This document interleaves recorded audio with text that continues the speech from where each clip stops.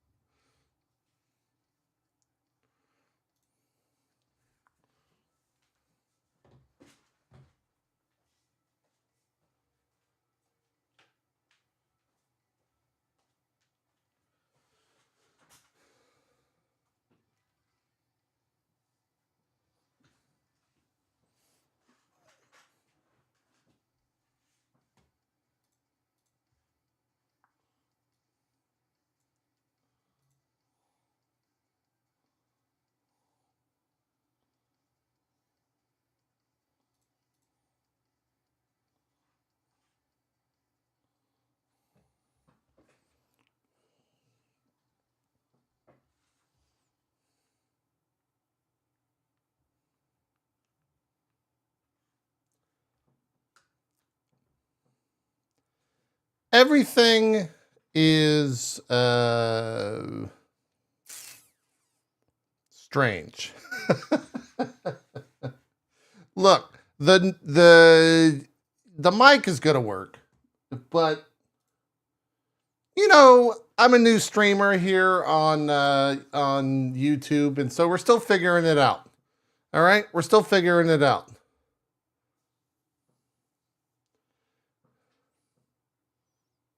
So notifications don't work. Like, it's me, JP. But notifications, Daddy. oh no. I'm a new streamer, guys, okay? I'm new. We're still getting used to it. This is the BlizzCon starting music.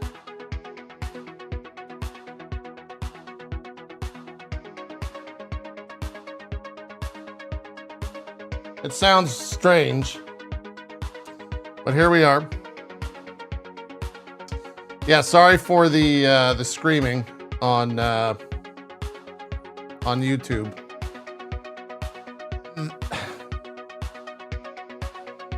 Chad, I never thought I'd say this, and I might not. Holy shit! It's another JP sub. See, that makes no sense for. Hold on. What if I do this?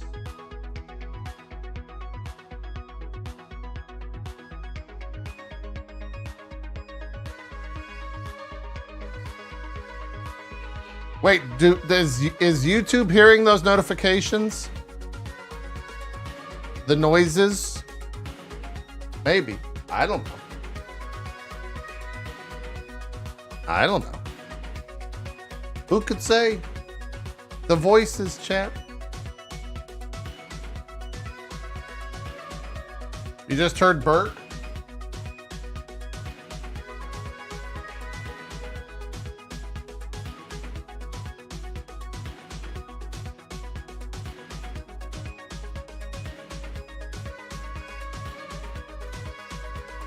I don't think there's a way to fix that unless I do this. And then maybe that's gonna work. Anyways, I don't know what's happening, chat. BlizzCon is 52 minutes away. It's Friday. Wings of Grayson just subscribed for 105 months. Grayson, did you hear that? Did you hear the noises?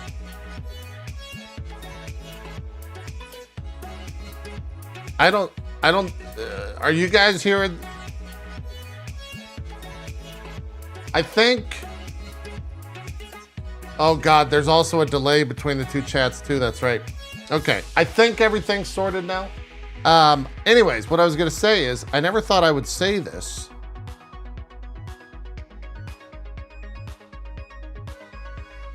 But I'm kind of considering 3 PCs.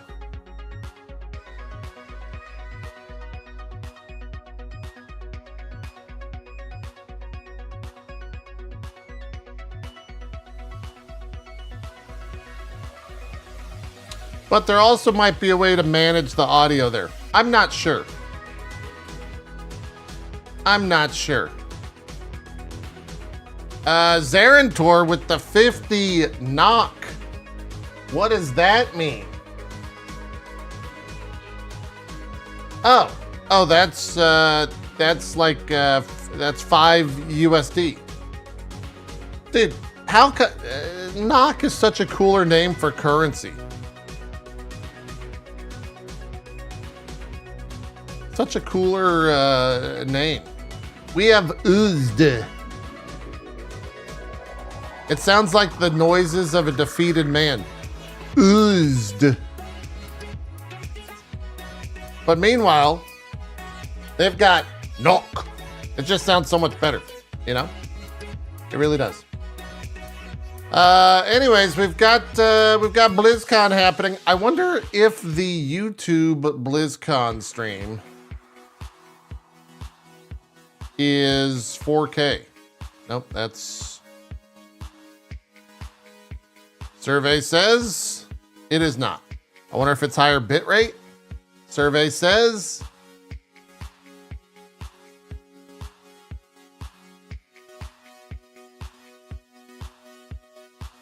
what the fuck, Blizzard? Blizzard is pushing out 1080p 60 at 85,000 bitrate.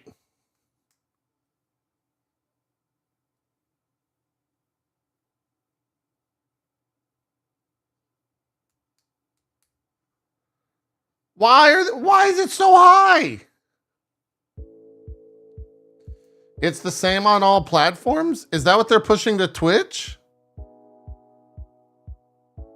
Video stats. No, it's 6,200 on, or it's 6,000 on Twitch. It's 1080p 60, but on YouTube, they're pushing 75,000 bitrate. That's kind of high. The max on YouTube is 85,000 bitrate. So we'll be watching on, I'll be watching on YouTube. I wonder if that has a delay. Oh, there is a delay. Well, there's about a 20-second delay. Ooh, do I want 68,000 bitrate or 20 seconds of delay? What a stupid situation.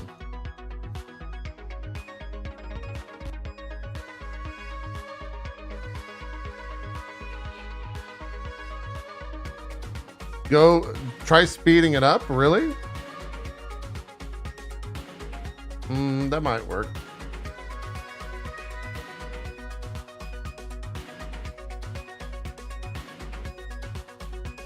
Oh, that is kind of working, actually.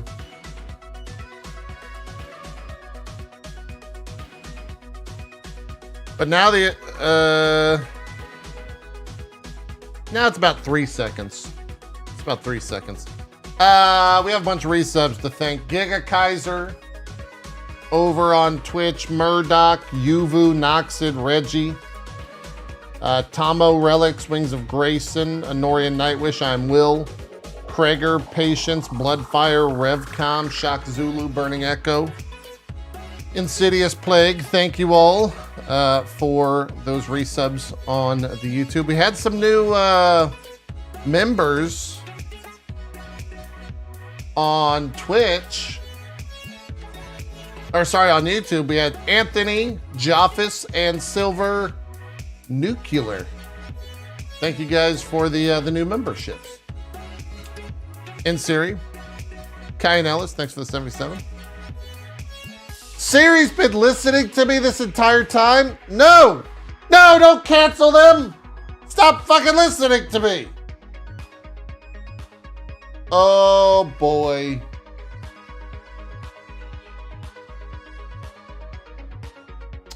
We're not, okay. We just texted people I haven't spoken to in about 7 years. Thanks, Siri. That's going to be an awkward conversation later. Patience gave me 129,000 dongs.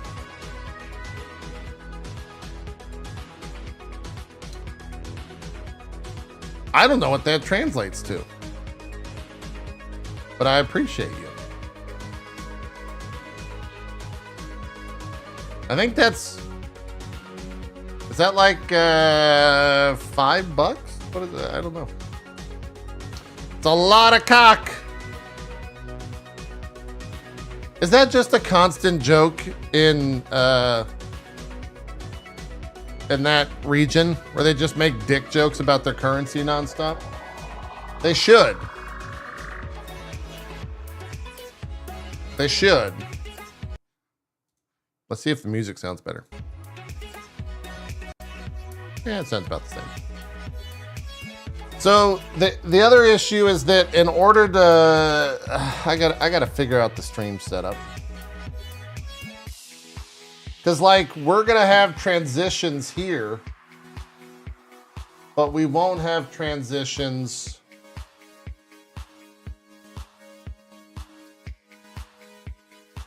on YouTube. Okay.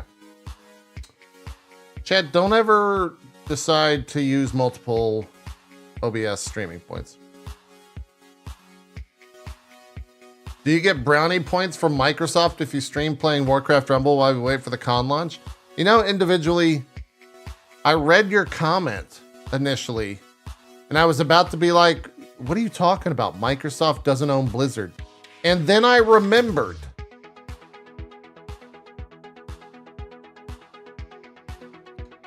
They do.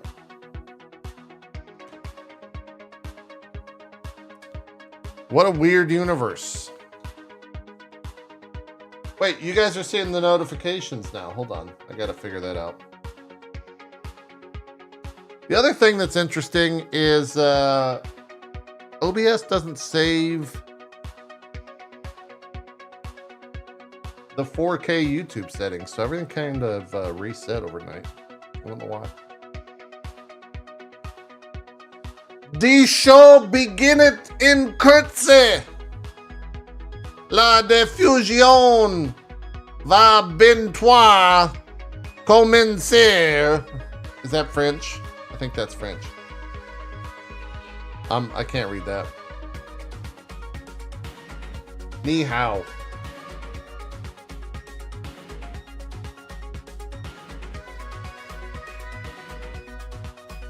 I think that's Korean. That might be kanji, actually, like Japanese. The show will begin shortly.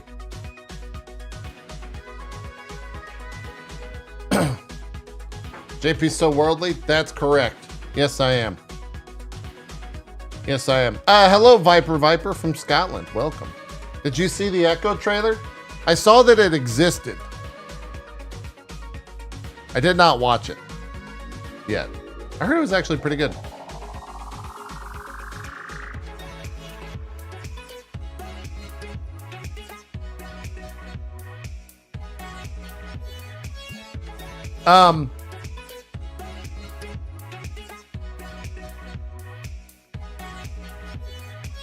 Having a lot of conversation of what is exciting at BlizzCon.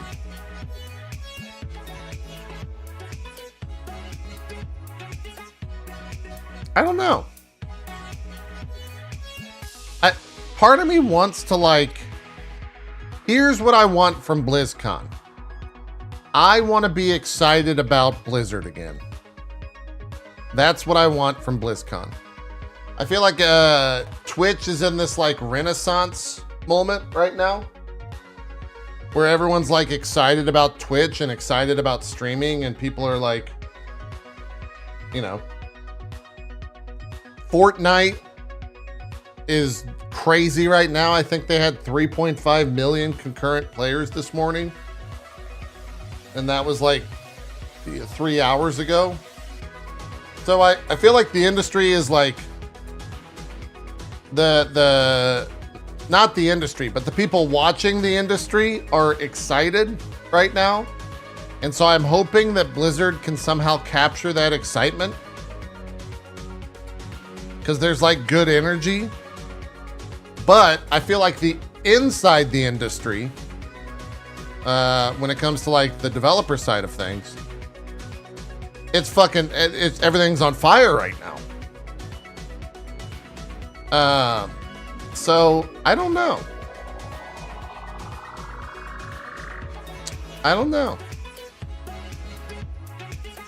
We'll see. Is there any way they could spin Overwatch in a positive light anymore? Well, we're probably gonna get, if I had to, I think that the Overwatch K-pop band is there in person. And so I think we might be getting a live performance of that song. Unless they're going to perform tomorrow night at the end of the convention. I'm not really sure. But I know that they're there. So that's kind of weird. I don't know why I went off on that tangent. Oh, Overwatch. But aside from that, I don't know what they could say to like get Overwatch to be exciting again. Here's what I'm potentially excited for. I've played pretty much every World of Warcraft expansion to max level. So depending on what they announce, I'll probably end up playing that to max level.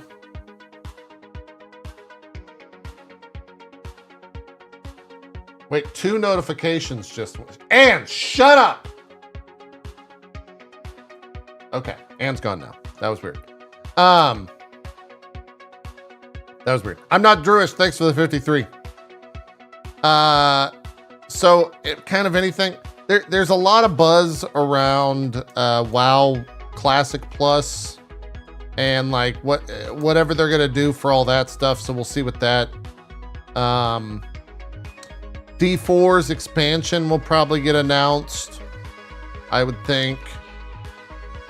And that'll probably come out around, if I had to say when the D4 expansion will announce, or rather go live, I would say the day that Path of Exile 2 closed beta starts. That's when that happens. Whatever that date is, June, whatever. They'll probably just say June and then wait for them. Malbrachia, thank you for the 7 months. Appreciate that. For the Horde, always and forever. You played since vanilla. After more than 20 years, I can't do it anymore. Why do I remember Bubble Girls the Paladin? For some reason, I recognize that name. Old Greg. The throwing sport towards the OTK PvP tournament was cool. It was awesome to watch. It was. I agree, David McLean. I'm kind of, I want to see what this survival game is. I'm half expecting the survival game to be shown here. Big Waldo, thanks for the 58. I'm thinking we're gonna see whatever that survival game is. There was actually a bingo card floating around in the Discord. These are the bingo cards here.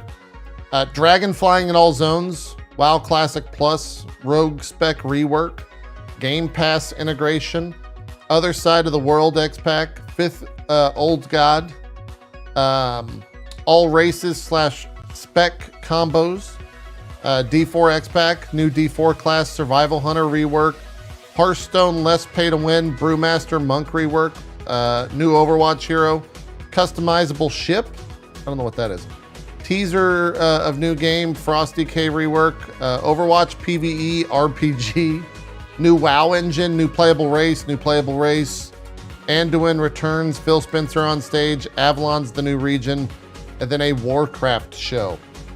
I do believe that we are going to get an announcement of some Blizzard IP being turned into a television show. I think the easiest one for them to do would probably be Warcraft, but we'll see.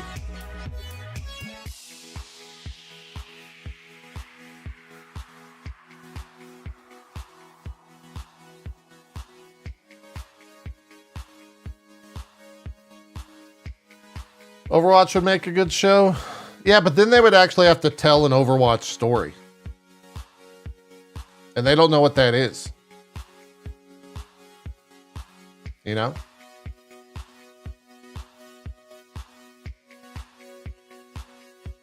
Overwatch and Diablo had a Netflix deal, I thought. Oh, really? Is that... Did I miss that?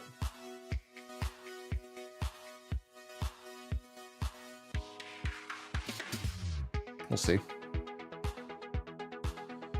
Is there anything they said about Classic Plus, or is it just hope from people? I think it's just hope from people. Feel like people would love an Overwatch show more than the game at that point? Yeah, probably.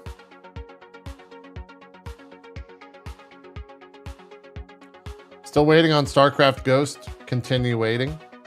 You think they could bring back the Overwatch PvE stuff back now because of being under Xbox? I think if they did that, that would be one of the most insane things that Blizzard has done in the history of that company.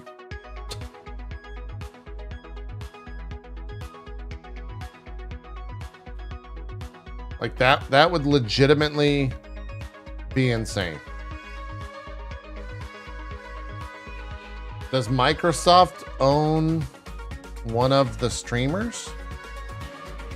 You mean like the streaming platforms? No. Hey, what's going on, Mateus? Tomatin, thanks for the 102.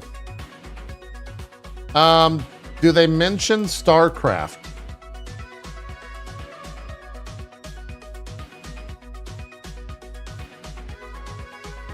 No.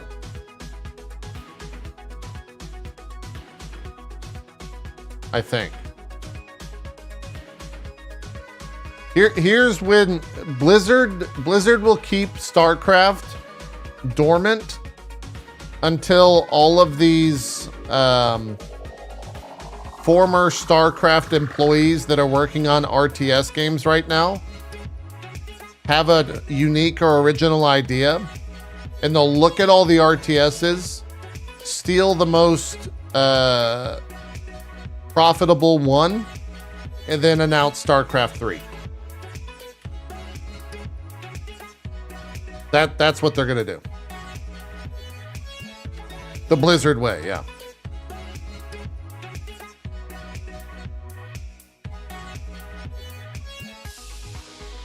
Anything new Activision Blizzard under Xbox would be announced maybe next year at Coachella? Raptor Scream, are you fucking high? On like mushrooms?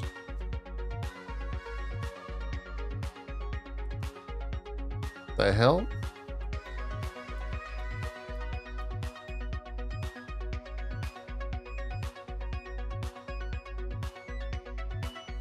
All right, here's the thing. Here's the question.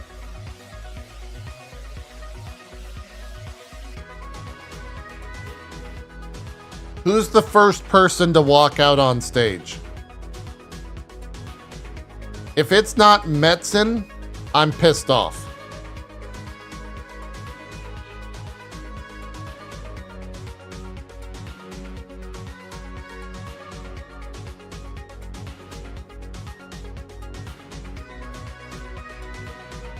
I don't think it's Mike Ybarra, because if I said Mike, by saying Mike Ybarra is going to walk out on stage and is going to be the first person, no one fucking knows who that is.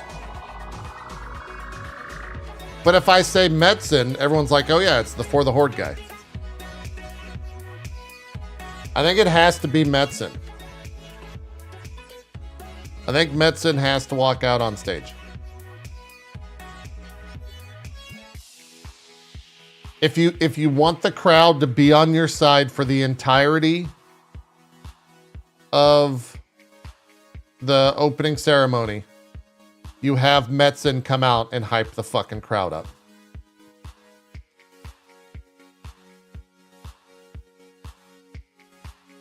That's how you get the entire audience on your side.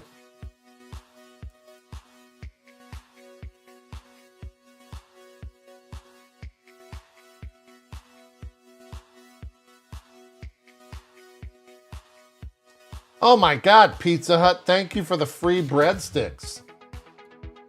Why? Stop giving me free breadsticks, man. Met with the Horde shouts. Phil Spencer, maybe.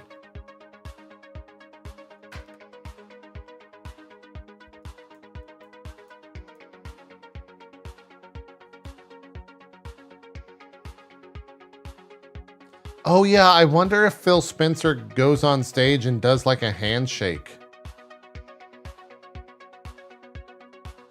That could happen.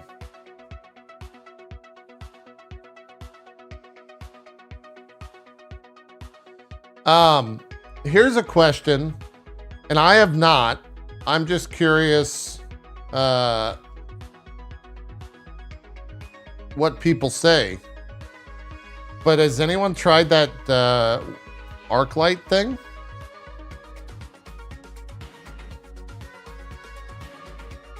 That went live this morning? Yeah, it's fine. It's okay. That's gonna get a mention. They have a fucking like 8 streamer, like they probably spent $1 million on streamers to play that game.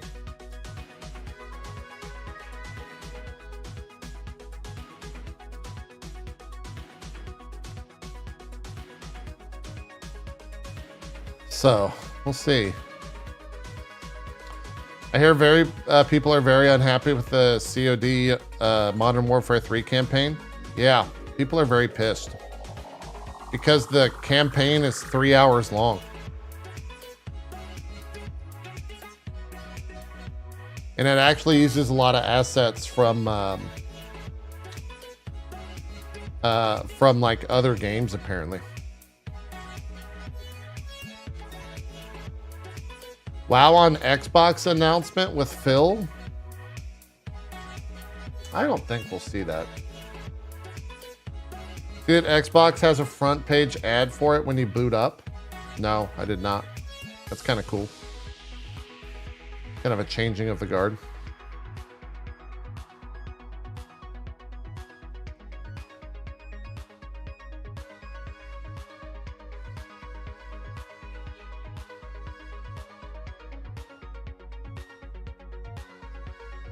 Only 3 hours, that seems short. It's a $70 game. Granted, most people don't buy COD for the campaign, but for a couple years there, the campaigns were like exciting. It seems like this is a return to form.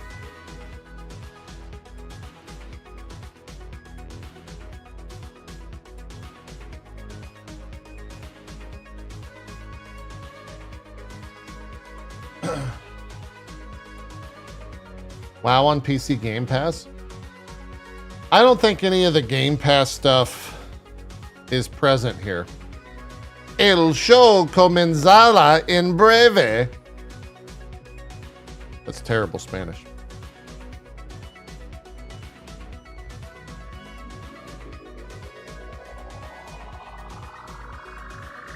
Was there any like, what if we go to gaming leaks and rumors?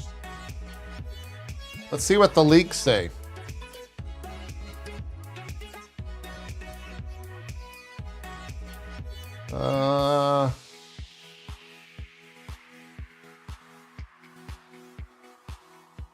There's actually not that many leaks.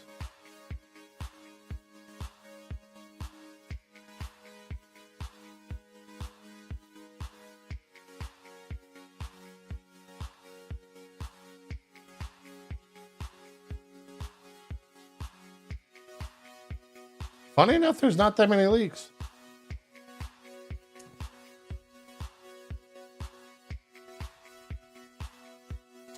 At least not on that Reddit. Can't leak anything if nothing is happening. Ooh. Ooh. Does a lack of leaks mean a lack of big announcements? I don't know. I mean, maybe. Right? That's where the cynical mind goes.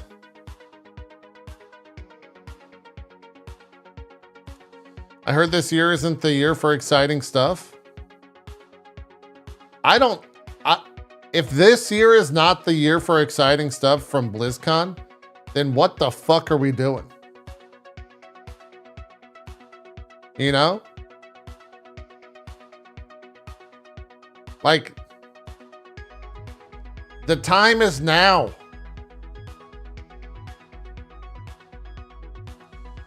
When did we have an exciting year from BlizzCon? I mean, D4 was 2018. That was pretty fucking exciting, I think.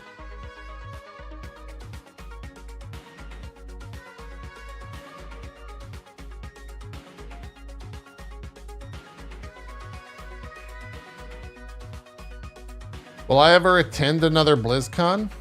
I don't know. Wait, what? The opening ceremony is 2 hours and 30 minutes? Where did you see that?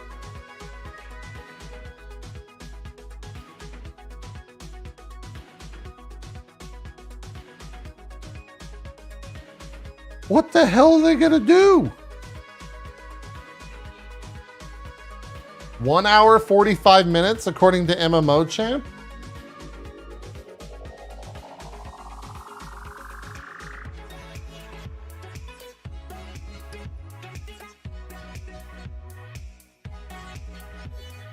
Holy shit. Huh.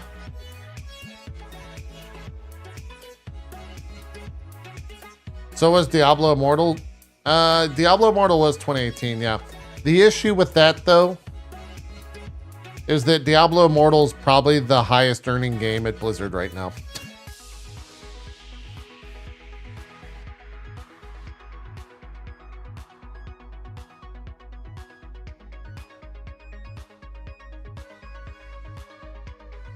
I did not see that, Gulux.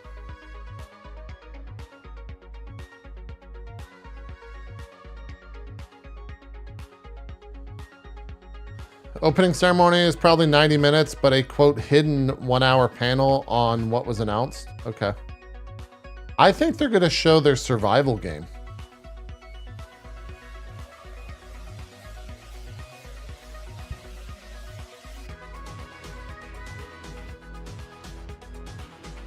Plex Atari, thanks for the 2 months.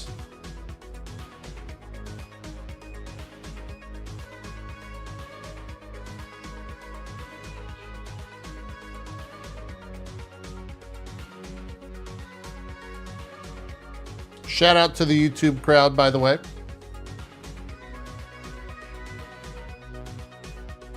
We got the audience building over there. Cool to see, good to see.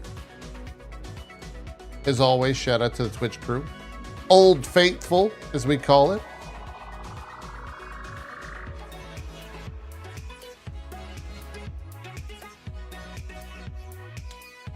I'm glad I didn't go. They have 2 hulls for Overwatch.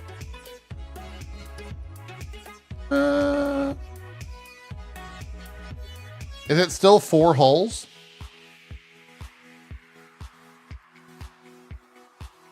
Have I tried all the famous STL food yet? Yeah, man, I've been up here for like 6 years. What do you mean? Do we start a civil war against the YouTube people like rival sports teams? No, not at all. You guys just donate money, and whichever community has more money donated, that's the favored community for the day. Duh. Like, what do you mean? Put up a tip jar for both on the screen, on the stream?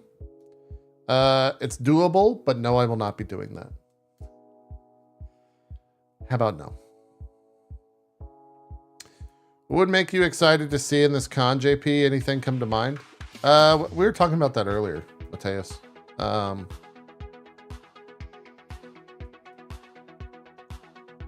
just want to be excited about Blizzard again.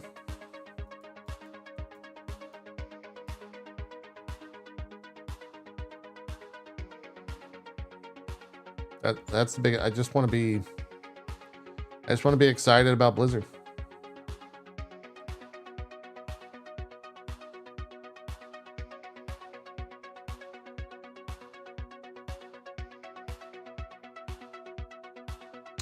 Oh yeah, everyone over at YouTube, as always, if you like the video that you're watching, I think that helps with the algorithm. So shout out to the 50 of you that already have. I appreciate that.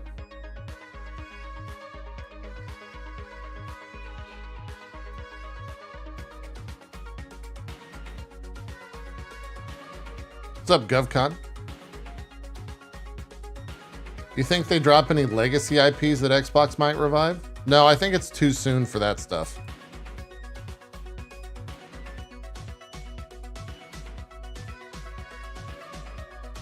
What's the blue star symbol? If you have the blue star symbol in the YouTube chat, that means you're a member. Because I haven't gotten graphics made for members there.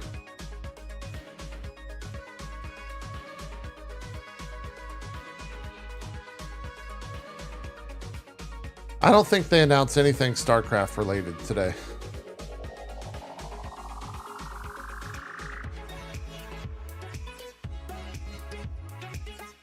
Night Blooms, thanks for the 13 months on Twitch.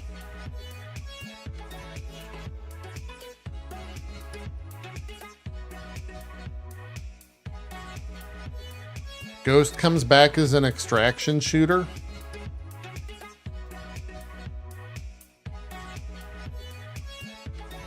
What if their survival game has you playing a Terran against the Zerg who are taking over a planet?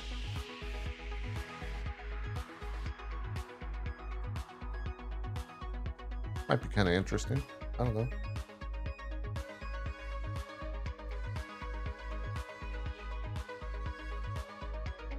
Yeah, they said it was a new IP though. I know. I'm just saying.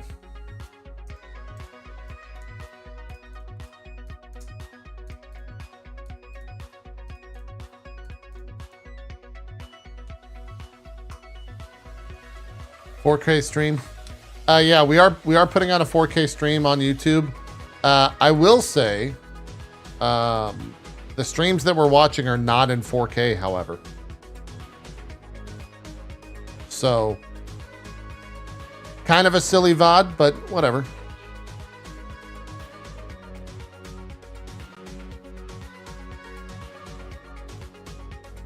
I saw it on Twitter, Ahoy NATO, but I didn't really talk about it on stream.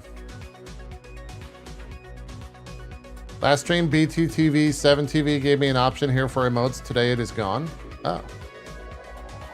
What would get you excited for Blizzard again? I think just good games.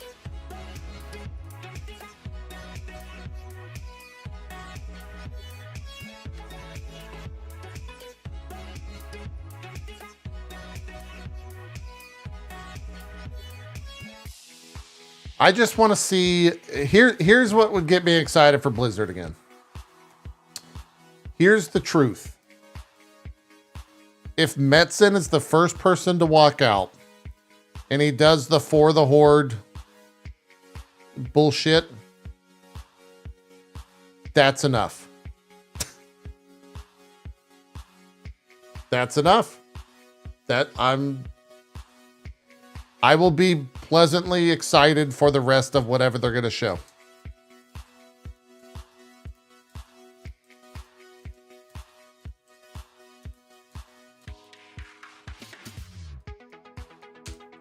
I hope he doesn't. It's so cringe. Man, fuck off with that shit. It's not cringe.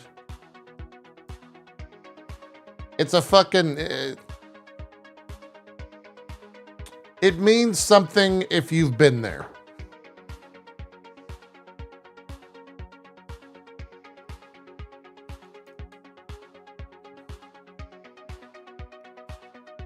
%, at this point, it's cringe? No, man.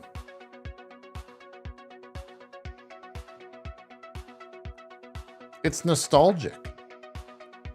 I was going to ask, do you think they roll him out front and center immediately? I do, yeah. I think he's the first person on that stage because they're going up against an audience that is cynical and jaded, and the Blizzard brand has deteriorated. And so if you wheel Mike Ibarra out there and he says, "Welcome to TwitchCon," and everyone asks, "Who the fuck are you?" That's not the way to do it. But if you wheel Metzen out and you have him hype that crowd up, they will eat out of their fucking hand for the rest of the presentation.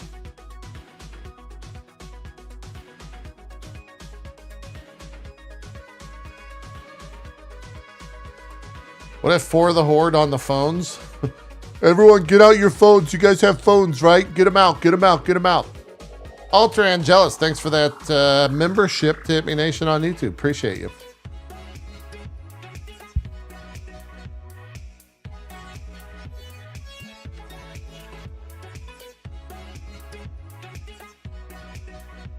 Where's the Rumble stream? Not here. Plagues, thanks for 38 months on Twitch.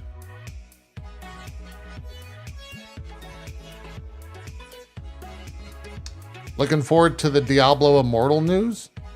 Whew. You and me both, brother. Get your credit cards ready. Let's get to swiping. Timu, thanks for the 63.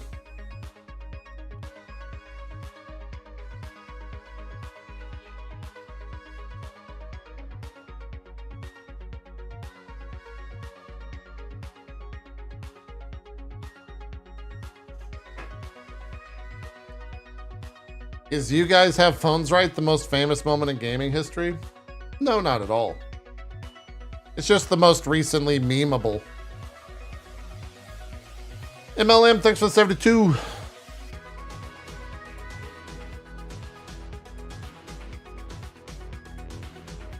Thanks, Ann.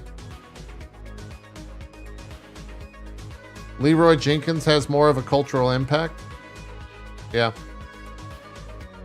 There was a leak a couple weeks ago that said Immortal makes Blizzard $2 million a day. Sure, yeah.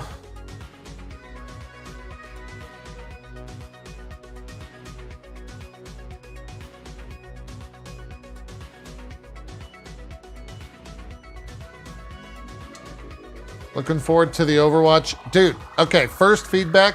Henrik says he's looking forward to the Overwatch 3 announcement. Oh, God. Hey, RG, thanks for the... Wait, what is that called on Twitch when you super chat? Also, why does it say A850? Is that a currency? Oh, it's called Hype Chat on Twitch. Wow, that really is just the same fucking thing that exists on YouTube. Oh. I can't see all of it because it's... I have like the two chats next to each other in a vertical format. Tammy Lock, thanks for joining Hit Me Nation on YouTube. Under 12 minutes soon.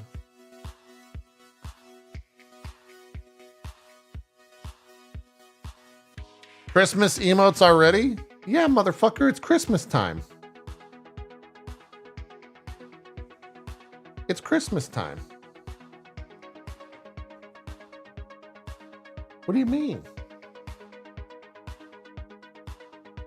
Ads will run shortly for some viewers on YouTube. We're getting them out of the way now. If you see an ad on YouTube, let me know in the chat.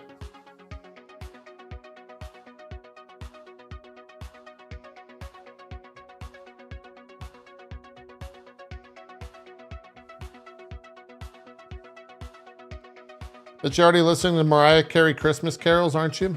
No, I was actually listening to K-pop this morning.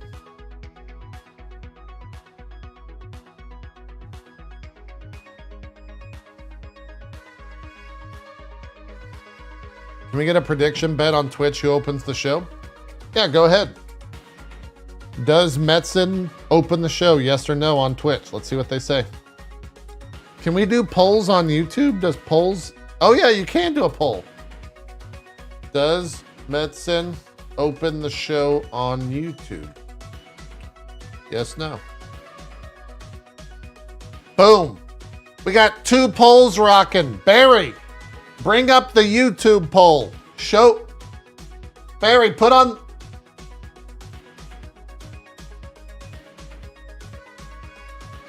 Make it happen.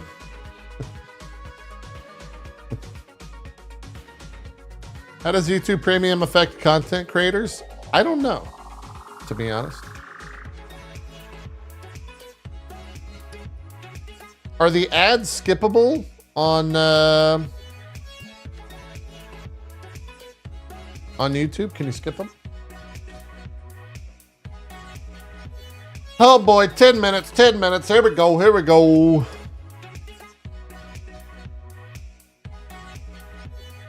We'll start recording for the YouTube VOD in about 9 minutes or so.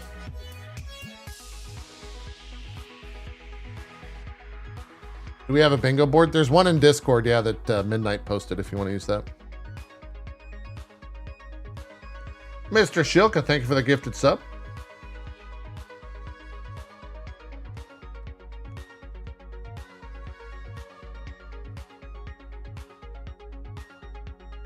Nick's Gaming, thanks for the Prime Gaming. Oh, that's right. I remember that Metzen. I forgot about that. When was that? Was that 2017 when Metzen did the like geek is moment? Now that I was not a fan of. That I was not a fan of.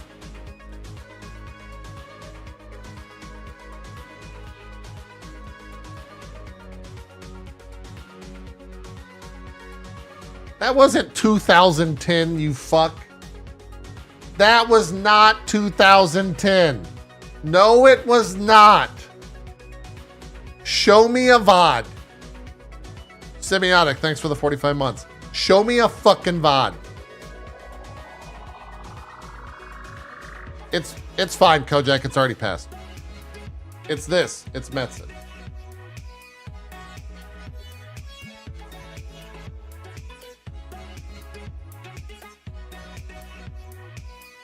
Is this the VOD?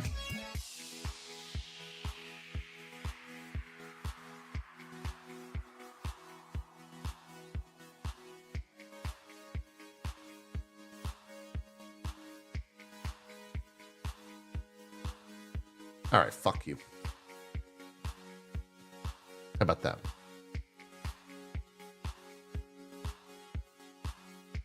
Fucking son of a bitch.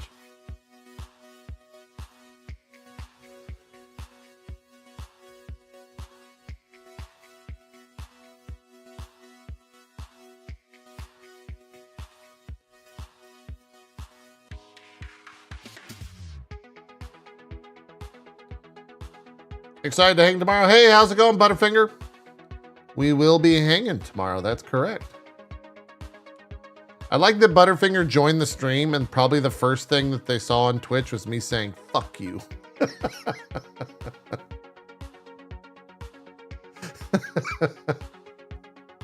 I feel that was not directed at you.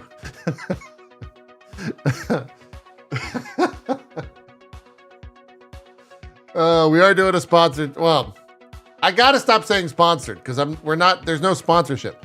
In cooperation with Butterfinger. We're doing a charity stream tomorrow. Playing some Final Fantasy 14.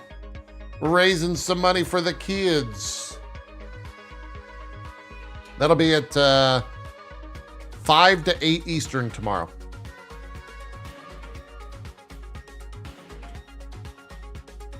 Cooperation. I like to cooperate.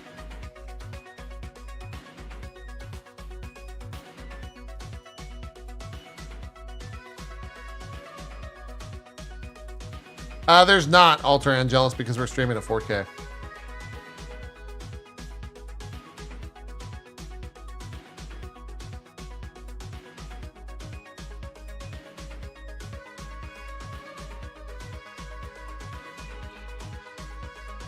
You know, shout out to the production team at BlizzCon because they chosen a song that we've been listening to for 40 minutes.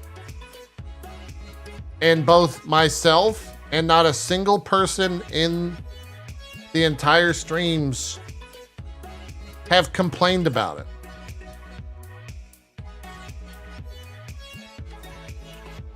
You know? It's just kind of like the perfect background music.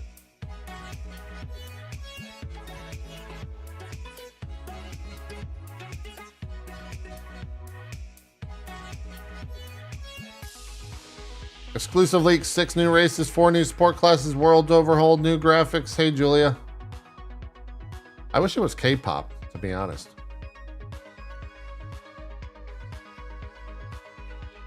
It's no booty drop from E3. True. True. Wait, they took away the timer. Oh God, are they gonna start early? I guess I have to record on YouTube a little early. Hold on.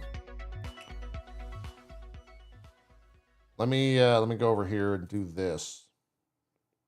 Oh, that's the start stream. Wait, I can't. Oh boy, Barry. This is silly. This is silly. All right. I'm going to start YouTube VOD here. Whew, here we go. Hello, everyone. We are going to be watching the BlizzCon 2023 opening ceremony. We're like 5-ish minutes away. They just took the timer away. So we're going to see what happens. This might be like 4 minutes that you'll want to skip forward. Or it won't, you know? We'll just have to see. We'll just have to see. I think we're like 3 minutes and 20 seconds out. Or it could mean a delay. And if there's a delay, then that's going to feel bad. Let's run these ads early on Twitch. We're streaming on multiple platforms now. And so it's a little loosey-goosey. It's a little crazy. It's a little wild. So we'll see what happens. What am I expecting? I've been saying it multiple times through the start of the stream for the past hour. I want to be excited about Blizzard again. That is what I want. I don't know in what form that goes, or looks like, or what it is. I just know that I want to be excited about Blizzard games again. And I want to not be embarrassed to be excited about Blizzard games again. So I suppose we will see if that happens. I don't know. I don't really know if I have expectations. Yeah, it's, I don't know. We'll see. We'll see what happens. Anything can happen, really. We'll see how it goes. I would like to see the new survival game. I think that would be kind of cool. I don't think StarCraft shows up. I think we get some Blizzard IP in a TV show of some sort, a Netflix or a whatever.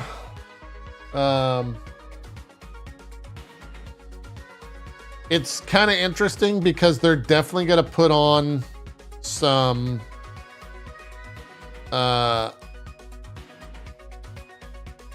sort of mobile component to this show, which is kind of funny because the majority of the people watching the show, at least on Twitch, are going to be very upset when they do that. However, they're probably going to be speaking to their biggest audience when they talk about mobile games. And when I say biggest audience, I mean like biggest audience of players actively playing the titles. Someone said there was a report earlier that Diablo Immortal was making like $2 million a day without China. So we'll see. We'll see what happens, because that's a lot of money. So there's probably going to be a lot of mobile components there. We have a prediction going on in both of our streams on if Metzen will open the show. Who will be the first person out on stage? I do believe Metzen is the first person on the stage? We're going to find out in like 30 seconds. Maybe even less. Maybe like 5 seconds.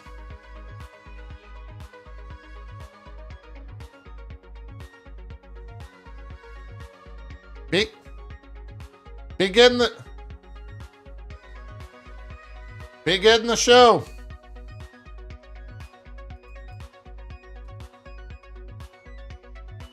All right, they're running late.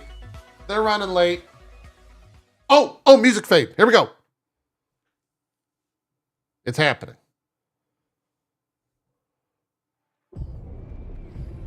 Yep, they got the quintessential BlizzCon countdown.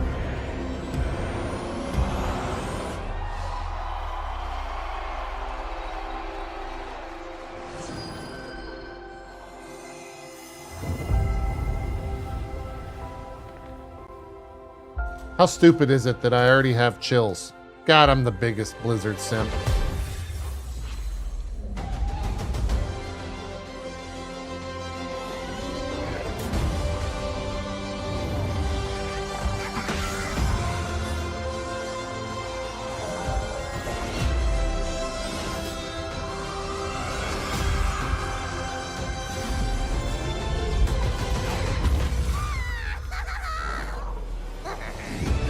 All right, so there's a mobile reference.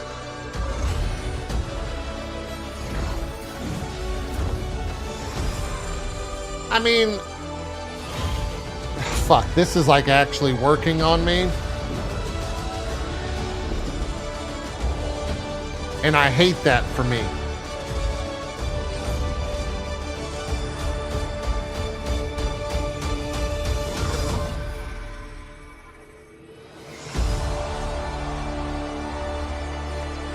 This is BlizzCon 2023. Please welcome the president of Blizzard Entertainment, Oh! Ibarra.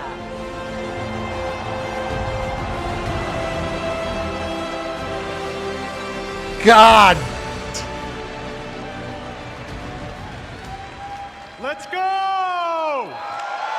Oh, I don't like it. How's everybody doing? Oh man, you know, this is the best gaming community in the world, hands down. Hands down. Thank you, wow. Hello, BlizzCon. You know, it is so good to be back in person, finally. All of us. I love you too. All of us at Blizzard have missed this so much.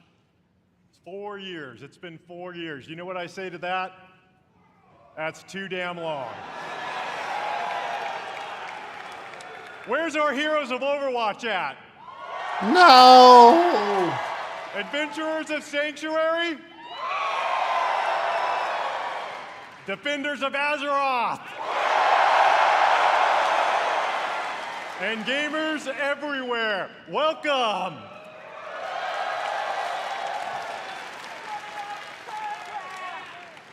We love sharing what we're working on all the time.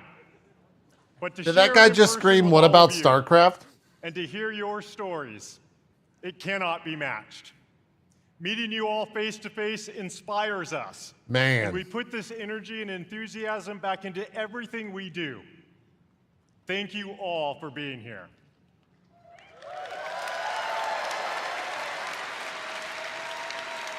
In fact, we have tens of thousands of you here in Anaheim, California today, and we hope you enjoy the immersive experience we've created here at the show.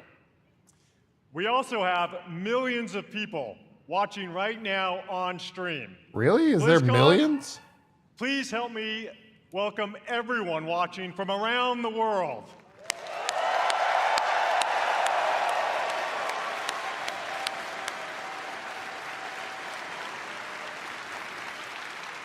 Whether you're a hardcore or a casual gamer, or if it's been a while since you picked up one of our games, we're here to show you the Blizzard we are today.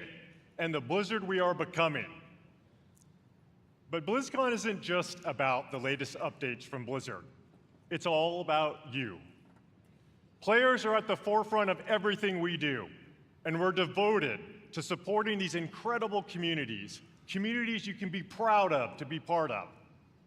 All of us, gamers, developers, and fans, we all are united in our shared love for gaming.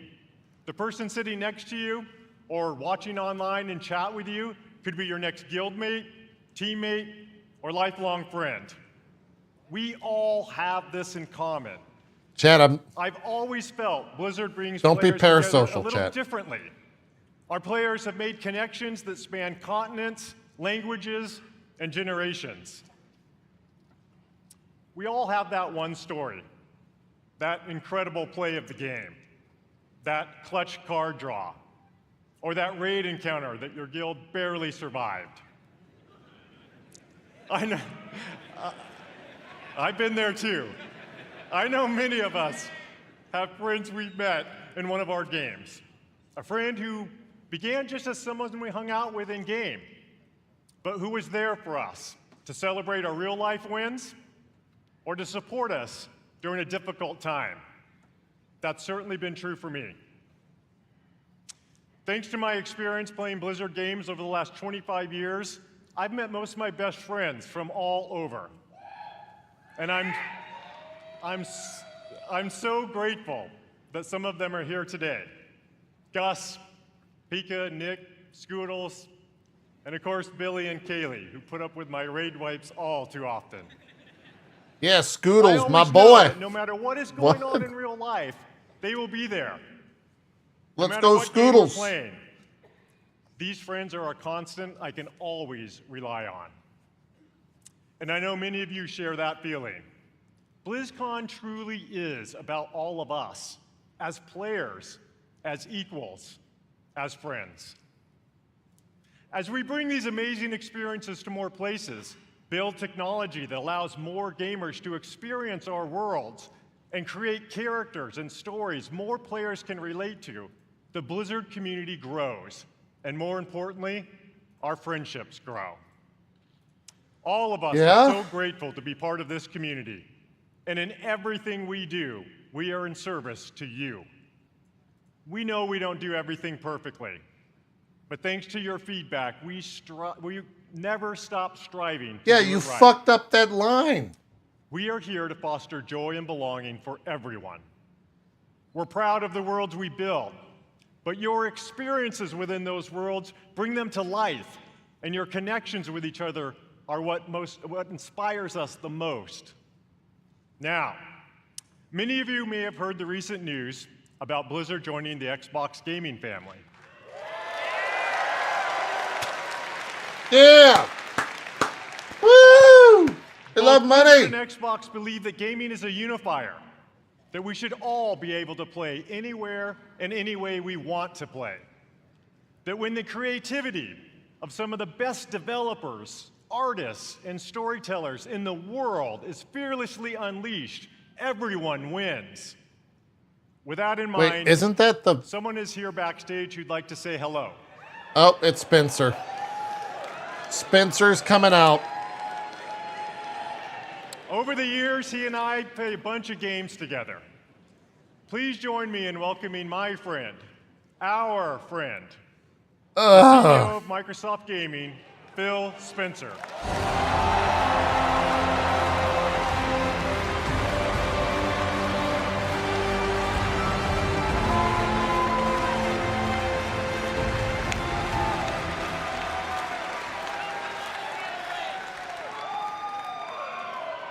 Thank you, Mike. And hello, everybody, BlizzCon. This is my first BlizzCon ever. And it's great to feel the energy in the room. You are the reason we make games. Your love for these games truly is inspiring. I recently have spent so much time It's playing Scoodles, Diablo chat. 4 with my friends. Season 2 is awesome. And I can tell you that I can't wait for you to see what the team has planned for that game. It's going to be awesome. Blizzard occupies a special place in the gaming industry, for me as well.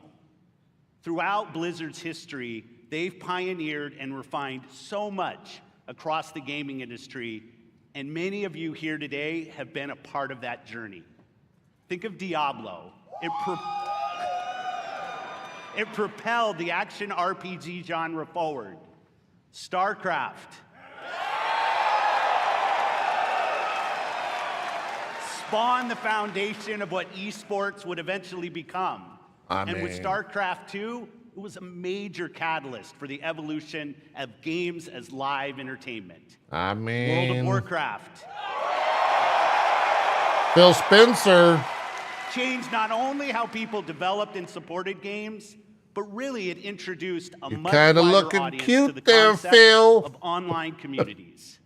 And Overwatch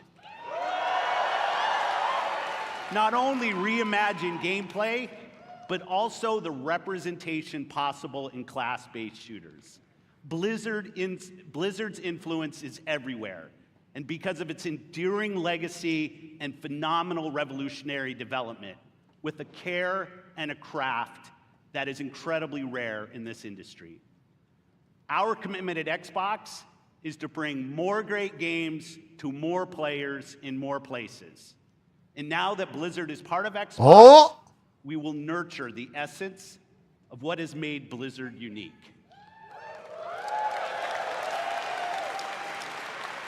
We're going to empower our new colleagues in a culture of trust, inclusion, and collaboration to continue what they do best, redefining existing genres, creating new, never-before-seen experiences, and uniting players globally in new ways, in Azeroth, in Sanctuary, in near-future Earth, and beyond. He mentioned It's been a StarCraft privilege again. to welcome the teams at Blizzard to Xbox, and I'm honored to be able to be here to help welcome all of you to BlizzCon 2023. Having seen what's in store for players, I can say the future of Blizzard is brighter than ever. And you all have so much to look forward to in this show. Would you say it's $69 billion brighter? So I'll get out of here, let you see the show. Thanks everyone for the warm reception, and have a great time at BlizzCon. Thank you.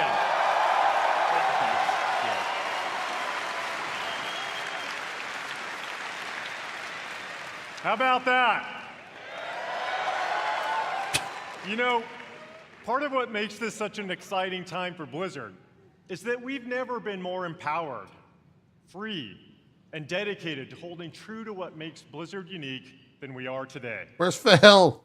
We are accountable for creating this next chapter of Blizzard with all of you. We take this responsibility very seriously as we learn, grow, and get better every day. This is the start of a new era. So much more is possible, and you'll see some of that over the next couple days. Okay. Coming up, you'll hear from some new friends and some old friends who are returning to the BlizzCon stage to show more about the games and the worlds we all love. Okay. Before I go, I want to take a moment to thank our Blizzard team. Oh! Wait, is he getting emotional?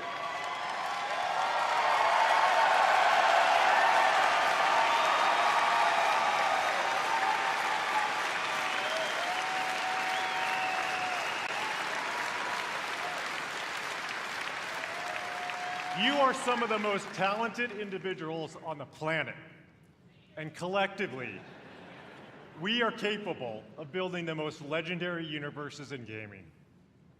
Our future, our creative freedom, our path forward is truly our own. And I know we all stand together with a singular goal: to exceed player expectations and foster and support each other. Thank you for everything you do. Huh.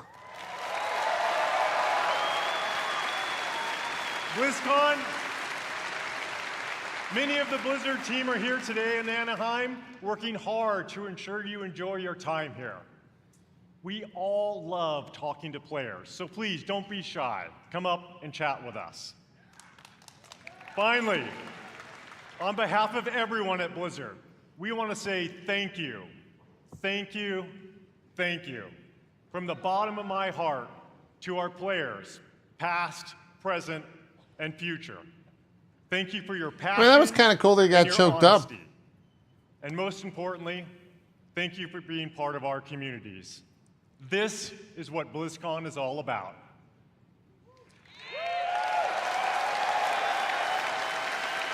Everything we do is for all of you, and it's an honor to be a part of these worlds with you. Now, welcome to BlizzCon. That was pretty cool. All right, now blow my dick off.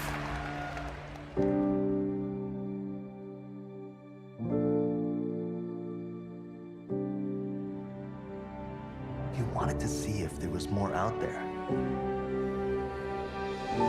Well, see for yourself.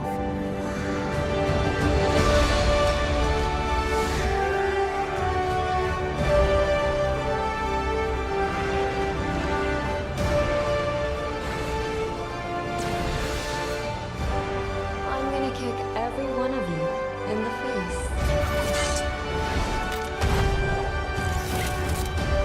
Bob, do something! I'll see you at the finish line. Did you really think this would be a fair fight? Oh my god. That was disgusting. Yo, nerf this! Mama's got you! Hey, it was Faria. That's cool. I'm in my widow era now. Wow.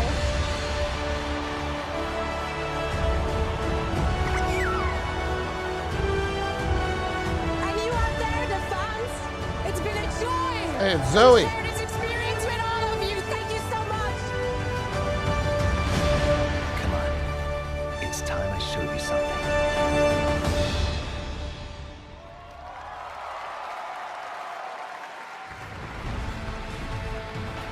Please welcome Overwatch Game Director, Aaron Keller. Oh boy, leading with Overwatch.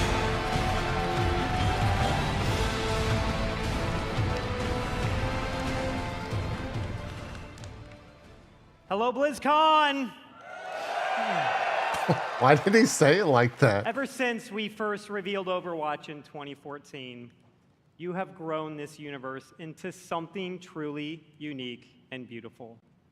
Every single day, we see millions of players jumping into matches, forging new friendships, and showing off their skills. We launched Overwatch 2 last October, and it has been such an incredible year.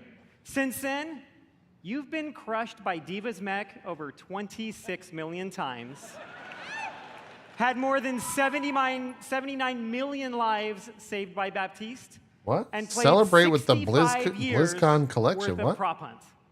I love prop hunt. Was that an MTX The shout out? development of Overwatch is first and foremost focused on you, our players. We want our game to represent this global community, from the release of our Samoa map, to our celebration of Pride, to our first tie-in Peruvian heroes, Lifeweaver and Alari. We also want Overwatch to recognize those focused on achievement and prowess, and released our new progression system and the first set of Hero Mastery courses this year.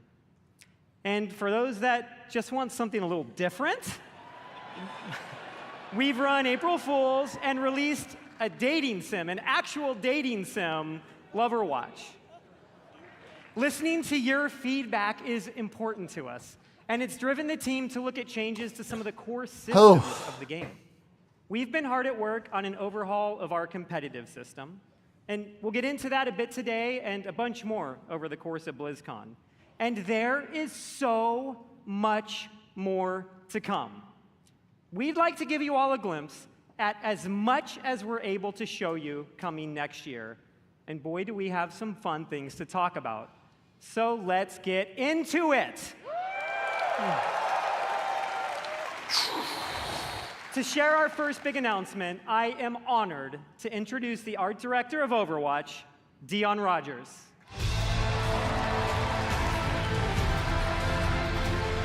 Okay, I mean, sure, Dion Rogers does a great fucking job at their job.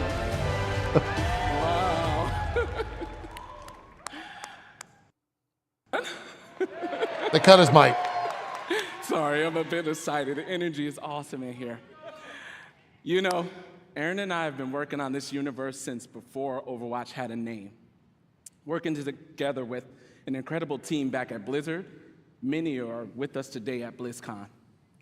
Creating such an incredible game with so many amazing people and seeing what it means to you all, it's meant everything to us. And out of all the things we work on, one of our favorites is to create new heroes. You know, Overwatch is full of big personalities, and it takes a special individual to really stand out.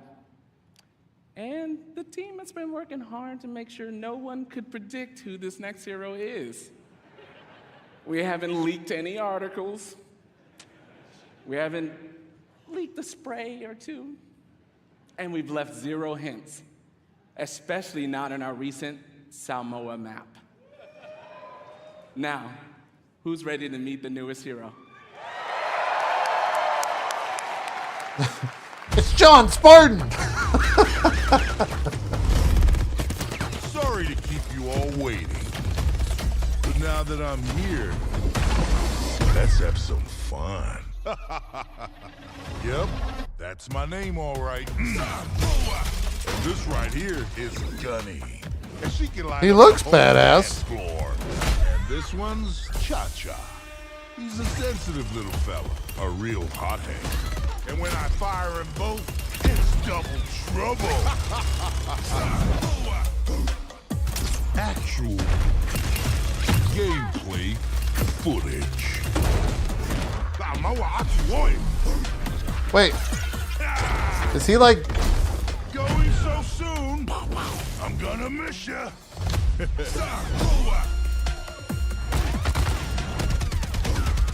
Don't tell me that's it. Both hearts pumping. I got your back. For now. What? Here I come. Sensei Quickiki. We got him where we want him. That's kind of interesting.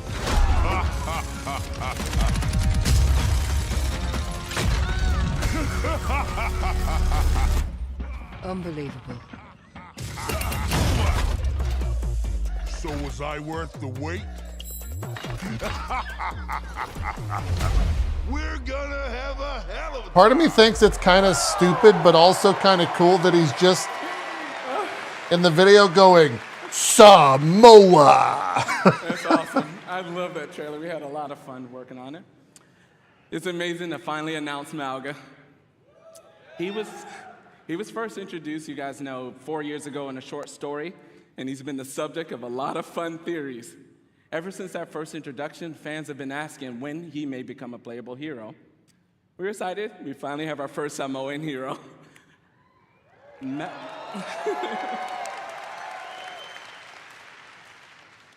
Mauga, his name, it means mountain in Samoan. He portrays himself as this big, loud brute. However, this is just a facade. The Rock was taken. He's a cunning Funny tactician, enough. always one step ahead of his enemies. One of the core goals whenever we make an Overwatch character is that people see themselves in our heroes. We're always striving for greater authenticity and representation with each hero. And with Mauga, we got a lot of help, actually.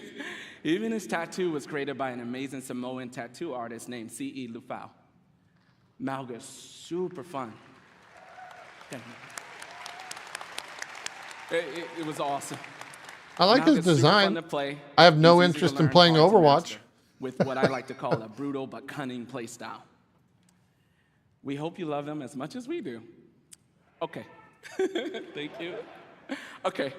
Join us later today for a Mauga Deep Dive panel taking place here at the BlizzCon Arena and online for people at home. We'll talk with the team that helped create Mauga and also how to best utilize his amazing abilities when he joins Overwatch in Season 8.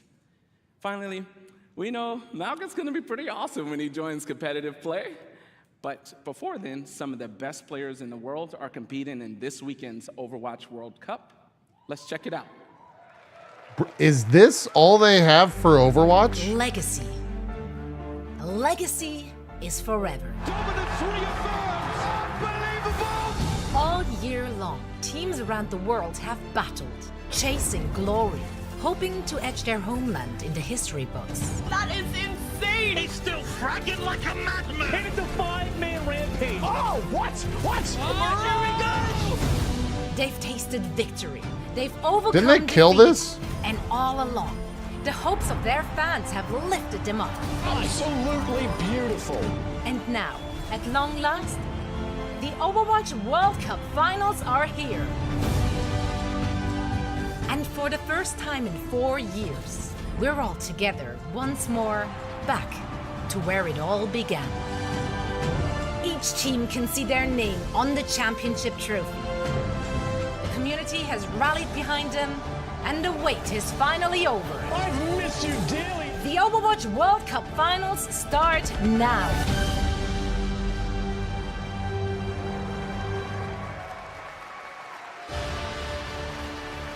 Please welcome Overwatch esports host, Zoe Gschwind.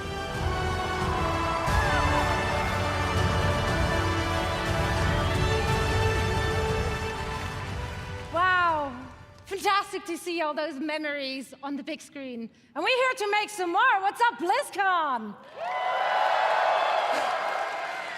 It's so great to be back here after 4 years with the Overwatch World Cup. This event has always been such a special event because it truly serves as a worldwide tribute to the beautiful and diverse Overwatch community. This weekend, we get to celebrate teams and players from around the world, each with their unique takes on the playstyles, their different personalities. We're going to see different metas emerge even. It's just very exciting to see familiar faces, big household names in the competitive Overwatch scene take the stage, form those star-studded lineups, Fearless. This is what you open with? Gushue and the likes. But each year, we also get to witness I love new Zoe. players emerging onto the scene, taking the But, spotlight. It truly is a special event for a special community, and I'm very honored and truly happy to be part of it all. Now, I know that all of you here in Anaheim and everyone watching at home is joining us from all over the world. As you can see, so are our players.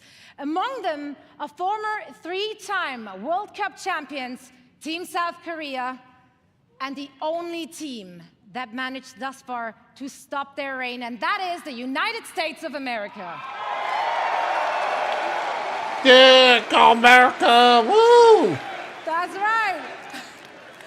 Well, I tell you, it's not going to be easy. It's not going to be easy. If you watch the group stages and if you watch the first game today, tough competition ahead for Team USA.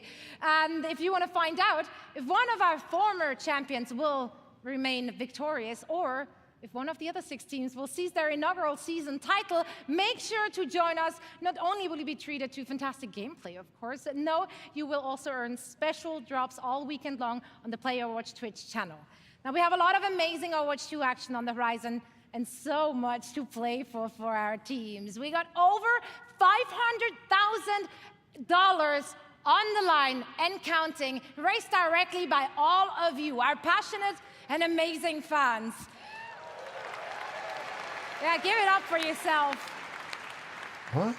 Now, of course, the winning team will walk away with a big bag, but this year, each and every single player out of the 43 teams participating will be earning a share. And this is unprecedented in Overwatch esports history, and it would not be possible without all of you. So once again, thank you so much. Man,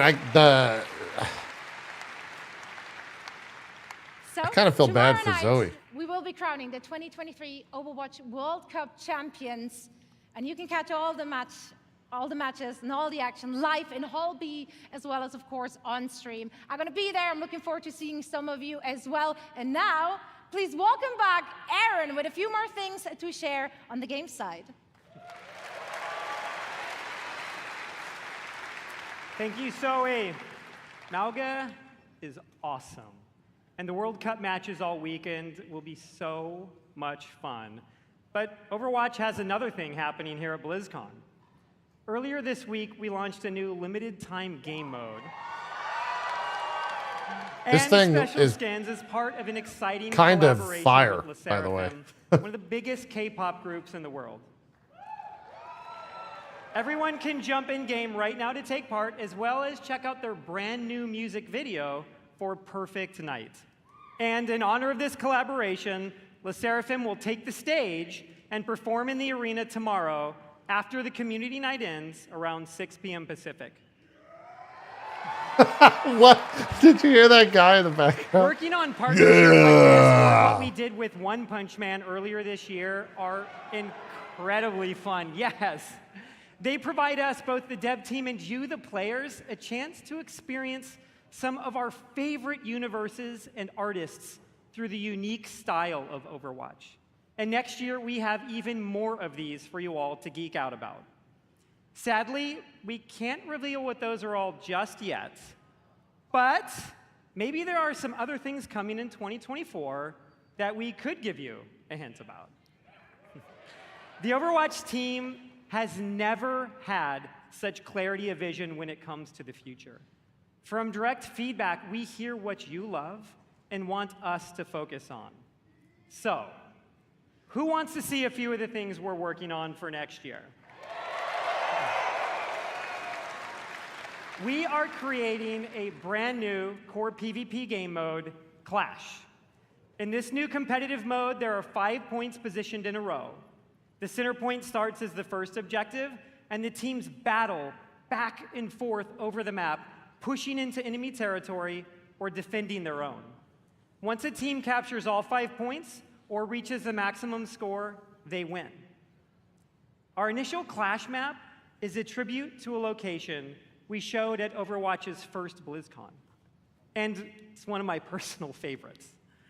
They say cherry blossoms are a sign of rebirth and rejuvenation. And in 2024, a rebirth of one of the original Overwatch maps is in order. Yes. Within the Clash mode, we are returning to the home of the Shimada clan with the new Hanamura map, Hanaoka.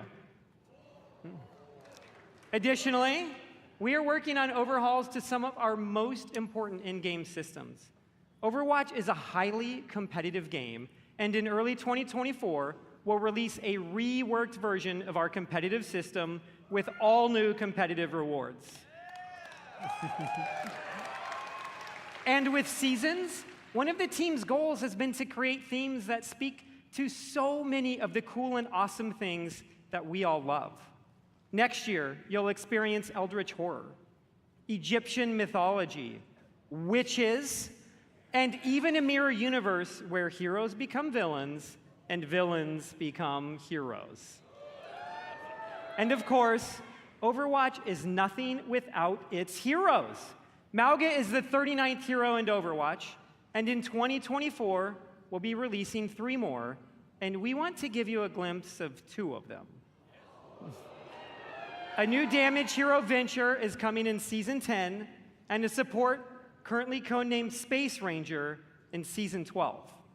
And this is just scratching the surface of everything we have in the works.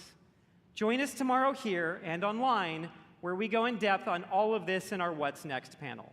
It will have more information on Clash, the reworked competitive system, a closer look at Space Ranger, even early gameplay footage of Venture, and so much more. And lastly, for the first time ever during a BlizzCon, not only is our next hero playable in the Overwatch Hall here in Anaheim, but all of you at home can play Mauga all weekend in-game including quick play, going live right after the BlizzCon opening ceremony concludes.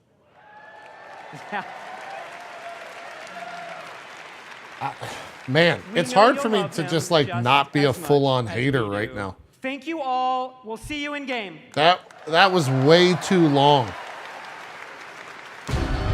By the blood of the willing,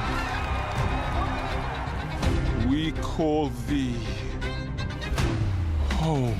Go! We took that at 100. Let's go, baby. High Priest! Steal the High Priest! Yes! Yes! Dude, I am shaking so hard. Congratulations! The game is out! Oh, I'm pumped for Diablo 4. I think it's gonna be the best. What if you guys play it right now? Hell yeah, really? Yeah. I will cry. That would be amazing. This is awesome. What? Oh my god. Oh my god, that's so pretty. Go! Run! We really are doubling down on this idea that you can look the way you want, you can play the way you want, you can really make your own fantasy in this game. She looks like me. Oh, that man. Well, that's gonna get memed. Comes in as crazy. Oh my god, the butcher. Boy. Instantly died. They revived me!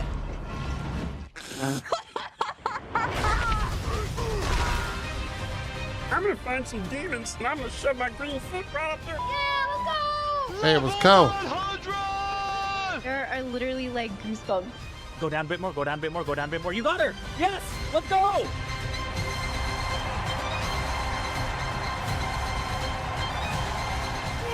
They used a streamer who's not even watching this. You fight the darkness. He's offline. And be beautiful in sin. Hail Lilith. Blessed Mother. You can pet the dogs, by the way.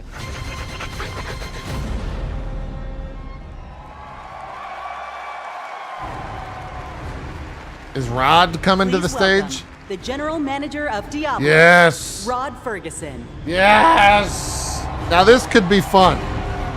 Not because of anything they're about to announce, but because Rod's fun. How's everybody doing? Having fun?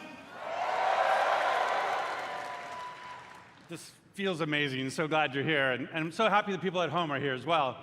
You know, watching that was such a great reminder of what a fantastic community we have and what an exciting year it's been. Now, you might have missed it, but in there was a clip of a blind gamer, Tylanif, defeating our hardest boss, Uber Lilith. Now, we strive to make Diablo as approachable and as accessible as Oh, I possible. didn't know that. That's Watching clips like that make me and the cool. team extremely proud. And of course, I love the tattoos. You know, I still can't believe over 1,000 people got permanent Diablo tattoos at our Hell's Inc. events. Yeah, I know, man. That's And so, that's you know, crazy. Who would do that? Main for life.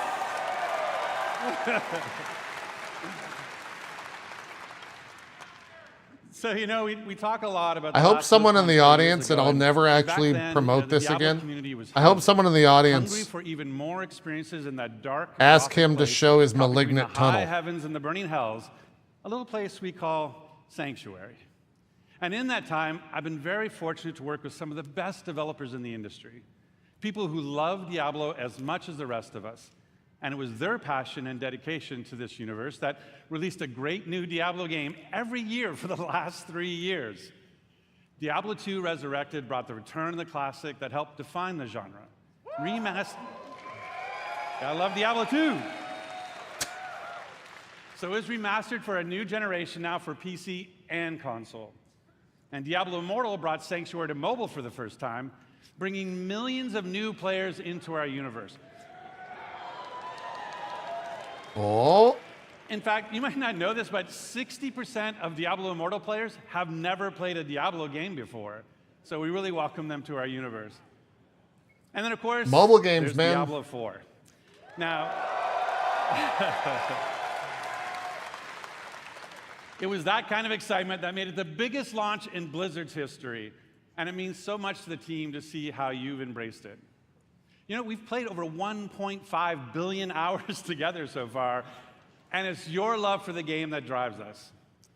Thanks to you, we've made a lot of changes over the last 5 months. In fact, our patch notes for Season of Blood, our second season, were over 14,000 words long, because that is how much our community has influenced and will continue to influence the evolution of Sanctuary.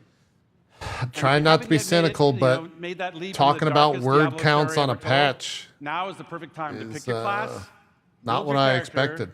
join Phil Spencer, and see what the hell it's all about. And with that, I'd like to introduce Diablo 4's 2 production directors. They help lead the teams who are building everything we do today. Is my boy Joe coming? Forward. Please welcome Tiffany Watt and Chris Wilson. Oh, never mind. Wait, Chris Wilson?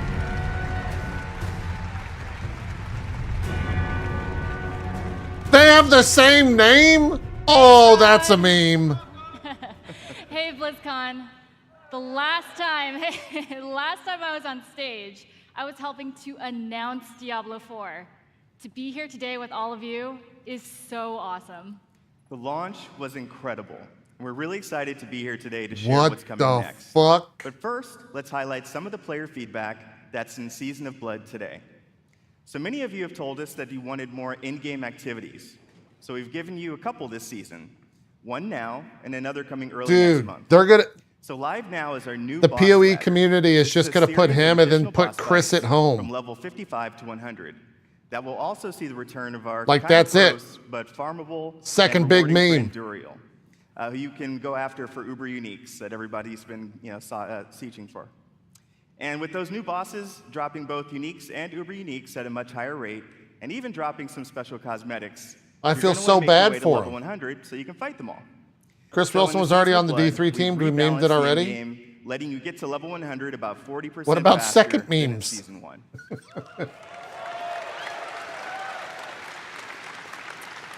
I know I've been taking advantage of that experience boost, and I have 2 characters in Season 2 already.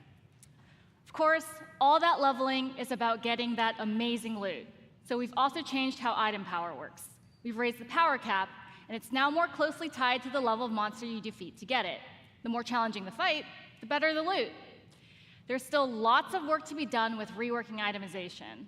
In fact, it's one of our highest priorities. But this, along with upgrades to some of our unique items, is a great first step. So please keep that feedback coming.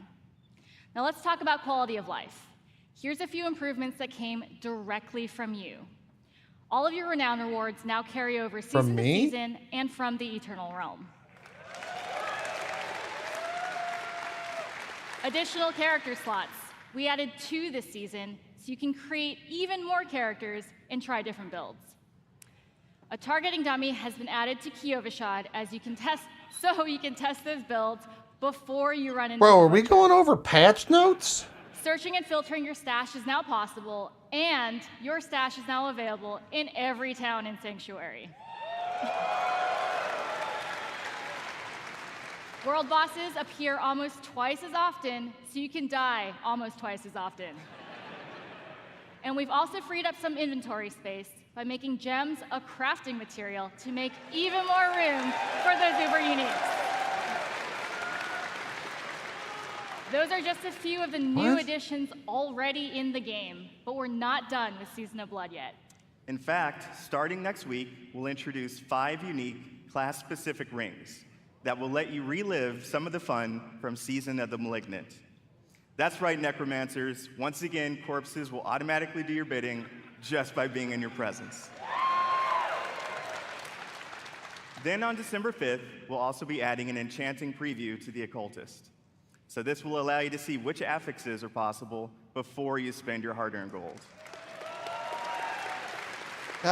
It's just another way to give you even more control over making just the right build for the challenge at hand. Also on December 5th, as promised, we'll have another exciting new in-game activity, a 6-week event called Abattoir of Zir.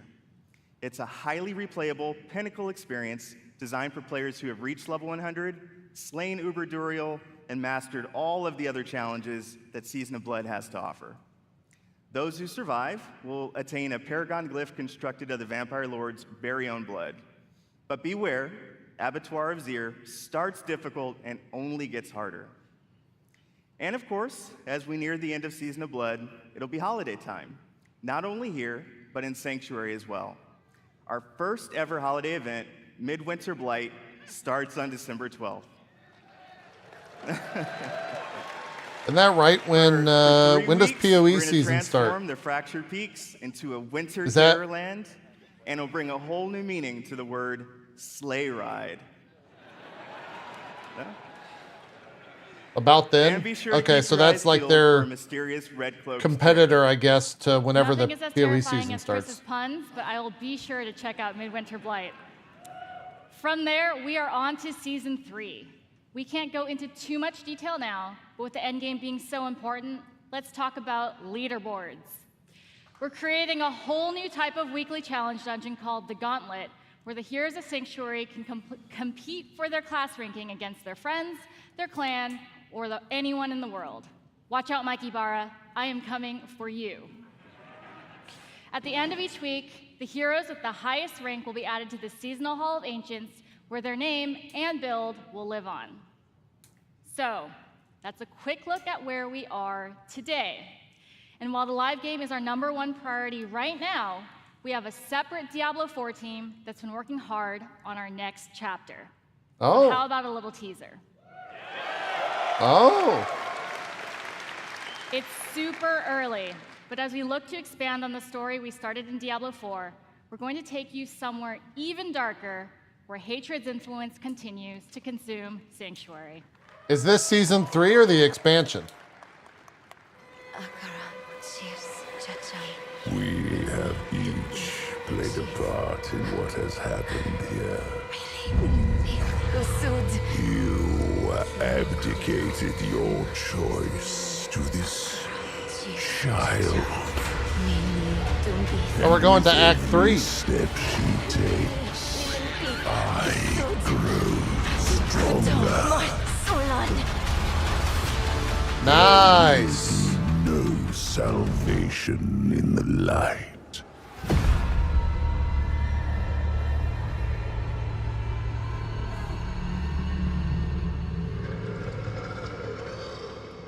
Next year.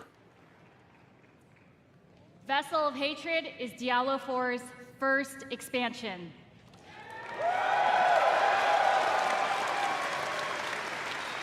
Its campaign will continue the dark tale that began in Diablo 4 as we learn the fate of the primeval Mephisto and his demonic plans for Sanctuary. To do that, we'll be visiting a region new to Diablo 4 and a fan favorite from Diablo 2. The lush jungles known to outsiders as Torajan, but known by the locals as Nahantu. With this new story set in a mysterious new region, comes new ways to play, new evils to vanquish, and of course, a completely new class never seen before in the Diablo universe. Oh, new class. Not Paladin. Vessel of Hatred releases late next year, and we cannot wait to share more about it this summer. Now, before we leave, we want you to know that it's your passion that drives us. Your feedback will continue to help us evolve and improve the Diablo 4 experience for years to come. We couldn't be more excited about our future, and we hope that you are too. Our team has put in a lot of hard work, and we love seeing your love for this game. So please join us tomorrow. We have a special Diablo 4 campfire panel where we'll be sharing more details about the expansion, deeper dive on some of the upcoming game changes, and we'll also have a special Q&A session to close it out. So enjoy the rest of the show. Thank you, and we'll see you in Sanctuary. They said this summer, though. I wonder if that's at the Xbox event at E3. When it gets announced or like shown more.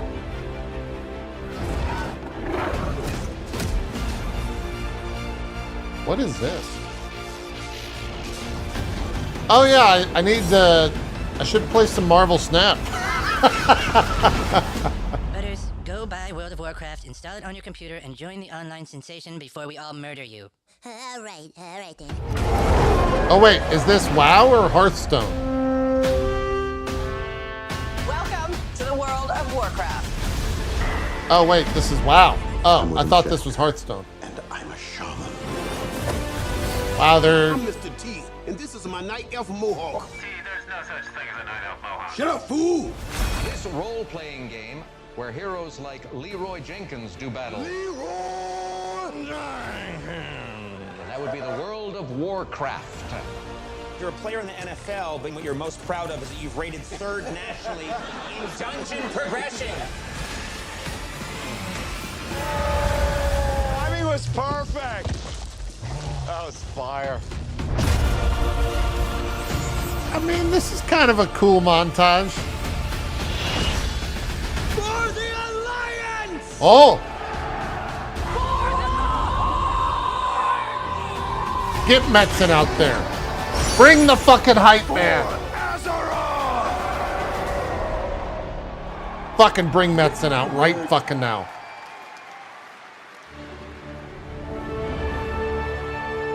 Please welcome the General Manager of Warcraft, John Haidt. John who?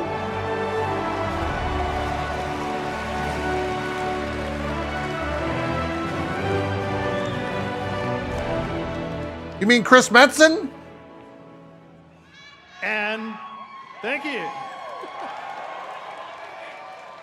And we are ready to work. Anybody here for Warcraft today? Yeah! I gotta say, WoW is kind of having a Big renaissance shout right now. out to the Warcraft teams. They are so happy to be here today. We have so much cool stuff to show you. So give it up for my Warcraft teams. Is it? At least on Twitch, yeah. Classic Plus is big, right? Or Classic is big. Not retail.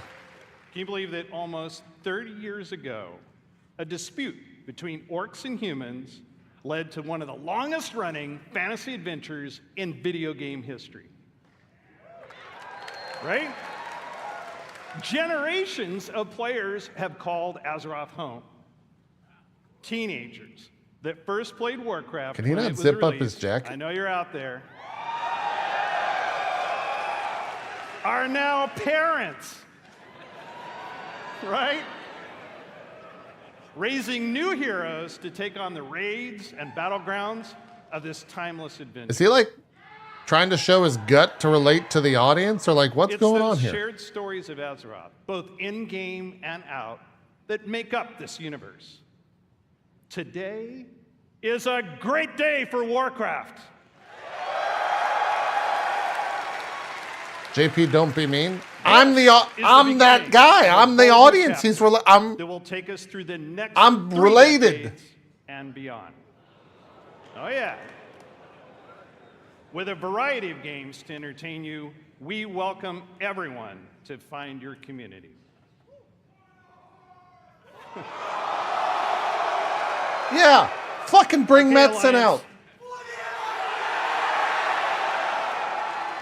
Just practice. We're going to give you a chance to do it a little louder later.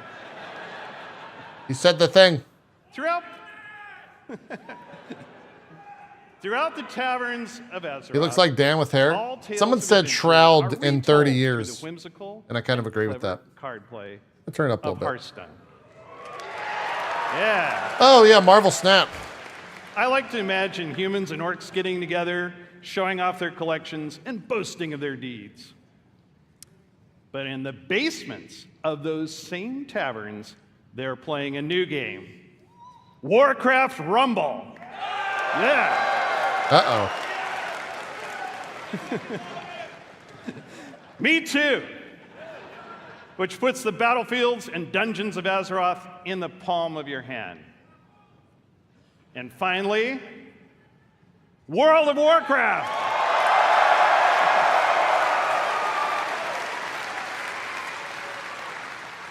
WoW immerses us into Azeroth, where we are the champions, fighting alongside each other in shared adventure. Almost 20 years ago, WoW revolutionized online communities and reimagined the enduring entertainment of massively multiplayer gaming. The very first BlizzCon was introduce our first expansion. So it's only fitting that we're here today to lay the foundation for WoW's future. Yeah. Azeroth is a home we can always escape to. A home that is always waiting for us. Together, we build this universe. Our teams craft the worlds and the adventures, but it is all of you who bring it to life.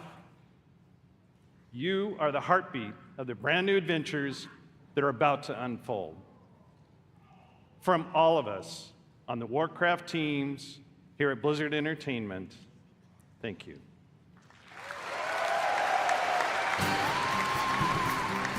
Please welcome, from Hearthstone, lead designer Cora Georgiou. Oh, okay. So they're gonna save Metzen for, wow. I thought he was about to drop some crazy shit. Hello, BlizzCon. Well, I have a pretty good view from up here. It's really nice to see you all. We are thrilled I won, to by the way. soon be celebrating Hearthstone's 10th anniversary.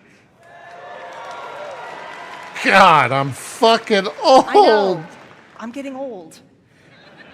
It's a decade of telling tales around Shut the Azeroth fuck up, 10 with all fucking of you. years?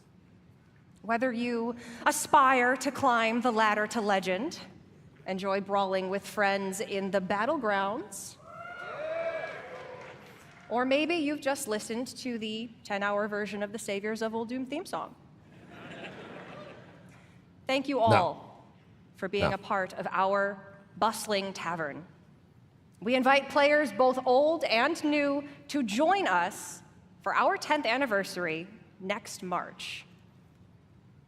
But we have so much to enjoy before Bro, what then. the fuck? That game's been So out let's talk 10 about what's fucking happening years? right now in Hearthstone and in Battlegrounds. God damn it. We're setting the stage for a standoff in Hearthstone's upcoming expansion, Showdown in the Badlands, which takes place in Azeroth's Wild West.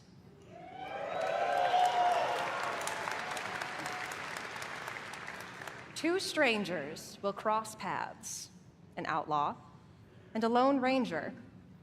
Though they may not know it now, together they are destined for a grand adventure. What? Oh, the trailer was supposed to start at, okay. In the beginning, I was all alone, trying my best to do some good out there.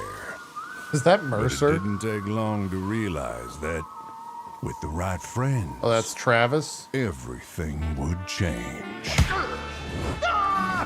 Step aside. The Critical Role You don't cast know who is you're all over messing Hearthstone. They knew the townsfolk were up to something sinister. Let's move! Right behind you! And it was like a powder keg waiting to explode.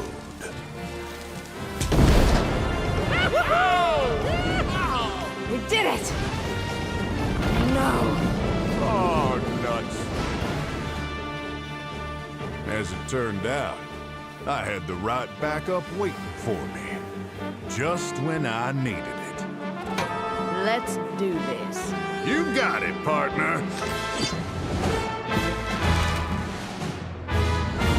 I didn't intentionally pursue leadership.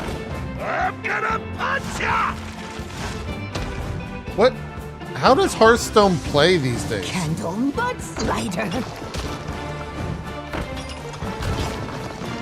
Sleeping like a rock. Let's show these fine folks some Badlands hospitality. Well, looking for a standoff?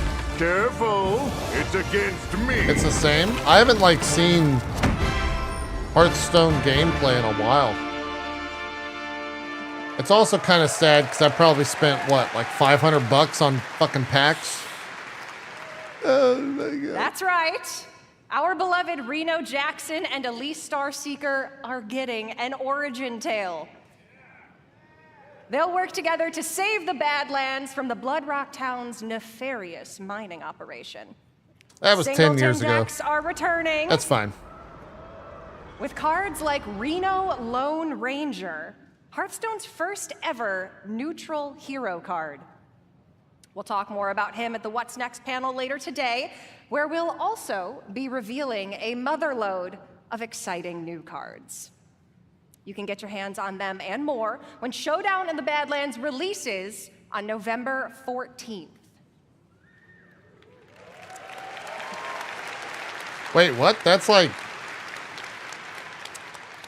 Now, 11 days from I now. know you may be thinking, a new expansion. That's a lot of new cards, on top of 5 sets that are already in the standard rotation. And if you're a new player or you're coming back after a break, that can be a little overwhelming. So we have been hard at work to make it easier than ever to join us. We're excited to announce catch-up packs. These are game-changing for getting your collection caught up. You see what we did there? Instead of the typical 5 cards you'd find in a regular Hearthstone card pack, you can get up to 50 cards from a single catch-up pack. What? The cards you receive will all be from within the last 2 years, ready to play and constructed. All of our players are going to get catch-up packs to open once you log in, and for all of you here at BlizzCon in person, or those of you at home who purchased either BlizzCon collection, we're also gifting you a few more packs.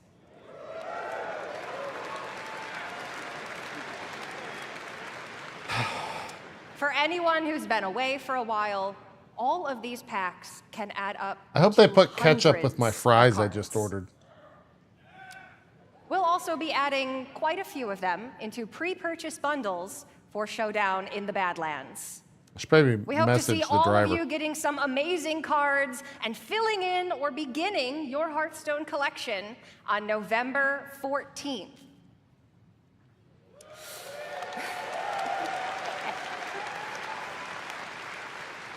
That was like a pity All right. applause. I feel like we might have some Battlegrounds fans out here.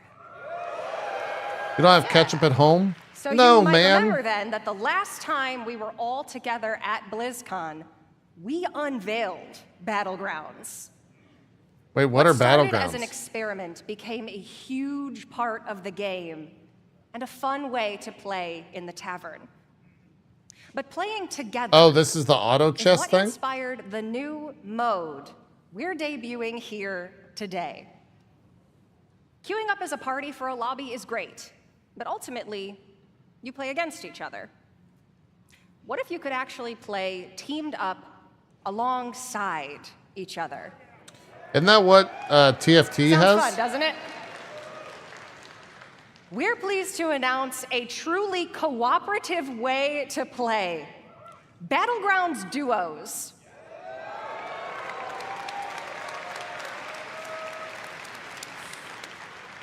With a shared health pool, team combat, and sending cards God, I just back had and an forth out-of-body between teammates. experience. Now you can fight with your friends instead of Because against 10 them. years ago, We were inspired I by would the have seen Battleground this and community's thought like, creativity, man, finding ways to team up and I can't help wait each for other achieve Riot to top copy four. this. So now we're setting an official table for you and your partner. And now I just to thought, take the crown man, they just copied together. Riot.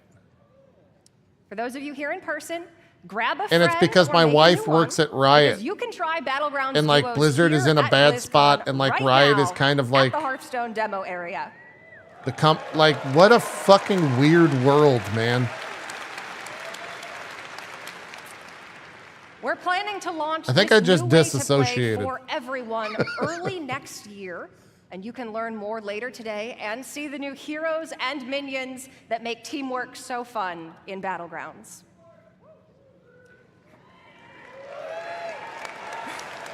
It makes the dream work. We love teamwork. If you're tuning in at home, please make sure to join us at the What's Next panel. And if you're here with us at BlizzCon, you can also join me and other members of the Hearthstone team in the tavern. For you worthy opponents out there, come duel a dev and challenge the Hearthstone team. Or, if you want to catch up after 4 years away, pull up a chair by the hearth. We'll see you in the tavern. That was like oddly dramatic. And I feel like that was a threat. Or like I have a family held hostage or something.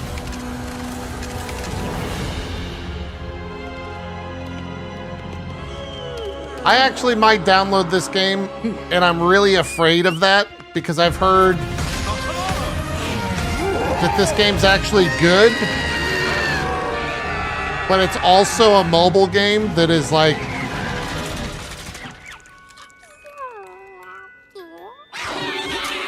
you know?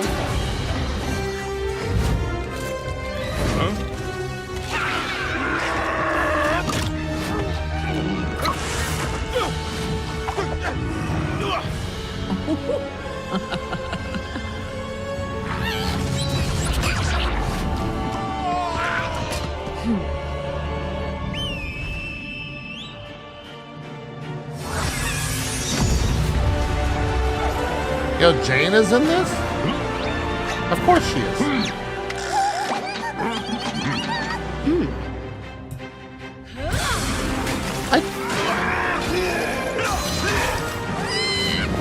It turns into a cash grab real fast? Huh.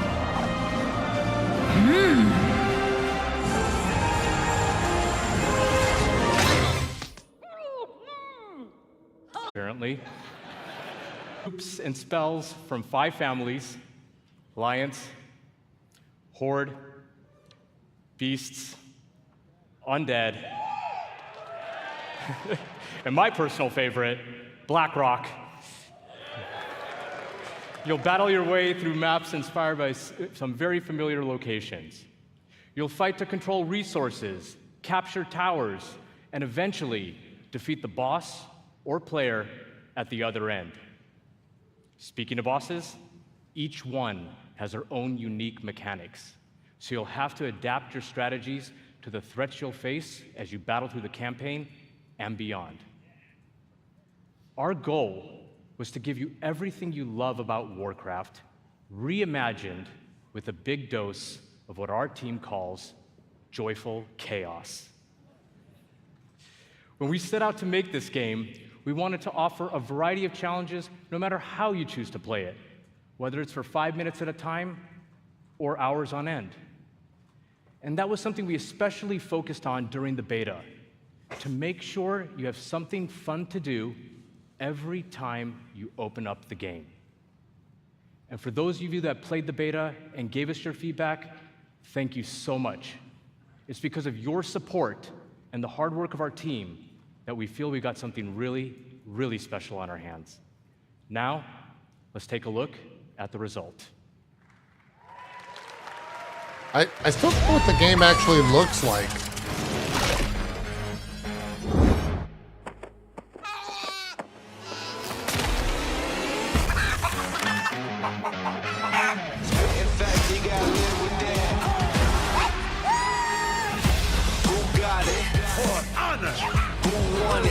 What is this song?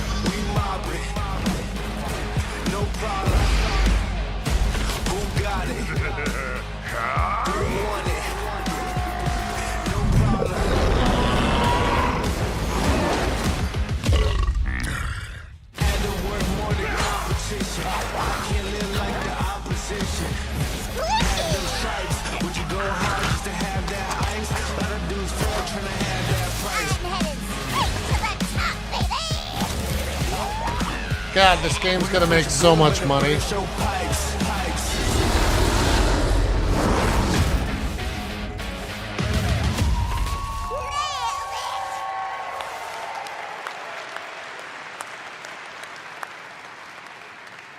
know, I gotta admit, it's pretty cool watching that video and just thinking about how far we've come since last year. At this point, we just can't wait for all of you to hop in and play. And I mean, we literally can't wait. That's why we've made Warcraft Rumble available to download and play right now. Wait, wasn't that like already known? Why is he acting like this wasn't? For us, and we're so all excited to have you join us. And for those of you Why in are the they? audience with me What? today, let's bring down the Wi-Fi together. You know I'm kidding, right? Please don't bring down the Wi-Fi.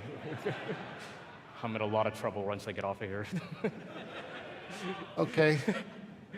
Whether you're a veteran of Azeroth or just have a deep love for strategy games, there's a lot to enjoy here. We've got a huge campaign with over 70 bosses. And for those of you looking for an especially unique challenge, we even have a heroic campaign with an extra layer of difficulty. Dude, mobile game devs and being awkward on stage. Name a better combo. We've got maps with verticality, capture points, resources, traps, and all kinds of other contraptions. Each map was lovingly handcrafted by our team and is its own unique puzzle. But how you choose to solve that puzzle is completely up to you. And when you're in the mood for a solo dungeon, we've got you covered there as well. Dungeons in Warcraft Rumble are intense, 3-mission gauntlets through places like Normagon and the Dead Mines, where you equip your armies with game-changing relics Warcraft Rumble until is your here. run is over. Or jump into PvP and duke I think it he out was with expecting other the players audience on to maps laugh. inspired by some of the most legendary maps and battlegrounds found in World of Warcraft. You can even join a guild and work together with Downloading your friends now? towards some super special shared rewards. I can only say... Nice. But that's just what we have in the game right now. We have so much more coming. For starters, we're going to be releasing a new mini with each season. And that also starts right now.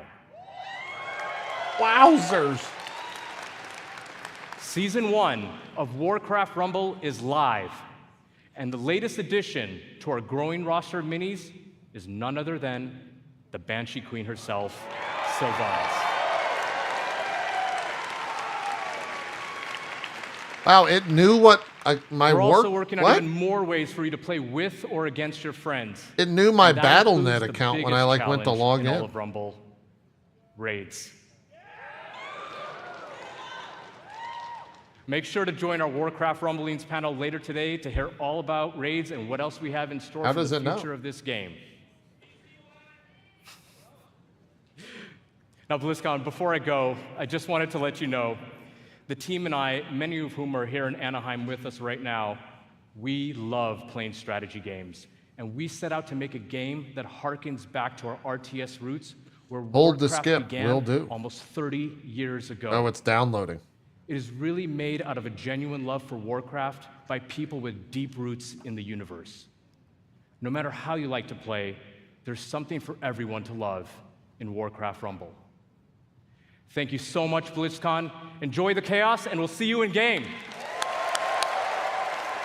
Yeah, we're gonna make more money than every motherfucker here. Let's go! Executive producer, World of Warcraft, Holly Longdale.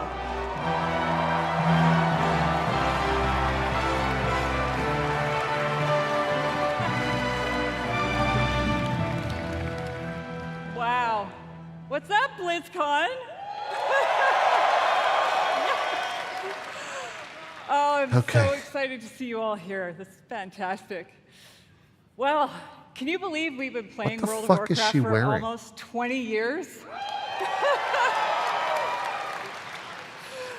You know, 2004 was She a looks while like ago, right? Lena from Dota. You know, some of us, we waited in those lines for those midnight releases and got our discs. Is she an evoker? Yeah.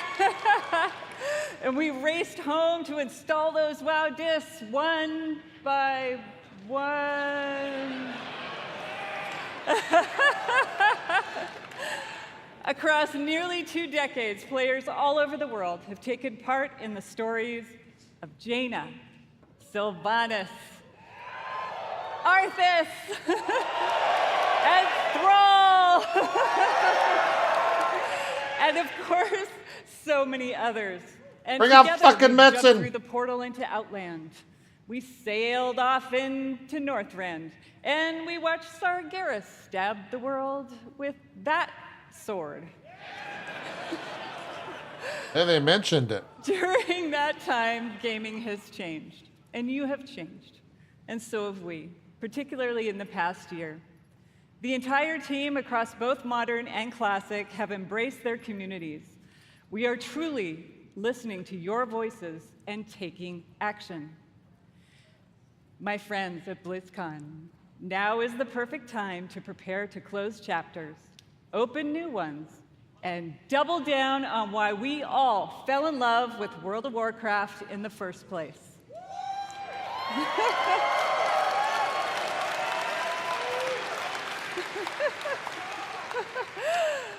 With that in mind, let's get to it.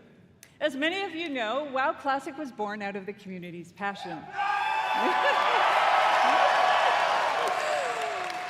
And of course, most of you know that still drives us today. Like just in August, inspired by our community, we released Classic Hardcore. It's wild how successful that was. So, in Hardcore, you only get one life. And if you die, you may laugh, you may cry, you may have to replace a keyboard, but you go again. We've loved watching you take on the challenge or die trying. And because the hardcore community has asked, the team is planning to add a new way to play hardcore early next year. What does that mean? And last month in Wrath Classic, we released the Can you Fall buy of the like King patch. a life? And while there's still more to come in Wrath, earlier this year, we looked at your feedback to think about where are we gonna go next. We read through a lot, and I mean a lot of your feedback on social media forums, and we sent out surveys to our players. And here at BlizzCon, we're happy to announce Cataclysm is coming. And it's coming with hashtag changes based on your feedback, just like you'd expect from Classic. So now, let's jump into the Wayback Machine and get a reminder of all things Cataclysm. Wait, isn't that the literal thing that the community didn't want?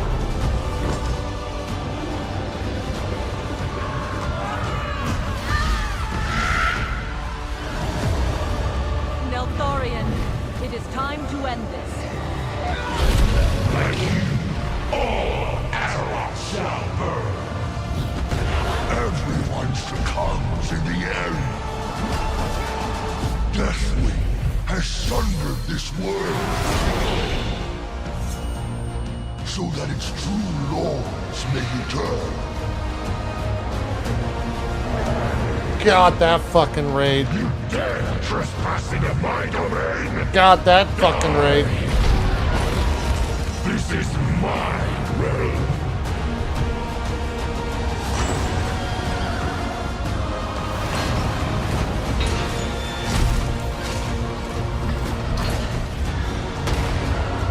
I mean, a lot of this is like evocative of nostalgia that I didn't think I had because I hated Cataclysm so much.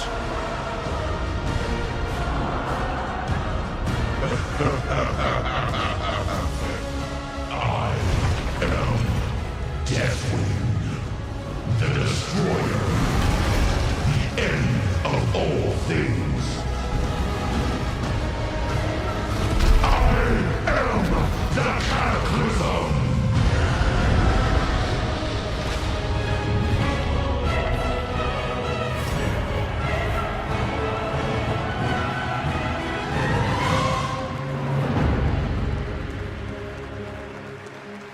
But like, what?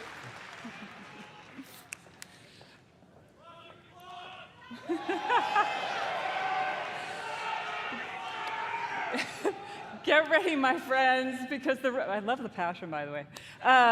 Get ready, my friends, because the road to Deathwing's destruction is coming in the first half of next year. All right. Now, over the past 4 years of Classic, we've watched you master the vanilla experience, and we've loved it. So much, in fact, that we thought we'd add some unique flavor with a seasonal note and a dash of discovery. Season of Discovery is vanilla wow with a spicy twist. You're going to discover new secrets as you scour the world and find class-altering abilities. What? Have you ever wondered what it might be like to be a tanking warlock? Or take on the role of a mage healer?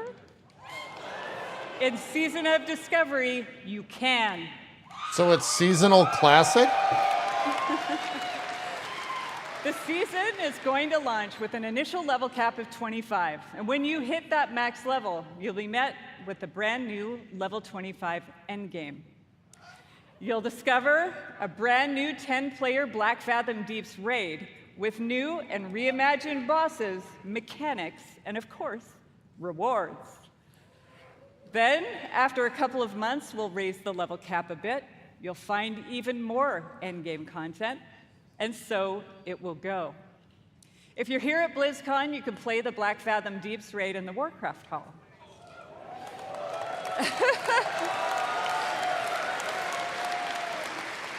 So, if you love Classic or just a little intrigued about what exactly a Warlock tank can do, go check it out. For all of you watching online, don't worry. You won't have to wait long to play. Because we want you to discover all of the secrets together, there will be no public testing. WoW Classic Season of Discovery launches in a few short weeks on November 30th. That's kind of cool.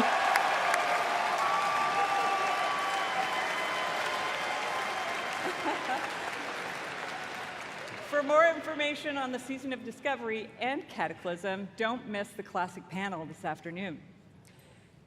All right, now it's time to talk to my Dragon Riders in Modern WoW.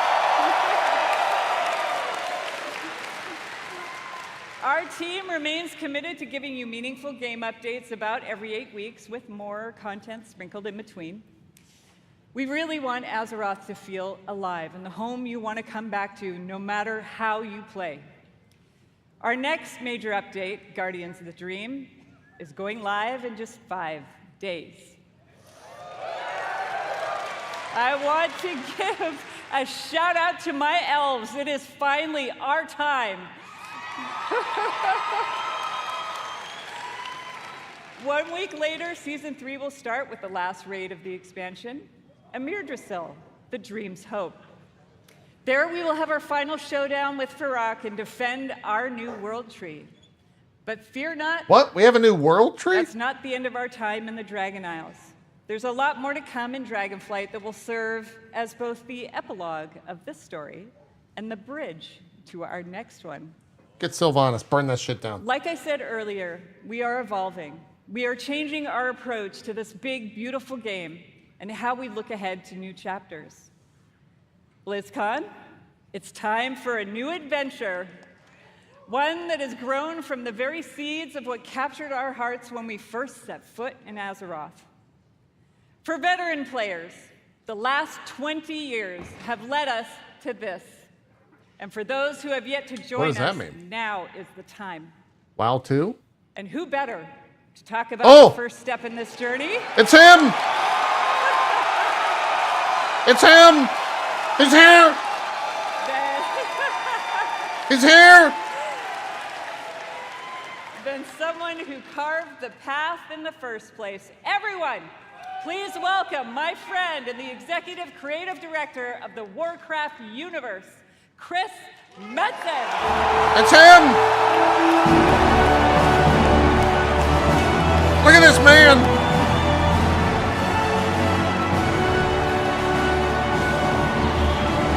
He's back, baby!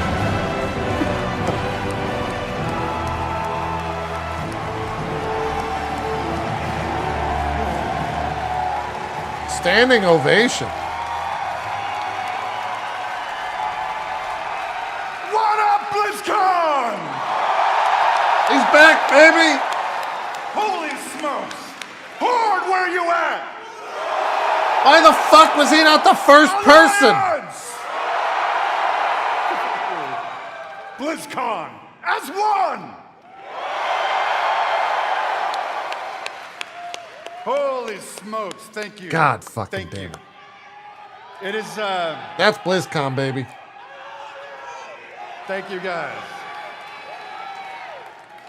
It has been a long, strange trip to get back to this spot. I tell you that. It has been interesting this past year being back under the hood of World of Warcraft. It has reminded me of a few things. One, God, my food's here, but I really want to see this. love Warcraft. Number two, you know what? I'm fucking doing it. I'll be right back. I really missed this work. And number three, on the real, it feels amazing to be back and part of this Blizzard family again.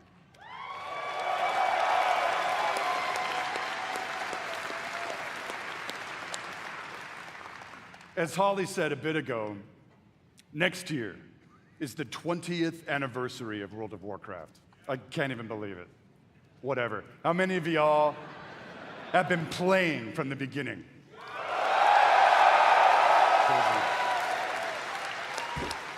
I love you. I'm back. So given that... What'd I miss? What was that? Doesn't matter. We started thinking, so what next? Right? What expansion hook? What single storyline could possibly match such a historic occasion? We started thinking about, well, I did, the good old days, right? And some of those early mythic ideas that kind of established the background of Warcraft. Started thinking about even some of the newer ideas that have played out more recently, but still in a way feel a little unresolved. And in the mix of all that stuff, in the mix of all those ideas, particular things like, what the hell has Magni actually been babbling about all these years? Was the thing that he came to warn us about in Battle for Azeroth, did it actually play out? Or is there potentially something darker still looming on the horizon? I don't know. Will there eventually be an apocalyptic confrontation between the forces of the light and the void? Talk to me, BlizzCon. I'll tell you what, for nothing, my pally Maine, I'm all in on that kind of thing if it happens. It's gonna happen. And really the big question for all the marbles, what have the Titans actually been doing since the dawn of civilization. What is the real purpose? How is he of all of so their good at this? Cute little installations slammed into the side of the planet. Do we know everything we need to know about their real intentions for our world? Just saying. BlizzCon. All of these hooks and 100 more. 68, carry the 2. A bunch more. All cooking in the pot. Started to reveal a storyline. Something epic. How epic? Real epic. I'm actually excited. A storyline that in almost every way feels like the culmination of the first 20 years of our storytelling. A storyline provided we do our jobs, we do the thing that will vector us into the next 20 years of adventure. Damn.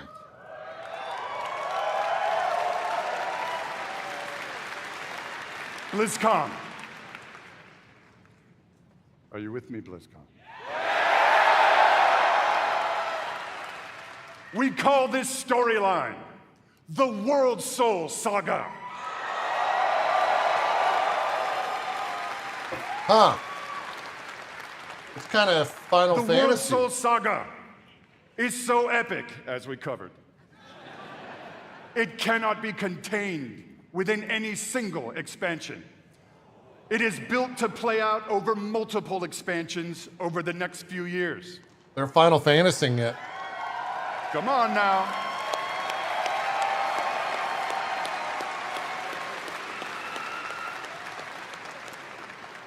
Having said that, we are working on multiple ways to deliver this adventure to you a little faster than you're used to. Oh? We're not going to get into it at this BlizzCon. Forgive me. But keep your ears peeled. I assure you, we are moving with purpose. And the last thing we really want is for y'all to have your grandkids controlling your mouse and your keyboard trying to wrap this thing up. So, it's coming. Also, given the scale of this monster, we have decided to change it up today.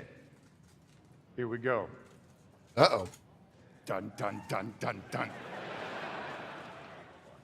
Instead of just debuting your next expansion all on its lonesome, we have decided to give you a glimpse at your next 3 expansion sets. Oh, they're like marveling it.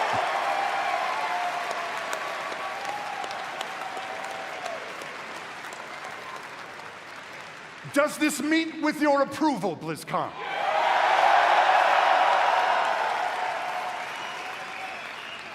My friends, I'm going to warn you, there may be mild spoilers ahead. Actually, I'm just kidding. They ain't mild. Buckle up. Huh. Are you ready, BlizzCon? Well, we'll see what happens. The first part of the World Soul Saga and your 10th expansion is called World of Warcraft, The War Within. So are we going inside the planet? In this chapter, you will be descending into the heart of Azeroth itself, exploring new subterranean kingdoms and engaging with ancient cultures like the Earthen and the terrifying Nerubians of Azj-Kahet. That's cool. But as the forces of darkness close in around our precious world soul, you, yeah, that's you, will be called to do what you always do, which is dispense indiscriminate justice upon all those who got it coming. Talk to me, BlizzCon.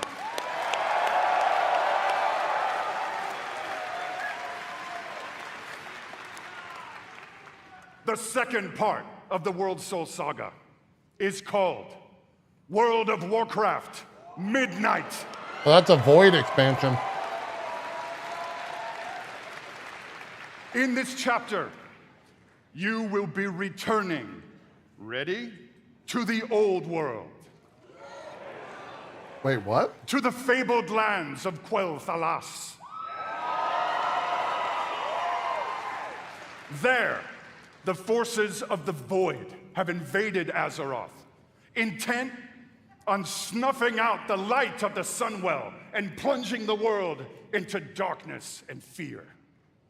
You will not only help reunify the scattered elven tribes of Azeroth, but you will make your stand with the forces of the light and banish the shadow forever.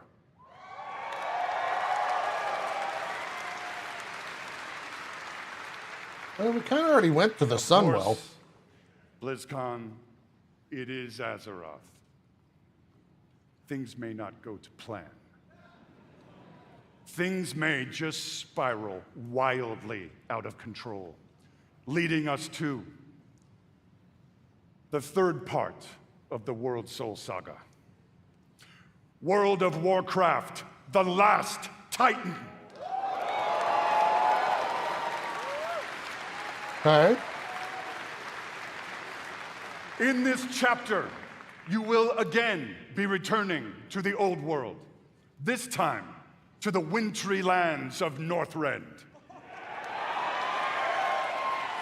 And there, at Ulduar, you will bear witness to the return of the Titans to Azeroth.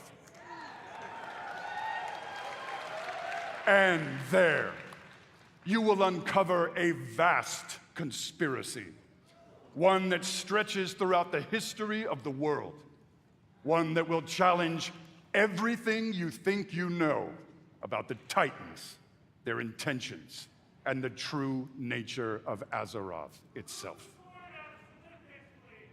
In time, my friend, in time. I don't know what that guy said. And it's called Silithus. There you go. Did he say something about the sword? BlizzCon, my hope, our dear hope, is that you can see when it comes to WoW storytelling, we ain't screwing around. I mean, okay. We are playing for all the marbles. We are working to establish a thundering heartbeat for this franchise. Now.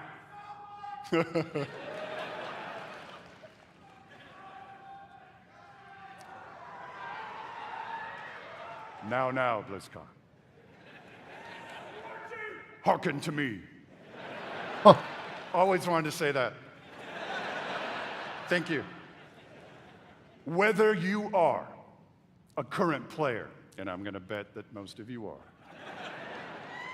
or maybe you jumped off the WoW train a few expansions ago, True. Now is the time to come home.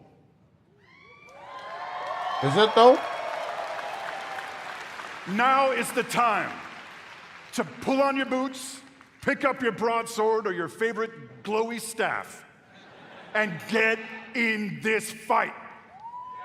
Is it though? Friends, Azeroth needs her defenders now more than ever. Now, in a few moments, we are going to give you a deeper look at the war within. But before we do that, I want to leave you with a little something to chew on. I want to remind you all that sometimes very epic things can begin with small, heartfelt moments. What you're about to see is one of those moments. And with that, BlizzCon, proud defenders of Azeroth, let the World Soul Saga begin. Hey, Chris Metzen's really good still. Was that Arthas?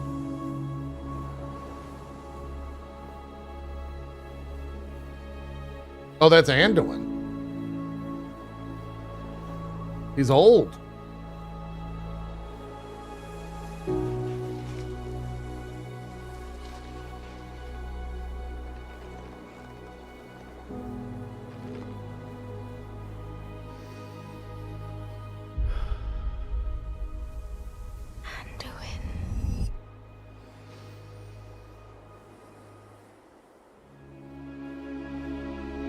Holy shit.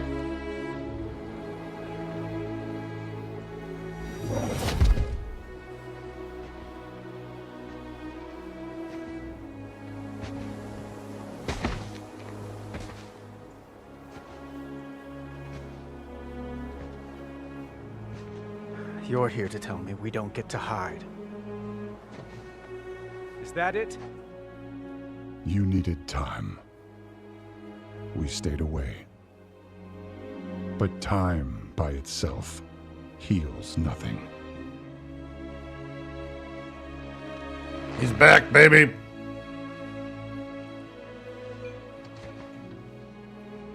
You didn't just come here for me. It's the visions.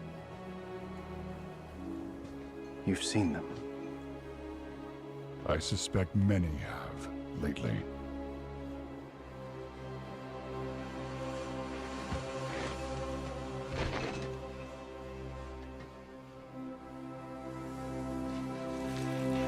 Something, someone, is calling out from the heart of the world. Like a voice from a dream.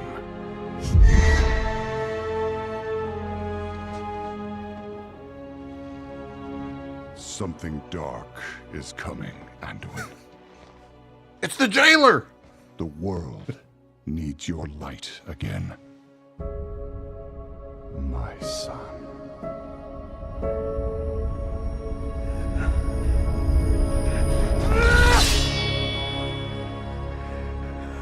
I am not that person anymore.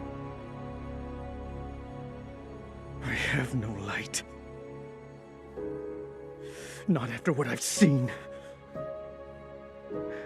Not after what I've done.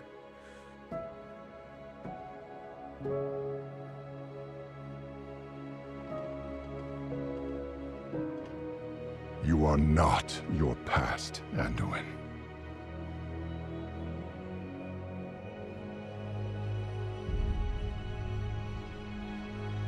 I trust you.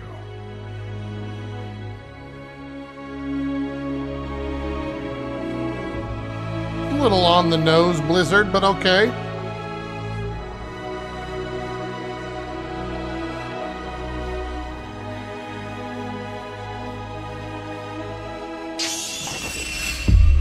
Hear me.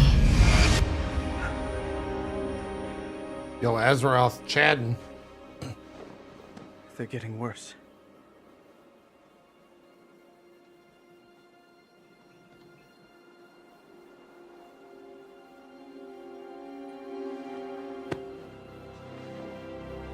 Look, whatever's coming, I'll stand with you. Of course I will. But we were drawn here by the voice. Who is it, Thrall? Who's calling out to us? I'm not sure yet.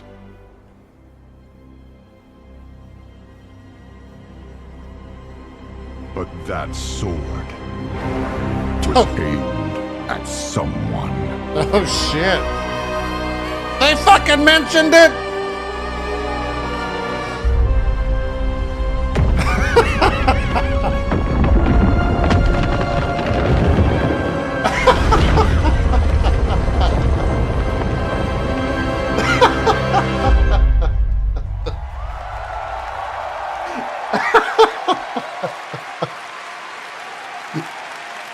Oh, that's funny as fuck. I guess we're not ignoring that sword anymore. I do have to say, though, every time I see that cinematic, and I've seen it many times, it gets me right in my heart.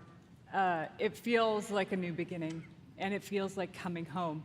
And we are so excited about where we are going. That was a good fucking And cinematic. now that you've seen or heard the overview for the World So Saga, let's talk about the war within. As we all gather and explore beneath the surface, we'll find an ancient Nerubian civilization. They will be led by someone we were first introduced to in Legion, Xal'atath, a harbinger of the Void. The Void brings destruction and darkness that threatens all light in our world. Yeah, like... The last time we saw Xal'atath, she promised we would meet again. And it turns out she was right. It's kind of interesting. Thrall and others share the same visions emanating from the heart of the world. Because the past 3 expansions feel like they didn't even need to exist.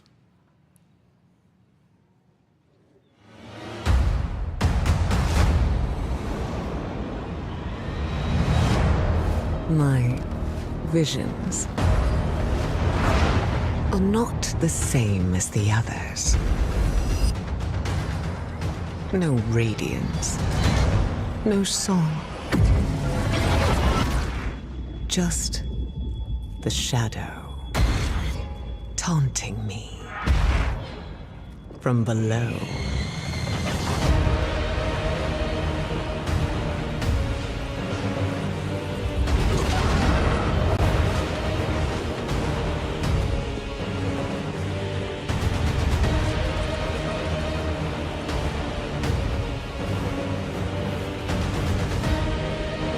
How much you want to bet this comes out next summer?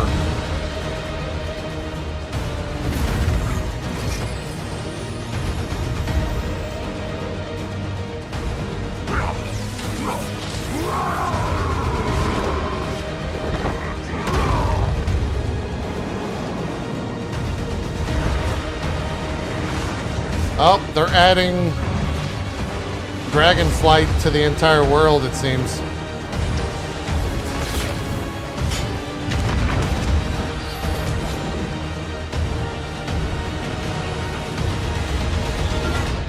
The fate of our world rests upon the edge of a knife.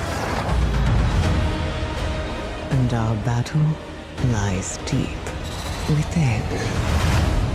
Uh-oh.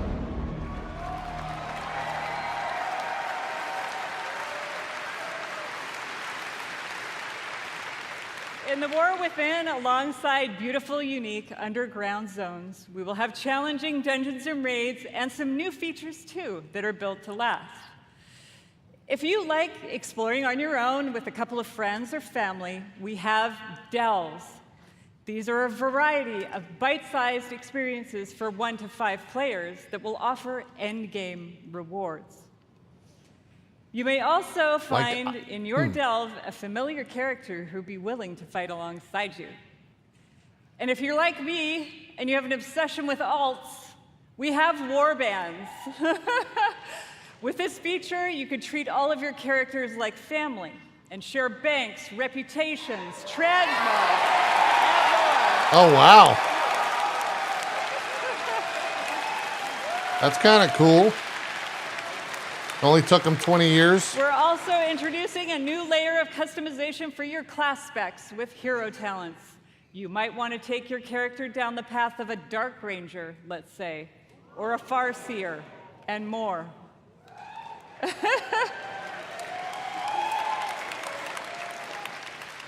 Also, during your travels underground, you will meet the Earthen Dwarves, and you'll be able to unlock them as our new allied race. Did she ever say why she's wearing that, by the way? I mean, who doesn't Not that love she a needs a dwarf? reason, but... The facial hair options are spectacular.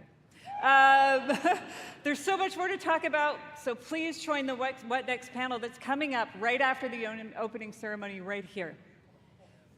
What I can tell you, though, is that the call to get into the fight to save our world will ring out when The War Within releases next year. We're not going to get a... Oh, fall.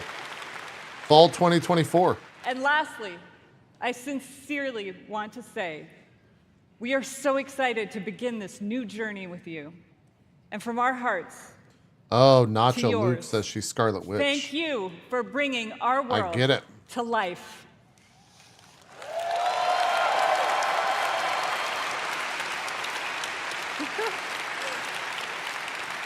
And now, with his own note of thanks, Mike Ibarra. Thank you to all the teams who presented today. There really is so much to look forward over the next 2 days. And this is only the beginning. I can't wait to walk the halls of all of Anaheim with all of you. It is truly a joy to be here with the Blizzard team and our players. BlizzCon, be great to each other and enjoy the show. All right, well.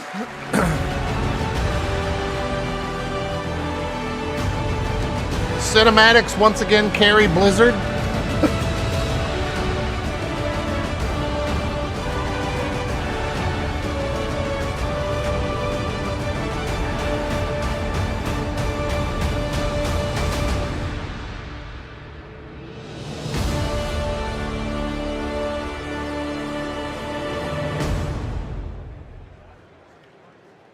We didn't get anything about that survival game. BlizzCon 2023 would like to thank our partners.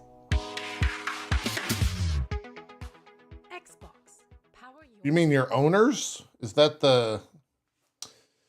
Yeah, I mean, that was... yeah, you know, I mean, that was... The beginning is fucking awful. Like, the first, like, honestly, the first, like, how long was that? The first 90 minutes, dog shit. I didn't think it was real rough, the first 90 minutes. I'm glad to have Metzen back. I think it's really interesting that the way they're taking World of Warcraft, the direction that they're taking WoW. I don't know if that's enough to get me to play it. It's enough to get me to watch it, I suppose, and see what's going on. The rest of the stuff, like, we got the expansion was expected, I guess, from Diablo 4. I don't know why they were on stage reading patch notes to people. That was kind of strange. Overwatch, just like, man, talk about a wet fart. I just don't, like, what are they doing? I thought I was under the understanding that that game didn't do well and is not doing well as Overwatch 2. And everything that we just saw kind of reinforces that. They said in that panel, or not the panel, but the I forget his name. Whatever the leader, the director of Overwatch said that, like, this is the most focused and clear eyes they've had for the IP, and it's just like, why? Like, what is it then? Because I don't know. It's very easy though that I might just be a hater of Overwatch, and that's fine too. Maybe I'm. It's an easy game to hate because I think you get reinforced for it. So maybe I'm just being hypercritical of that. But yeah, Metzen being back was exciting. Out of all of that, like, I will say that felt like the most unlike any other BlizzCon opening ceremony until Metzen came out. And with Metzen there, it felt like the old/good Blizzard.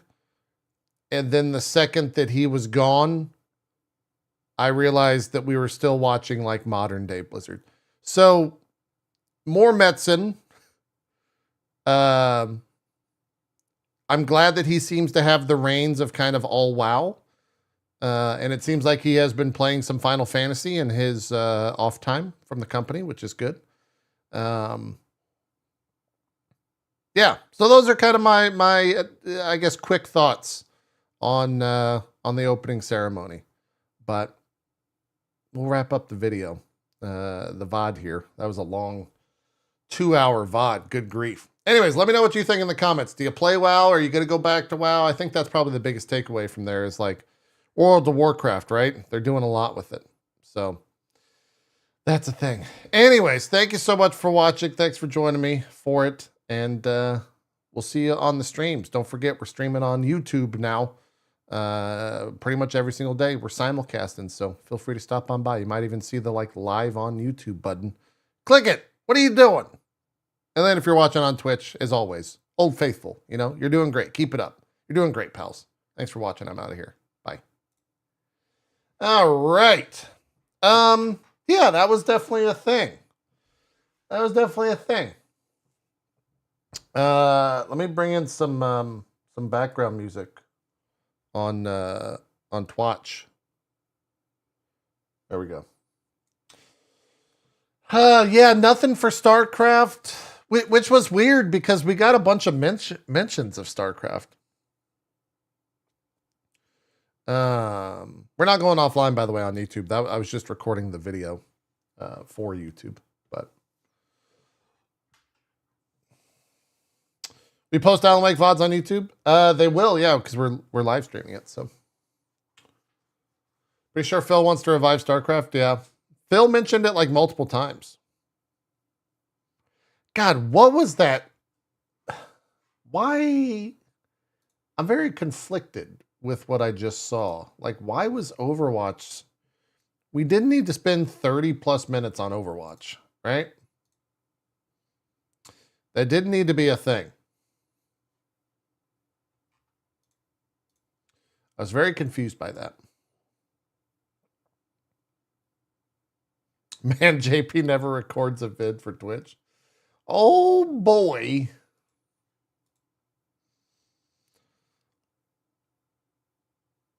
Phil always mentions a dead property to hype people. I guess it is kind of low-hanging fruit, right? Hey, this will be the longest recording we've had so far in 4K. 2 hours was 20 gigs. Not that bad. Not that bad.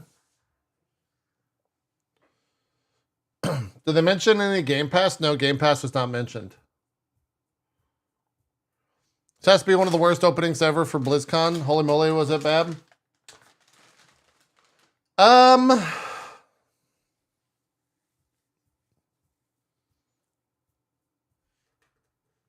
Was it the worst? I don't know.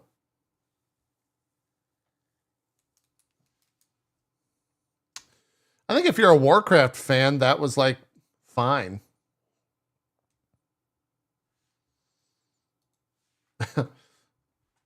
I don't typically call out viewers, especially this late, but I just got to check in. Buckshot Zero, are you okay? 23 months let me know that I have fake fandom. When has JP even streamed WoW? JP equals fake fandom. Why does JP seem to carry, doesn't even play? JP impressed, but will never have a WoW stream. I hope you're okay, buddy. Let people enjoy things, even if they're not constantly sucking its dick. Let alone, having like, I don't know, a podcast running for multiple years at World of Warcraft. Like, anyways, streaming every expansion. Weird viewers, man. Weird viewers.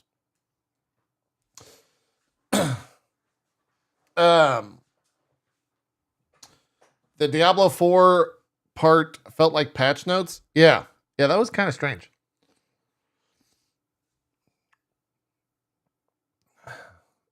Your dick's not been blowing off every day, JP, you fake. Yeah.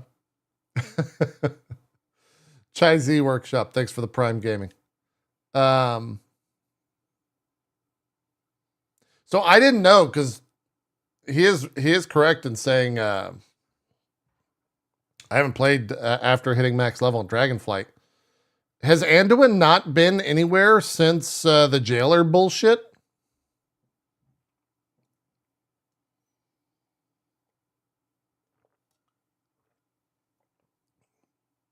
It is pretty funny then, because they're like kind of just straight up ignoring the past 3 expansions.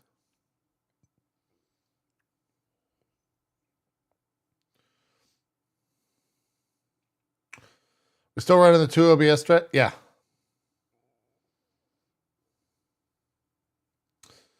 Love Medicine.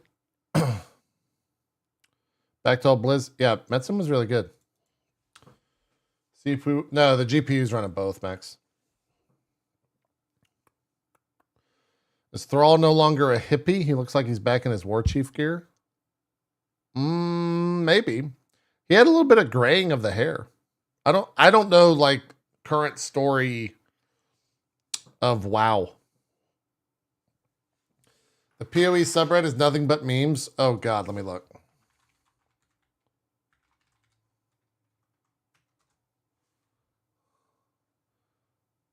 Is it like Chris Wilson at home shit?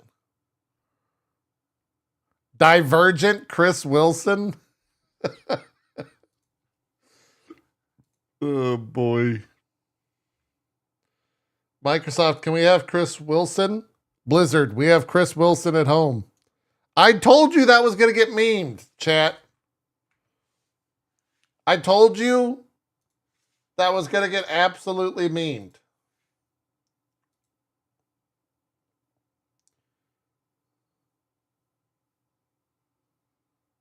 You know? I told you.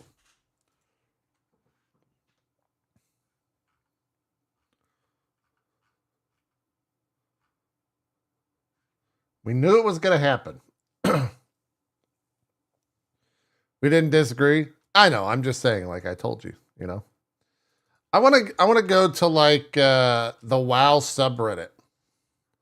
What is the general WoW subreddit saying? Wait, is this real? Look at this.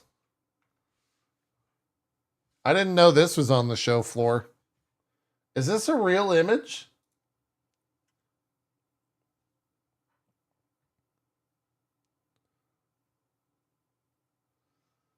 That's pretty funny if so. It's always fun when companies like play into the jokes.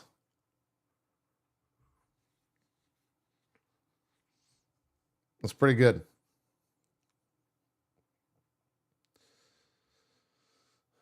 Photoshop Jesse's face into the orb. We could.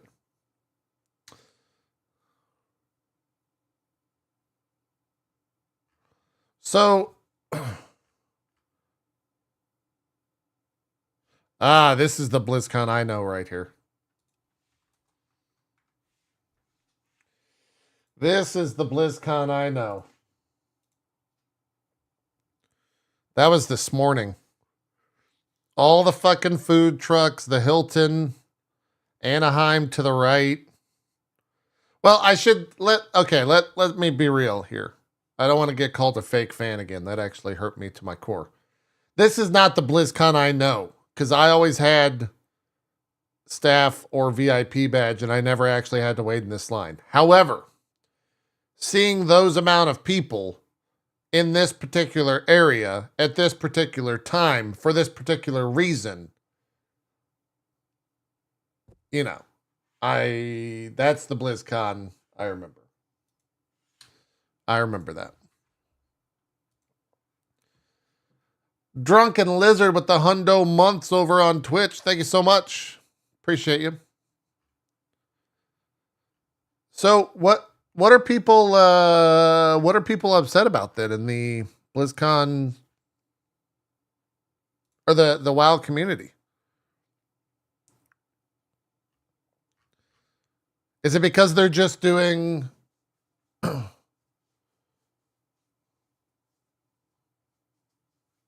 Inspector Gadget, thanks to a tier 1. Did JP see the 3-day early access if you buy the WoW Epic Edition? What?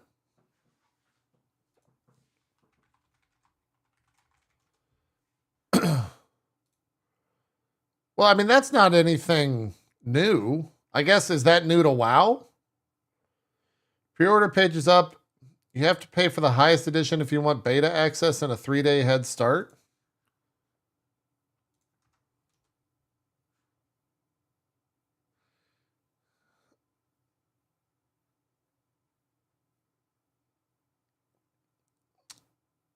So,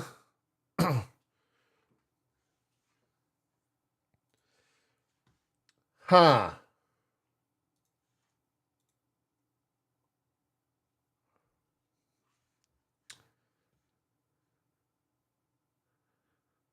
I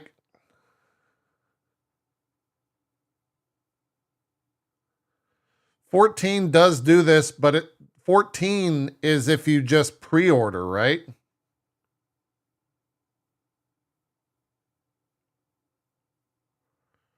So it's the same price. So they're charging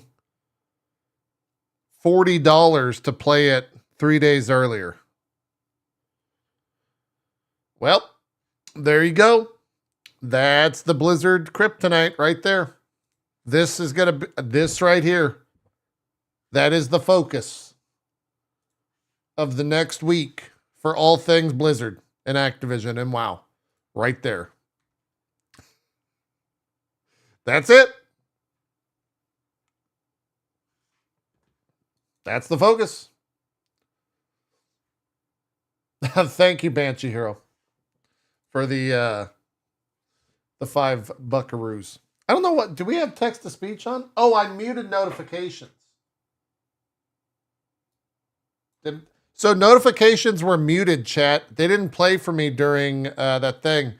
I guess when they announced something, Max was streaming, or Max was screaming, singing, and he ruined something. That wasn't in the VOD. It was only on Twitch. It's pretty funny. That makes me laugh really bad. It's really funny. Final Fantasy 14 Spirit Aboard is 1 day. Deluxe stuff like mount, mini, and accessories. Yeah. Yeah. What's up, Aleph? The VOD should be up here soon, Aleph. Also, if you're watching on YouTube, you could just like scroll back. We have that feature now. Subby Horror was playing during the part where the dude got choked up on stage. Oh, that's what it was. Well, that's funny.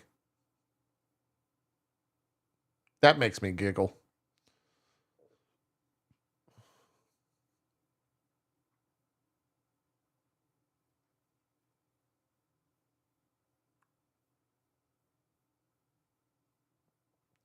Are you watching the WoW panel? Am I allowed to restream that stuff? Is the entire thing restreamable?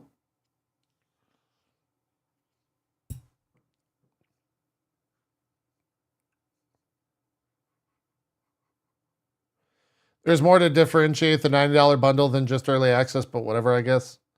Yeah, but it's also there, right?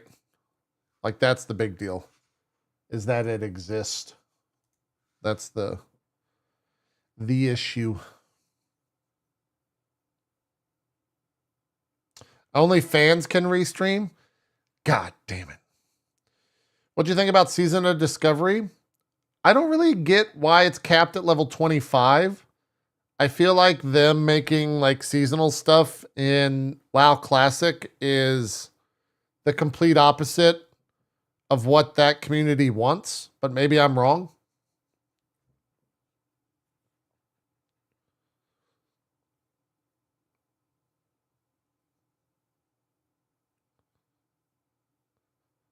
The bundle isn't new. I think we had it the last 2 expansions. 3-day head start is also not a big deal. In-game content starts 1 to 2 weeks after expansion launch. See, Arides, everything you just said is true and factual. However, you're a rational person. You see what I'm saying? The internet is not. So they're going to be upset.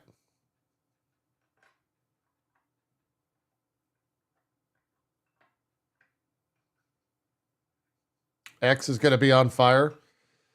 Let's go and look at X. Let me go to X. X.com. Hold on, I got to sneeze actually. I don't know how to mute this. Is that muted? No.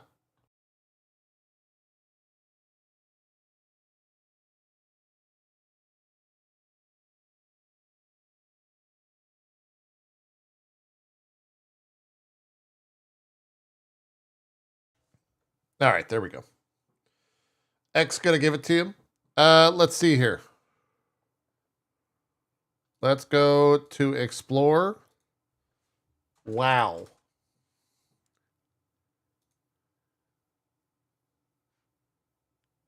That's hard to search for. What is trending here?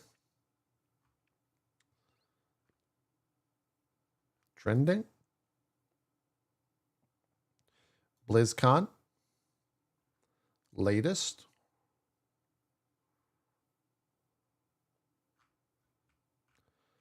Don't do what I just did, or do what I just did. Just beware that there is some graphic content in that hashtag. Not having anything to do with BlizzCon, but maybe still important to see.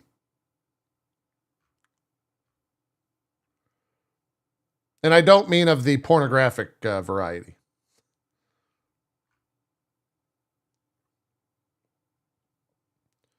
Are you on the wrong X site? No. Fuck man, did it before you said it? Yeah. That's a dead child. Sag. I'm not really seeing any of like the BlizzCon feedback.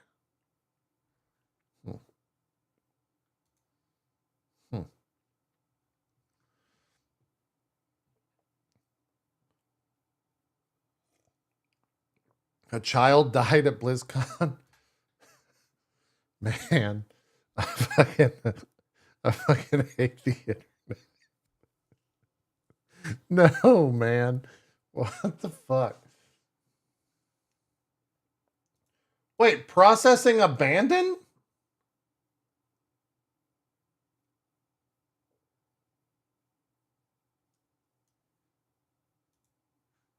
Wait, can I not upload this? Is there a limit on 4K videos?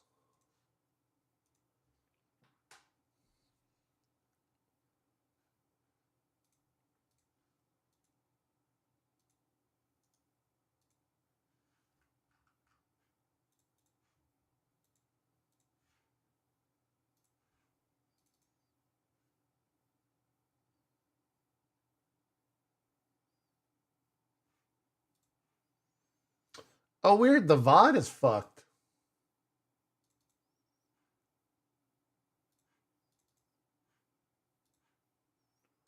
Huh. Well, we'll just have to have Reg, like, edit out the video or something.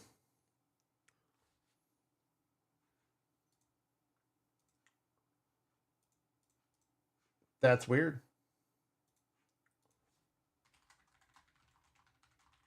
I don't know why the recording was messed up.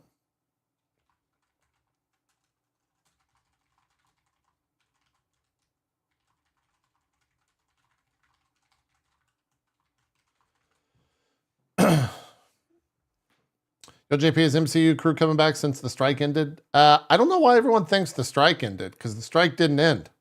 A strike ended, but the actors are still on strike. And so we'll wait for that to end. The writer strike ended, but not the SAG-AFTRA folk. Yeah, there's two different unions. So.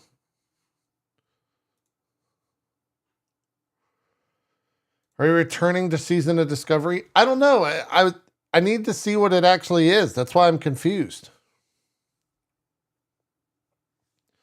Because they said that Season of Discovery was like leveling to 25 levels, and then like warlocks can tank and mages can heal.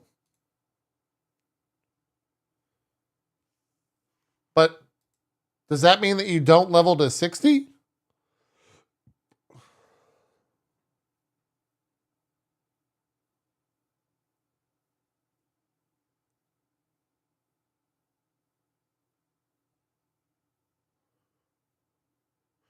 Said the cap would go up after. I wonder if that's because they found that like Classic had so many people playing it, but people forgot how slow it was to level to max level. And they saw that most people hit like level 25. And so that's the first cap.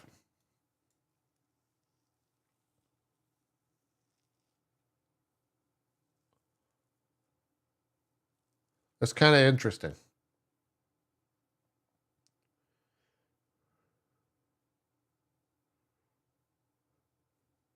It doesn't take that long to level to 25 in Classic, I don't think. 100% no shot I play if I have to level to 60 again. Yeah.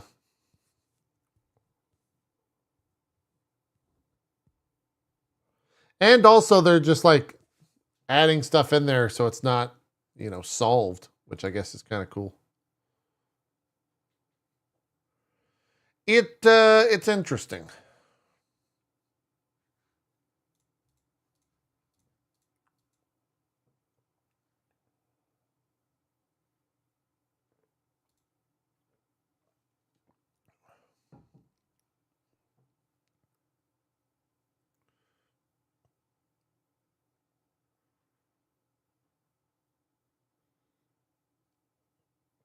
It might be they're making big changes. They want to make sure everything works.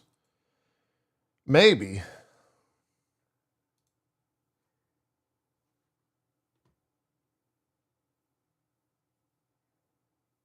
Thanks for the Christmas music.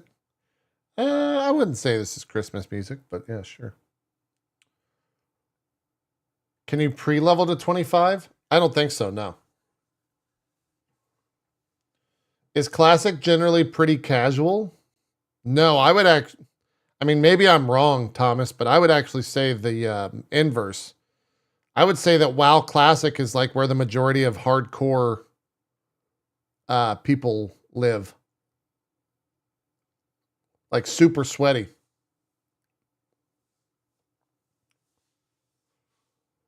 Is it streamable, Mick Lagarde? Because maybe. I haven't heard one way or the other.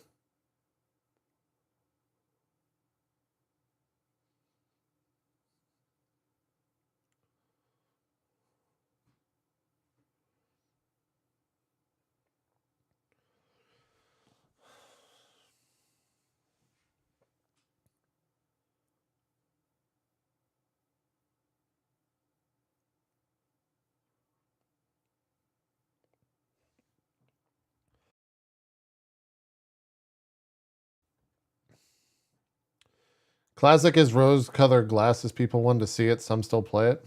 I thought it was pretty popular, though. Like, wasn't it super popular?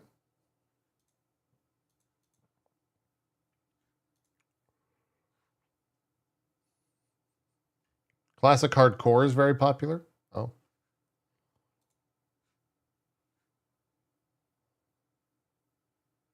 They really should just put Metz in, though, like, going back to him.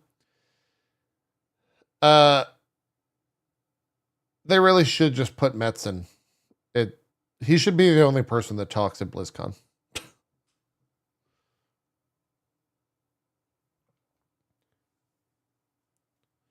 Season of Discovery feels like some sort of springboard test to see how people would react to Classic Plus type of service in the future. Yeah. You can restream it? Cool. Well, it's starting in what? 40 minutes or 30 minutes? Or sorry, 40 minutes or 10 minutes? 10? Yeah, we'll see what they have.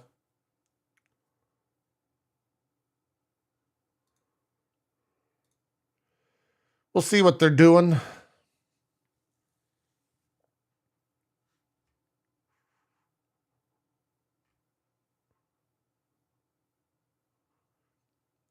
God, what a funny Hamburgner. Thanks for the 30 months. For some reason I was about to say what a funny thing, Xbox buying Activision and then Destiny having such a bad time at the moment and BlizzCon getting kind of panned. And then I remembered that Blizzard, or rather Activision, has nothing to do with Destiny anymore.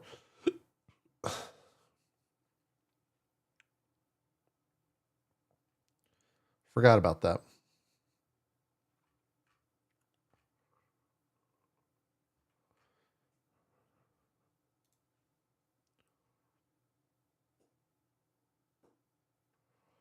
Watching BlizzCon myself. How'd JP feel about the new classic season of Discovery?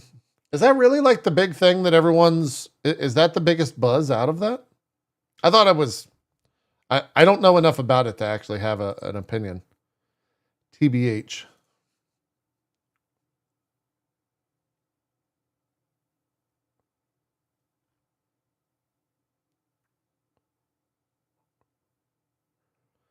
Dude, here's the perfect encapsulation of what I was talking about. Random comment from a random person on the internet. It says, I don't know that WoW will ever be a game I play ever again. But man, it sure was nice seeing Metzen on the stage. The dude has so much charisma, so far above the rest of the presenters, and every single person in that room loves him.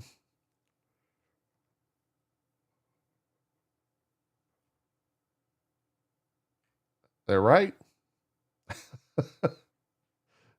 Like it's a true statement.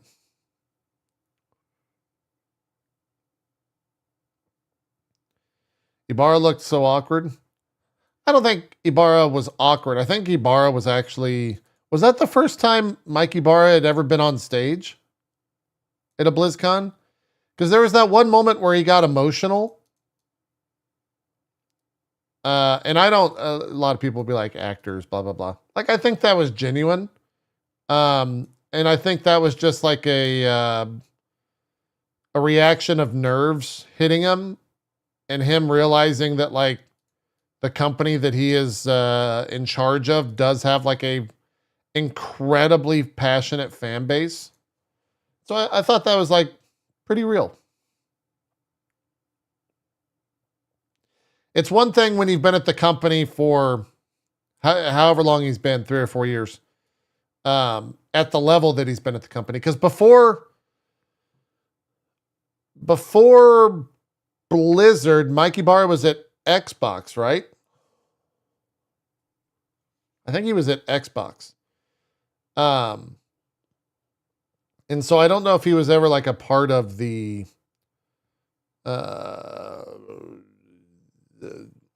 understood the culture of like the Blizzard fan base, except for when he went to the company and the past 5 years happened, which probably were not a fun, not a good situation, I guess, to be a part of. So that was probably like the other side of the coin for him. Yeah, very intense years. That's a good way to describe it. Sleazy. If Bungie had never split from Activision, they would be back at Xbox. That would have been strange. Yeah, it would have, William. I agree. I agree. All right, let's see what... let me turn this music down. And turn this down. And we'll go over here. And take a look at this WoW panel. See what they say.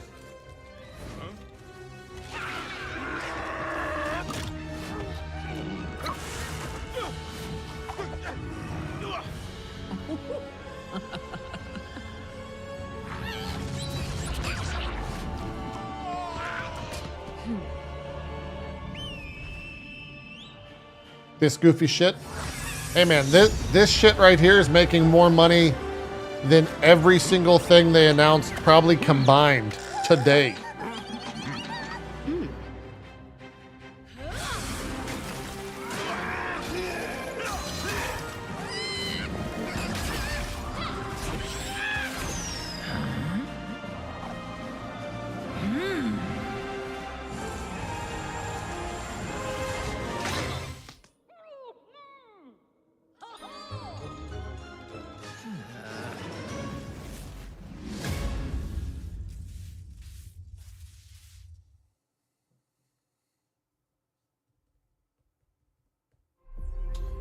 You think WoW will ever be in a new modern engine? I don't know. Wow, this looks like absolute shit on Twitch. Jesus Christ, that bitrate was bad. See you later, SC Zebra. Or S Zebra, rather.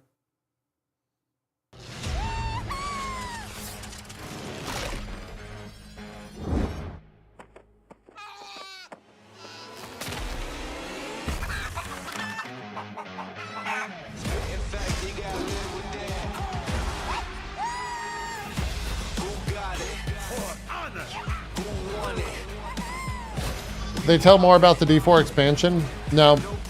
I would assume we'll probably see that at the Diablo 4 panel.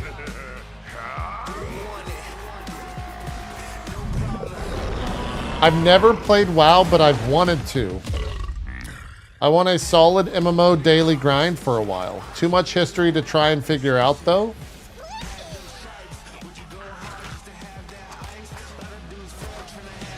I might know a game.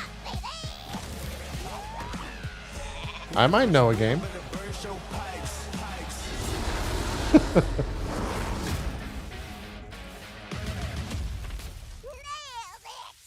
Why no music on YouTube? Because YouTube might claim it, and I don't want the video to be...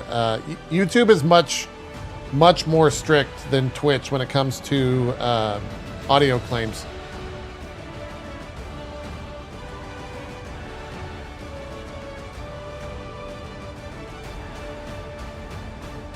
Looking over the feature sets, I'm increasingly excited for the expansion. It's becoming more alt-friendly. That's cool.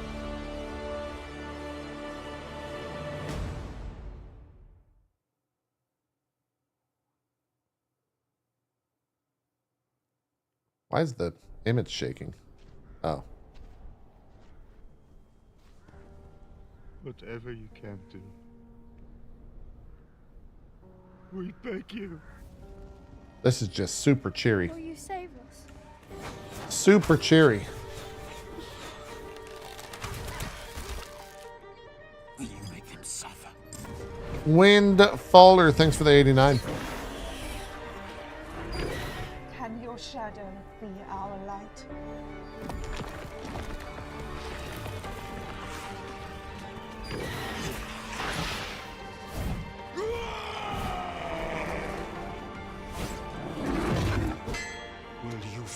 A lot of QOL changes on shared renown, alt armies, and easing transmog rules. Oh. Please end the terror. I'm excited for the third expansion announced, but having a midlife crisis thinking about what age I'll be when it comes out.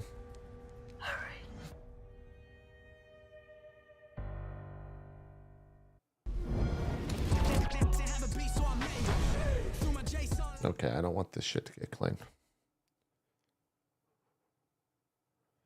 What happened to D4? There's a lot of hype for release, then I saw nothing for the game. I mean, I think the hardcore crowd devoured everything like the zombies from that Brad Pitt zombie movie. In the beginning, I was all and the casual community still likes it. trying my best to do some good out there. But it didn't take long to realize that with the right friends, everything would change. Step aside. You don't know who you're messing with. They knew the townsfolk were up to something sinister. Let's move! Right behind you! And it was like a powder keg waiting to explode.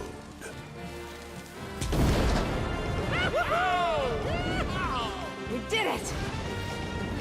No. Oh, nuts. As it turned out, I had the right backup waiting for me. Just when I needed it. Let's do this. You got it, partner. I didn't intentionally pursue leadership. I'm gonna punch ya!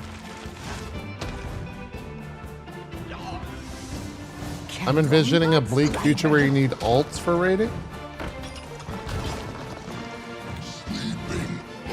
Let's show these fine folks some back. I don't know how that would work, actually. Well, looking for a standoff? Careful, it's against me. I got D4 Ultimate from a drawing from JP, played through half of Season 1, then stopped. Very disappointing. Played some of Season 2, but it's just not enough. Yeah. That's kind of how I feel about it, too.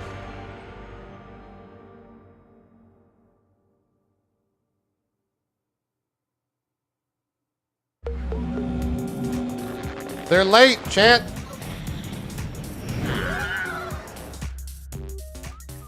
Good game.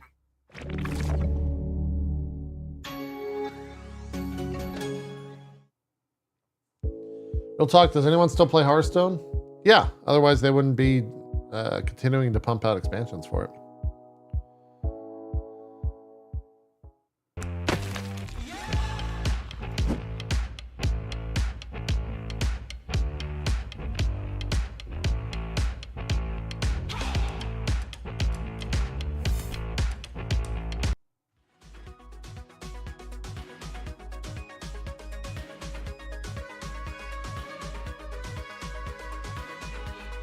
What are they going to dive into in Overwatch? You know? What do they dive in there?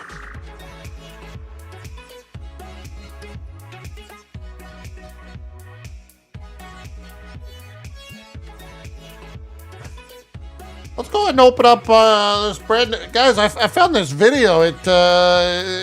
My friends over the Italian Synod helped me find it. We've got a new video featuring Mercy and Widowmaker. Let's go ahead and roll it. Like what?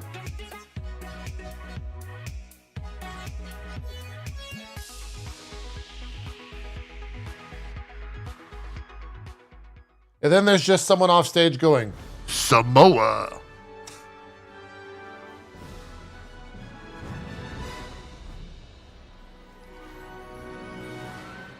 Dude, I remember when getting the BlizzCon pet in WoW was like the sickest fucking thing.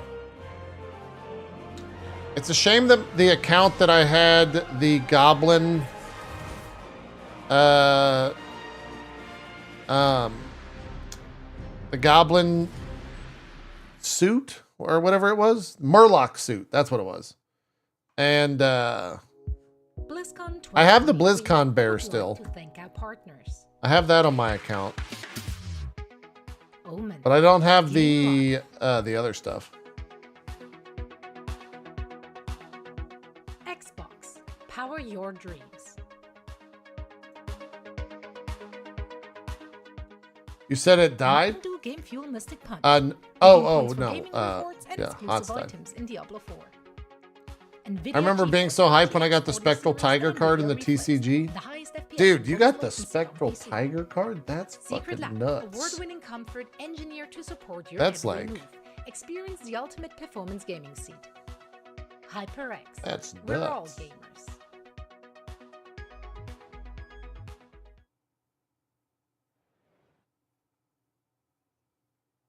All right, this should be the start of the panel. Hey BlizzCon fans, we are about to begin. Please take your seats. Thank you. Welcome back to BlizzCon 2023. Over the next 2 days, there will be a series of 8 panels and presentations. Do they not have showcasing a multiple variety stages of at exciting BlizzCon new anymore? games and updates, led by some of Blizzard's amazing creators, artists, and designers. So, to kick it all off, here's our first presentation, World of Warcraft, What's Next?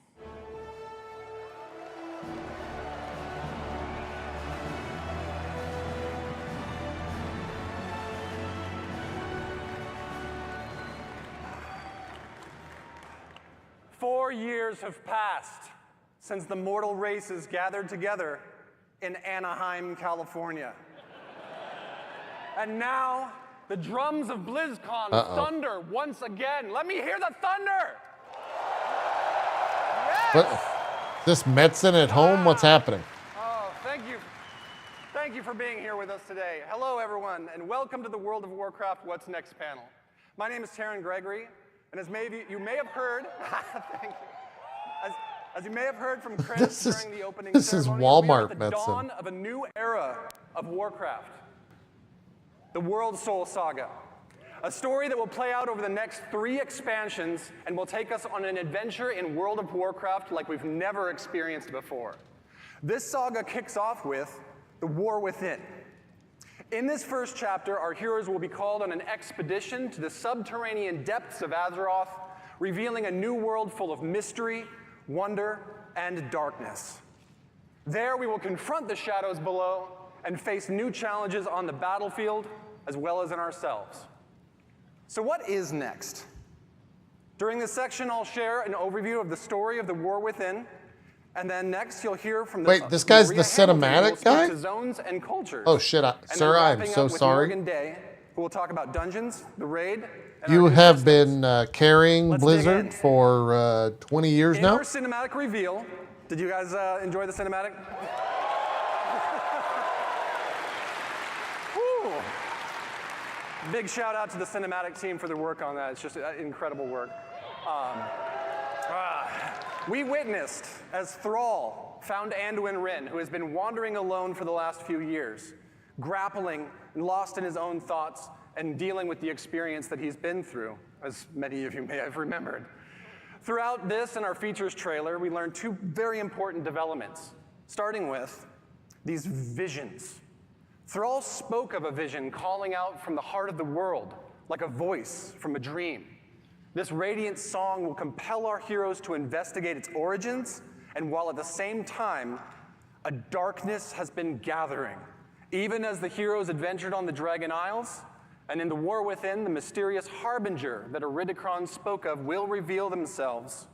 Xal'atath has returned. This is kind of cool. Freed long ago from the black blade that once bound her, she is now the harbinger of a new era of the Void's dark machinations. And her message is clear. The Black Empire has fallen. The old gods are dead. And their ancient blood runs deep within the cracks of the world. We, the heroes of Azeroth, destroyed them. The forces of Let's the go, Horde Azeroth. and the Alliance have proven time and again they are among the most powerful armies that have ever stood. The Harbinger has watched this. She is patient. And while the Black Empire failed, Xal'atath now seeks to set in motion the rise of a new dark legacy, one that knows our true strength and will seek to test it against a new threat of terrible power, the Nerubians of Ashkahet. Xal'atath has conscripted the Nerubian queen Ansarek, having offered her people a new future, one in which they will rise from their isolation as a mighty kingdom once again. And here in this sprawling city of Ashkahet, we will not find the undead soldiers of the Lich King we faced Exitonium. before, but instead a new mighty stronghold of the Nerubians as they once were, deadly survivors of the mythic wars that have played out time and again over thousands of years. In return for their loyalty, Xal'atath has granted the Nerubians the means of a dark evolution, one that will turn the Nerubians into a new kind of ferocious and terrifying soldier that we will clash against time and again in the War Within. Now let's talk about who we'll be adventuring with. How do you like the key art? Several of Azeroth's greatest heroes will rise to the call of the Radiant Song, and many will be faced with their own unique challenges. This is like... Anduin, having survived his ordeal with domination. Yes, look at the art. Oh, incredible artwork. Anduin will This be is grappled very with his Final relationship Fantasy. to the holy light that he no longer feels worthy of, while Thrall is seeking a connection to these visions, spreading across the world and working to find his new place in the Horde, while Magni Bronzebeard, long the Speaker of Azeroth, will confront the heavy weight of that responsibility once and for all. Champion! The Wounds Champion! Yes! But that brings us to, I know you saw this in the features trailer, Alaria Windrunner. That art is actually badass. Alaria's journey will be central to the events of the themes of the War Within, as she, a Void Hunter, will use all of her prowess to hunt down the Harbinger while being torn between her own nature and the maddening call of the Void to which she is attuned. Along the adventure, she will have a unique rivalry with Xalatath, whose twists and turns will come to define the nature of this new conflict. Of course, we'll see many more familiar faces on our journey and meet a host of new and interesting characters along the way that Maria is going to tell you more about in just a moment. But finally, this saga is only just beginning. Conceived to be... Yes! Conceived to be an epic worthy of the first 20 years of World of Warcraft, the World Soul Saga aims to redefine the storytelling in our expansion set and strike boldly at the core themes that define Warcraft. The might of heroes, the responsibility of that power, the pursuit of justice. Gotta do my best Mets in there. Justice! All right, this guy's cool. And the importance He's of finding self-referential. common ground as well as ourselves amidst adversity. Up next, may I introduce Maria Hamilton, who will be sharing more about our zones and cultures. You got me back, chat. Thank you so much.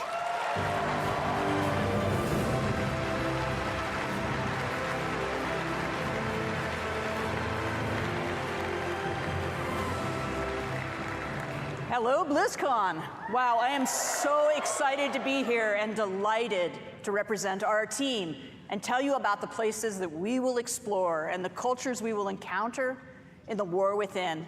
I can't really see all of you out there. I know there's a lot of you, though, because I can hear you. And I hope to hear lots of oohs and ahs when you see some of this cool art I've got to show you. So let's 10,000 in Twitch chat said Han Solo Thank you. cosplay. Thank you. Yep. Thank you. Okay. As Taryn mentioned earlier, Why was everyone by the booing? Radiant song, dreamlike visions that come from the heart of the Azeroth.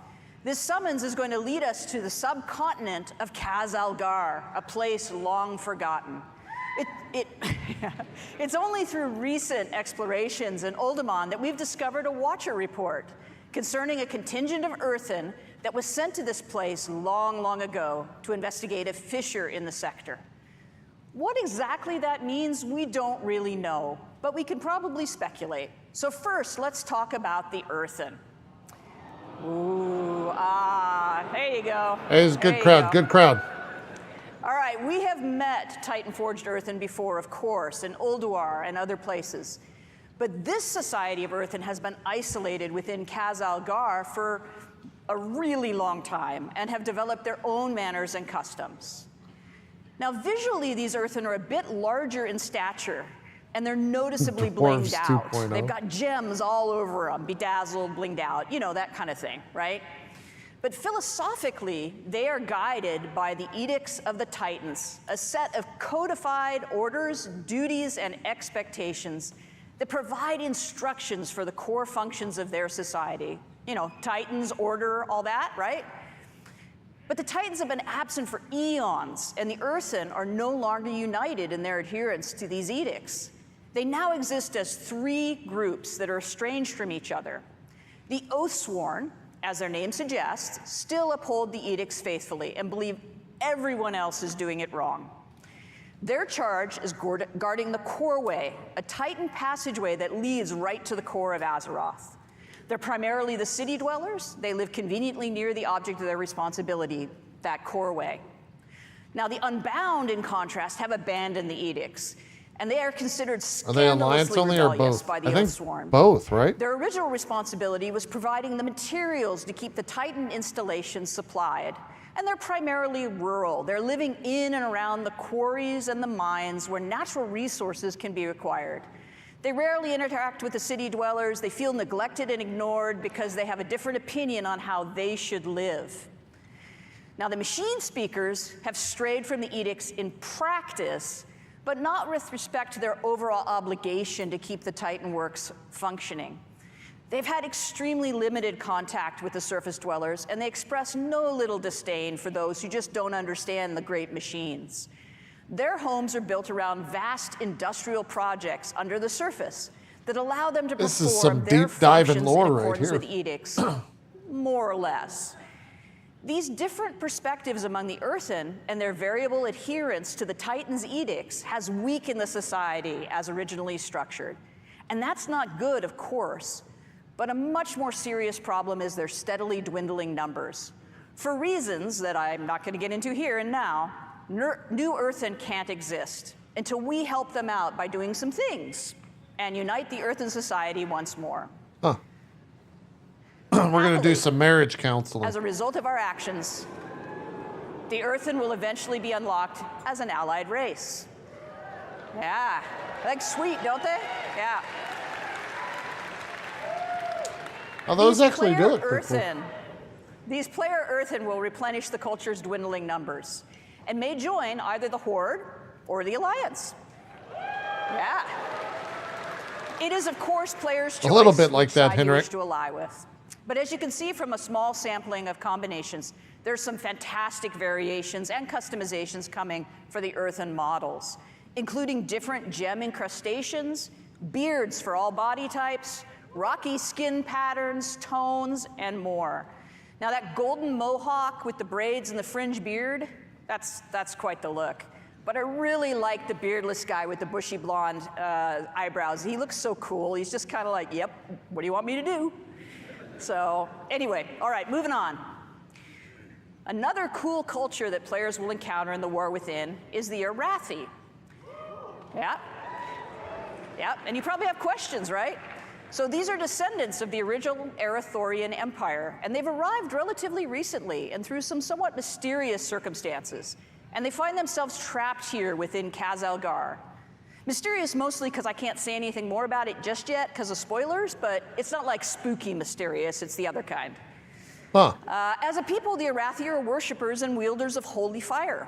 They are dedicated to bringing hope and light to the darkness.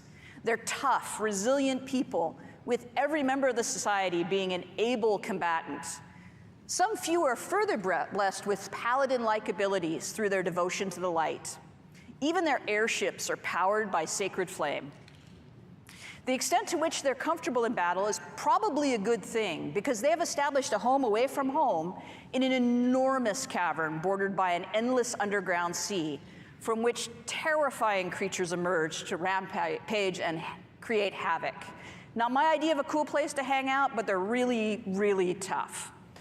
These watery monstrosities, though, are nothing compared to the threat from below. A constant swarm of Nerubians has been held back so far from invading the Arathi lands. The assault is unrelenting, the threat is dire, and the Arathi can't hold much longer. These bastions of light against the darkness are far from home and limited in number. Sure would be terrible if there was also division within the Arathi ranks. Just saying. That would be pretty rough, what with them being so outnumbered. We could probably help them. All right, speaking of the Nerubians in the War Within, we'll explore their last kingdom deep within Khaz-Algar. Wait, the Nerubians are Of the humanoid? Black Empire who rejected their former masters have developed their own culture here in the deep darkness. As Taryn mentioned earlier, Oh, they're evolved. Zalatath has made a bargain with the Nerubian queen Ansarek, who seeks a new future and renewed glory for her people. The Nerubians are Dark Arrows, you're in extremely capable timeout. and devious Go sit in the dark- adversaries who have been go sit in the honing corner. their skills with their constant assault on the Arathi. But domination hasn't come fast enough for the Queen's taste, as the Arathi has managed to hold against this onslaught. So this deal with the Harbinger has included some assistance for her troops. Through some dark alchemical process, Zalatath has provided the knowledge required to evolve chosen Nerubians into paragons of their race, enhancing their viciousness. And Queen Ansarek has embraced these modifications with enthusiasm, and eagerly offered her army to achieve the Harbinger's schemes. It appears to be a win-win situation. But not all Nerubians share their sovereign's enthusiasm for change and her embrace of Xalatath. Shadowy figures with far too many limbs maneuver against the Harbinger's plans in opposition to the Queen's desire. As you might expect, any foray into this Nerubian kingdom introduces us to a variety of citizens, including some forms we've never encountered before. Here's a layout of some of the Nerubian models that are completed and also some that are in progress, as well as scale reference for goblins and humans, so you just get a sense of size. In addition to the Nerubian citizens, there are also domesticated insects who serve the kingdom as beasts of burden and pets. Beetle people should stay beetle people. I kind of agree with you, Henrik. Carapace? I don't know, whichever. Skittering legs, grabby arms, piercing spiky bits, and creepy eyes for you to enjoy, I guess. All right, let's talk about our zones. I think they're just an NPC race, The surface of Khazalgar is our first zone, called the Isle of Dorn. That's pretty. This is the home of the earthen surface dwellers, as well as other native species of creatures. The fertile soil, flowering plant life, and generous waterways provide nourishment for animals in this untouched paradise. An important facet of earthen society is Cinderbrew mead. This volatile substance is manufactured from molten honey, produced by enormous fiery bees. Their home groves are a remarkable sight, as the hearts of the trees themselves glow. Why are they going to be fiery bees? Harvesting is always an exciting time, as the ferocious creatures are understandably protective of their hives. Now, the roosts at Storm Watch are wreathed with lightning and fierce winds. These wild elemental rooks may choose to serve a member of the Oathsworn, who, if so blessed, becomes a Storm Rider, one of the guardian warriors of the earthen people.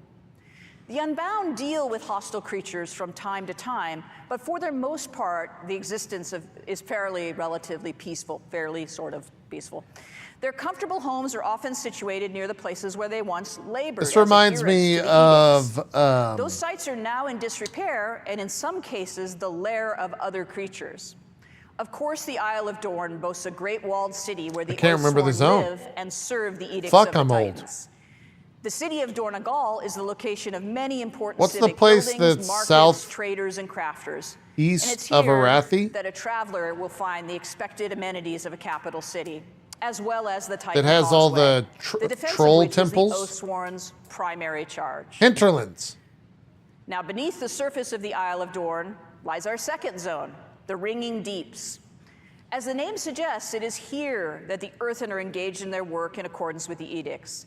In these industrial areas of this cavernous space are huge, complicated machines, lava-heated foundries and forges, and waterworks, both to cool and to power huge machinery. Maybe? Maintaining these Titan mechanisms and keeping everything running is both the responsibility and the passion of the machine speakers.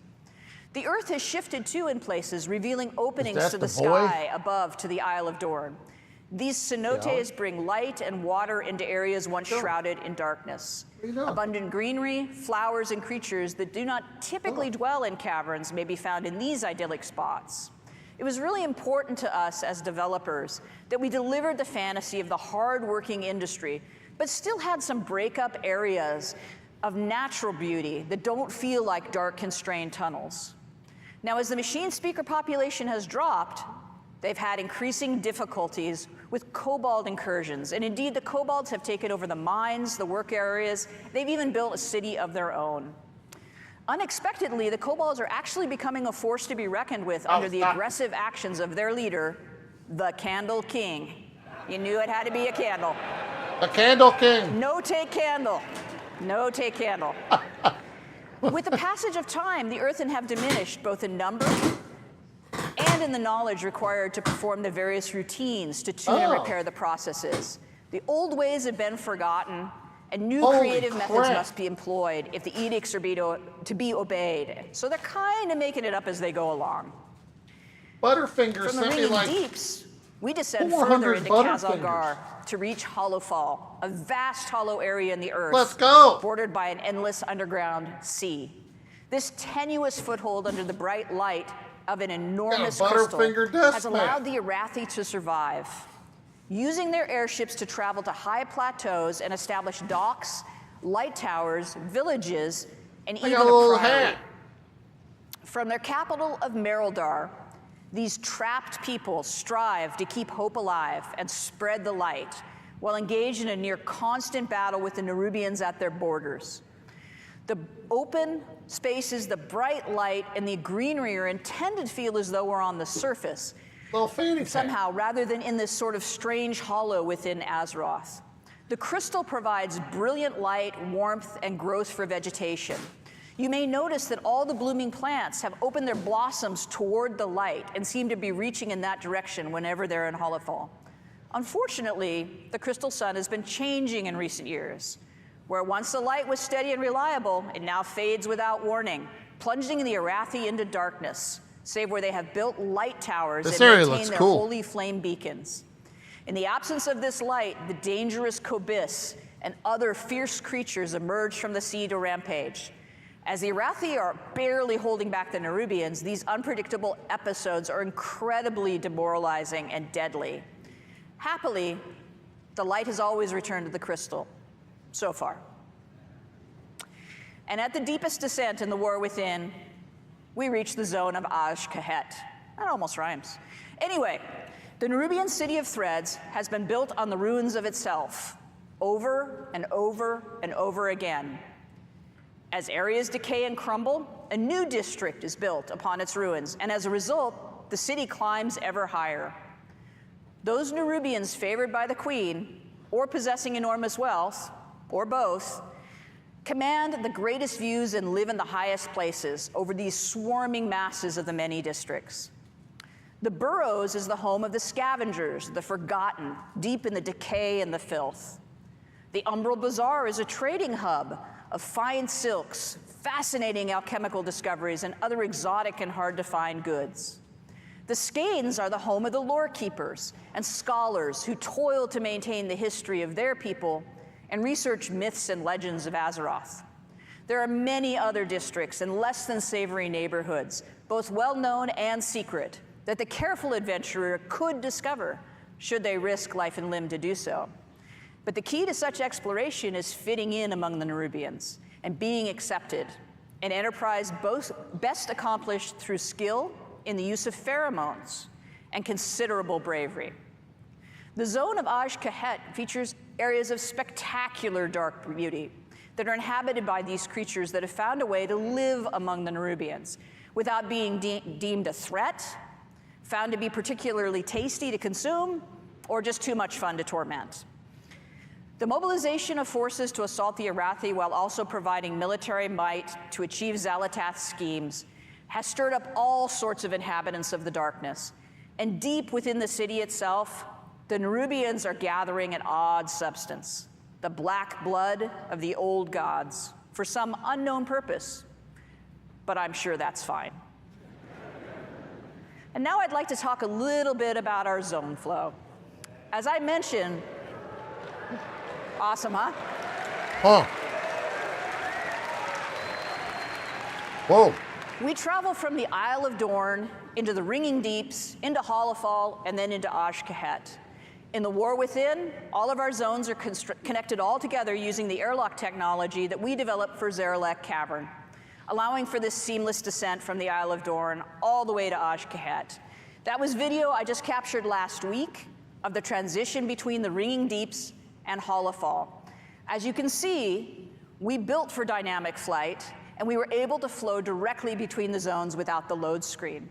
There is some seriously amazing swoopy goodness to be had moving across these zones and through these spaces. It feels so cool to burst out of a really tight area and into just a huge drop like that. It's so exhilarating.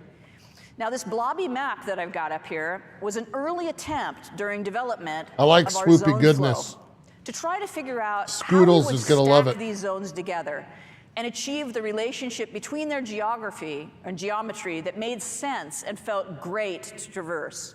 We ended up with something slightly different than this, but this is pretty representative to explain what the world builders were thinking about when they planned these spaces out. It was really important to our design that while 3 of the 4 zones are technically underground, They didn't feel that way, and that they were distinctly different from one another. We pursued that goal by introducing the natural cenotes in the ringing deeps and leaning into the fantasy of the classic underground foundry and industrial workspaces. So even in the zone that felt the tightest, there's places that look as though they're actually on the surface. And within Hollowfall, we created a massive hollow space in a cavern so vast it feels like an exterior, with a huge artificial sun in the form of a gigantic crystal. And in Aj-Kahet, we leaned hard into traditional Nerubian architecture with hanging nests and huge palaces built all over a decaying city that just falls away into the depths. And that is the last bit of eye candy I have for you today. I hope you enjoyed this peek at what we've got in development. Not sure what any of this means, but happy to be here. Hey, you know, we're glad you're here. So now it's time for me to introduce you to Morgan Day, who's going to give you lots of information about it's Morgan. dungeons, raids, and systems. Enjoy. Thanks very much. Bye. I used to raid with Morgan. Kind of.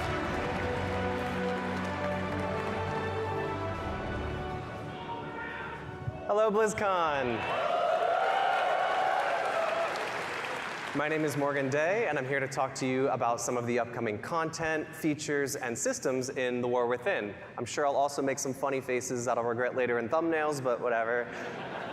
First up, let's talk about dungeons. There will be 8 new dungeons coming in The War Within, 4 during level up, 1 in each of the 4 zones that Maria just walked us through, as well as 4 at max level.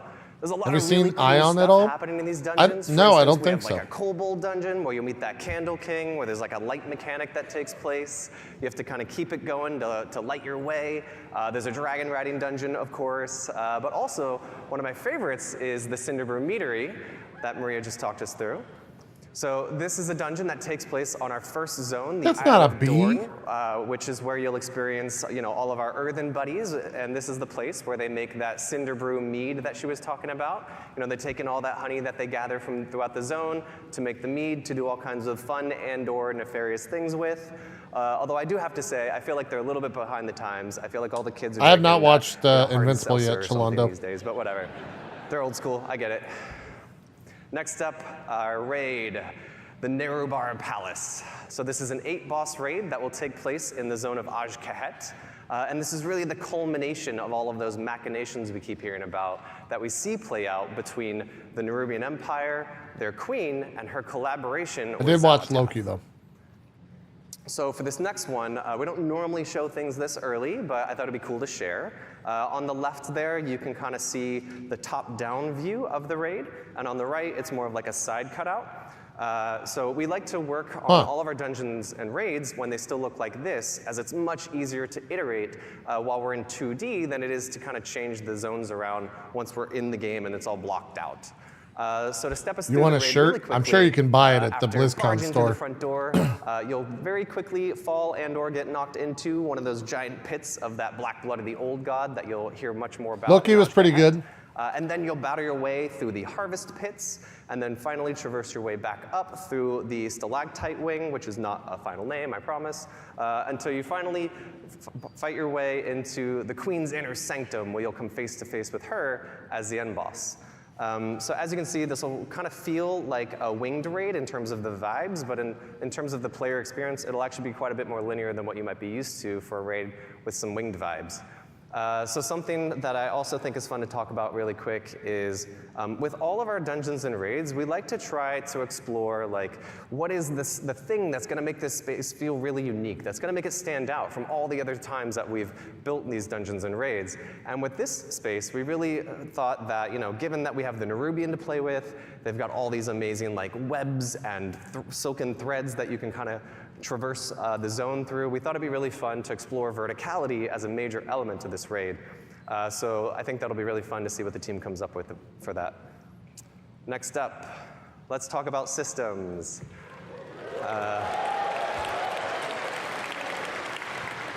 So I want to walk you through some of our features and systems at a really high level, but first I want to talk about some of the philosophies that are really guiding us to add these into The War Within.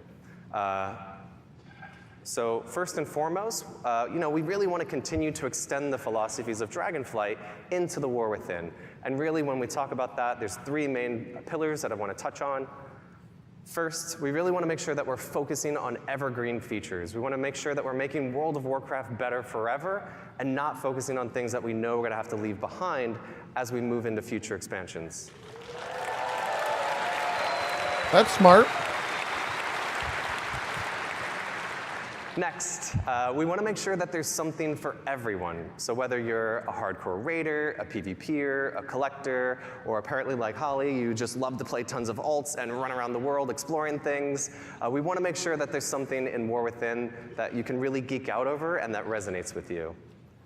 And finally, we want to make sure that we're continuing to build on our philosophy and build on our systems and content with people who play multiple characters in mind. We want to make sure Woo!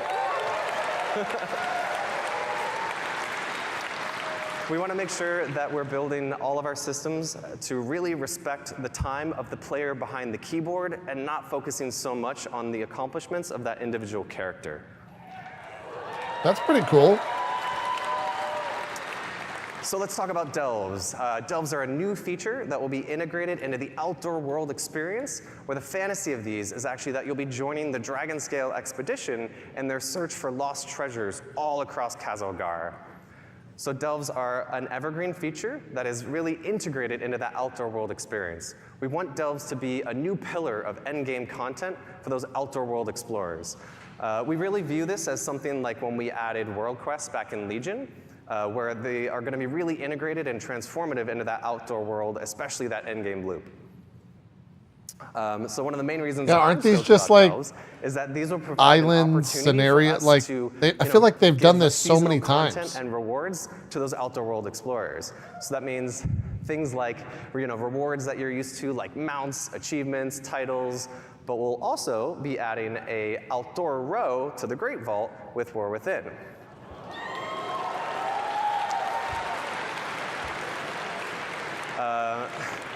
So that all of you outdoor world explorers will be able to share in the joy of rushing to the Great Vault every week to collect your loot. And there will also be 13 unique delves that we'll be launching War Within with. And delves will scale from 1 to 5 players and be role agnostic. So that means if you want to play a delve solo, that's totally cool. If you want to go with you and your partner, that works as well. Or you can bring your whole dungeon group in, and the delve will scale based on your group size and your roles. Cool.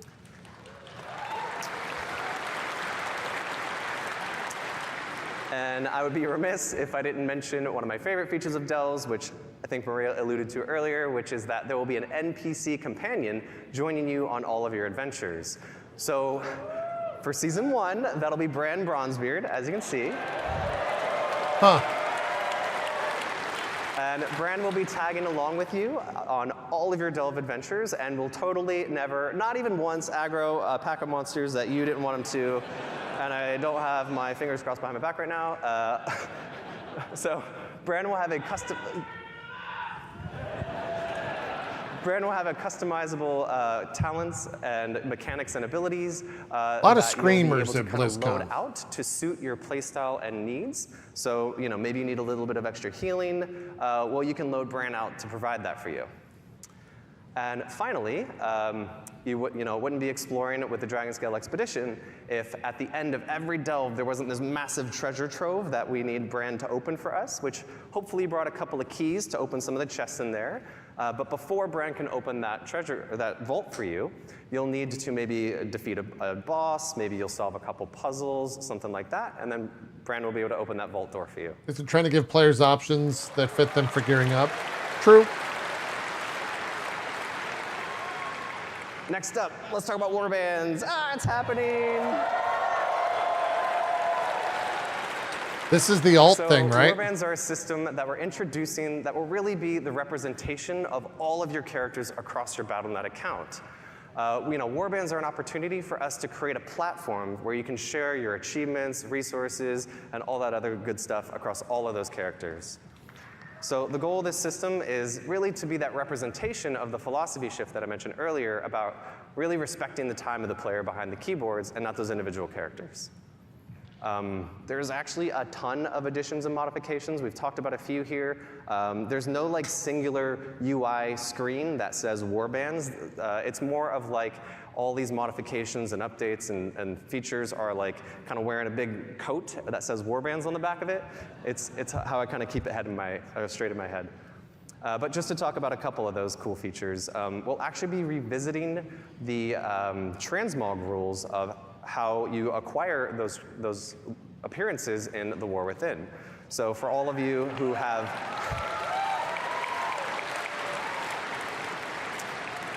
So that means all of you who have probably had to run 4 characters through all of those legacy instances just to make sure you're collecting all the appearances, that won't be the case anymore in War Within. You'll just be able to run it with 1 character. To me, that seems silly that wasn't designed from the beginning. Holly mentioned this already, but this is obviously one that people are looking forward to. All of our reputations as well as renown in the War Within will be shared across your entire account. Wait, but that's not going to go retroactively? Last but not least, let's talk about hero talents. Whoa. So here's a quick mock-up of what the UI will look like that I think really helps explain how these integrate into our current talent trees. But really quick, let's take a look at how this will work. So there will be 3 new hero talent trees per class, and 2 will be available per specialization that you can freely choose and swap between. And also, this is another evergreen feature. This is a system that we think is going to provide a new vector of choice and customization for you and all of your classes, as well as create opportunities for us to really dig into some of those core class fantasies that are, so amazing. So Hero Talents will introduce these new, small, self-contained talent trees like you just saw in the UI. And the way I like to think about it is like, currently we have 2 Am I going back to WoW? They sure hope so. Class talent points and specialization talent points. And now in the War Within, there'll be a 3rd type called hero talent points. So let's look at a quick example, which hopefully explains it a little bit more. This is a warrior, as you can see. These are the 3 hero talent trees that they'll have available: Mountain Thane, Colossus, and Slayer.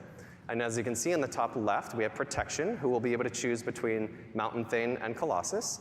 Up on the right, you see Fury. Yep, that's right. Mountain Thane and Slayer are their options. And down at the bottom, Colossus and Slayer are their options. It's kind of cool. So this is how the majority of our classes are going to look in the War Within.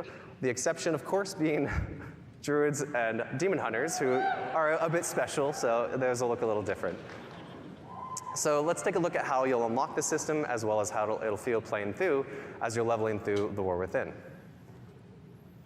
So the system will automatically unlock at level 71, and it'll just kind of appear in your UI. You'll earn 1 talent point per level as you level from 71 to 80.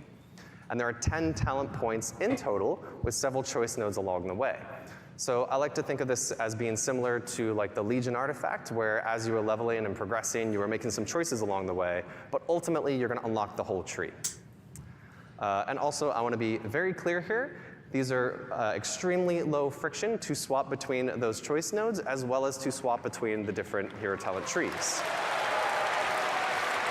What does that mean, though? So, this should be very out of analogous combat to your current talent trees, and will follow all the same rules that you used to there. So, at the start of a raid boss, before Mythic Plus starts, before an arena match kicks off, and anywhere in between. And to wrap us up, I wanted to show off a really quick video of what hero talents look like in action. So this is a warrior, as you can see, pop an avatar, jumping in. And this next one is that same warrior with the Mountain Thane talent tree. As you can see, Stormbolt hits multiple targets. There's a couple of cool new V effects, and a lot of other cool stuff going on there as well. I heard some oohs. Ooh. Our effects artist will be cool. Happy. So that about wraps us up for our What's Next panel. This really feels like WoWCon. We hope you really liked what you saw here, and if you'd like to know more, please join us tomorrow at the Deep Dive panel at noon, where Ian will walk you through some of what you saw today in more detail. Woo, Ian! As well as a bunch of other cool new stuff in the War Within. So thank you all so much. I hope you have a great BlizzCon. Bye!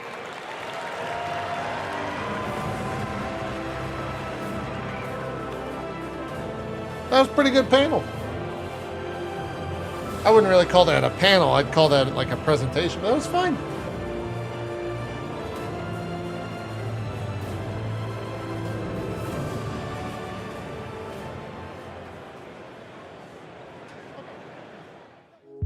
BlizzCon Cool. 2023 Yeah. would like to thank our Morgan's a partners. nice guy. I've hung out with him several times. Xbox, power your Xbox, power your dreams. Power them up, chap. Okay. Well, I think that's good for the restreams. I think we're going to jump into some video games, I think. 15 minutes until the Overwatch deep dive. Do you want to see the Overwatch deep dive? I could stick around and watch the Overwatch deep dive, and we could really see what they're going to deep dive on. I'm actually kind of curious. I want to see what they deep dive on. I'm going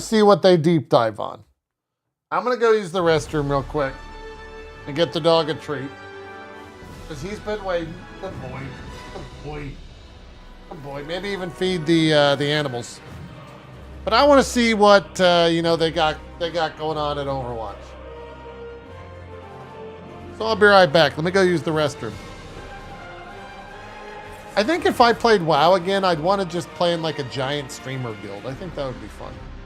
Kind of like what Soda Poppin's doing in Classic. Overwatch is Bun's Battle Pass game? True, yeah.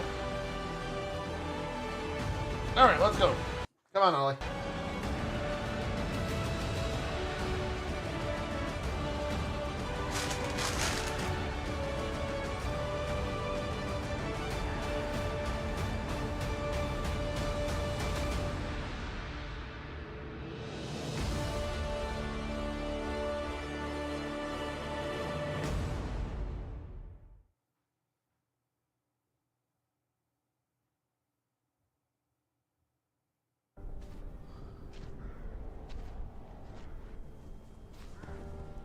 Whatever you can do,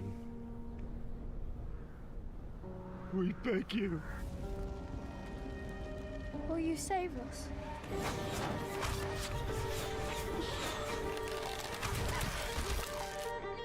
Will you make them suffer?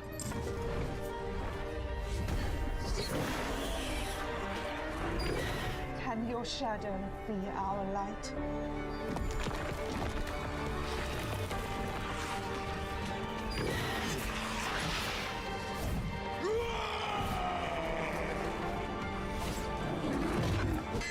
Will you fight the darkness? Please end their terror.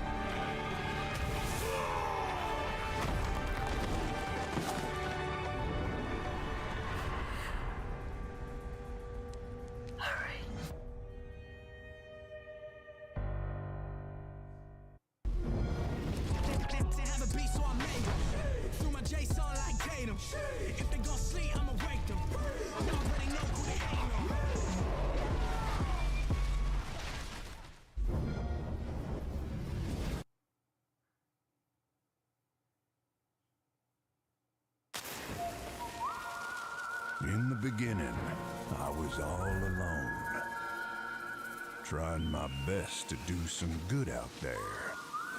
But it didn't take long to realize that, with the right friends, everything would change. Step aside. You don't know who you're messing with. They knew the townsfolk were up to something sinister. Let's move! Right behind you! And it was like a powder keg waiting to explode.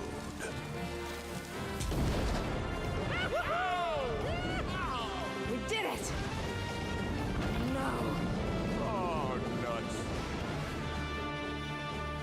As it turned out, I had the right backup waiting for me. Just when I needed it. Let's do this. You got it, partner. I didn't intentionally pursue leadership. I'm gonna punch ya! Candle mud slider.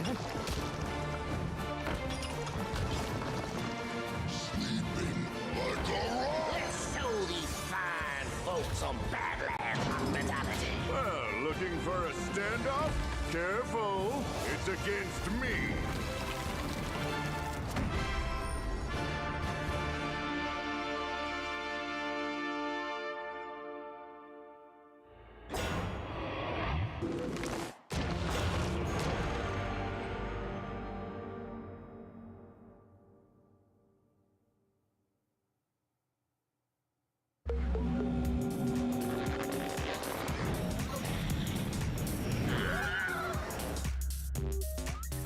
Good game.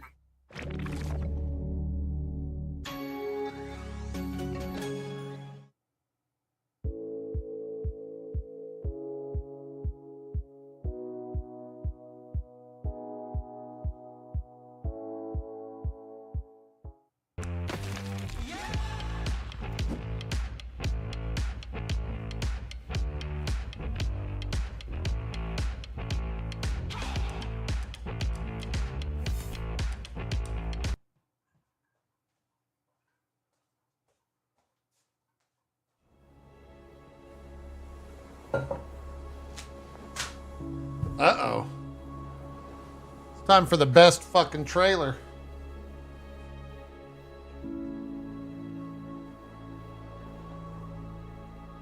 Back just in time, chat.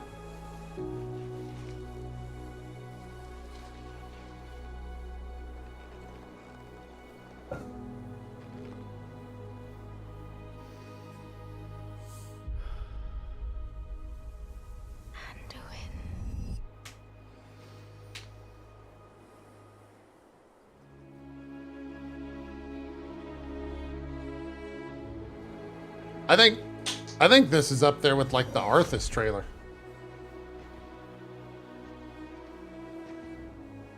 Like this is fucking crazy.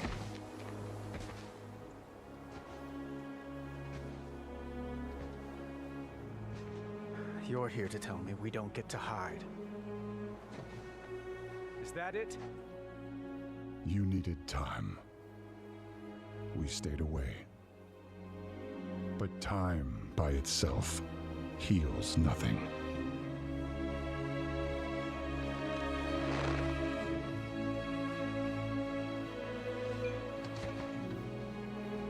You didn't just come here for me. It's the visions. You've seen them.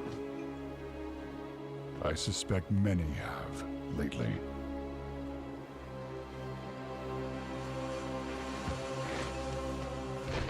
He looks like Stephen Amell. He does, yeah. He's probably less crazy though. Stephen Amell had a bad rap a couple months back. Is calling out from the heart of the world, like a voice from a dream.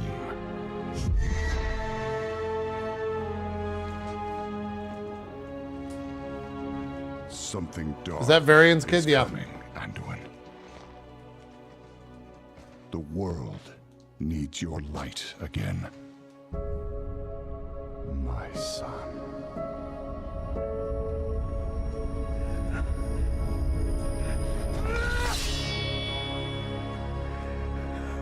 I'm not that person anymore.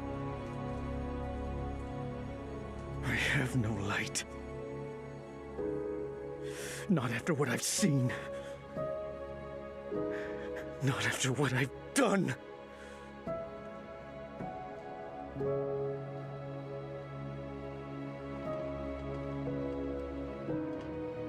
You are not your past, Anduin.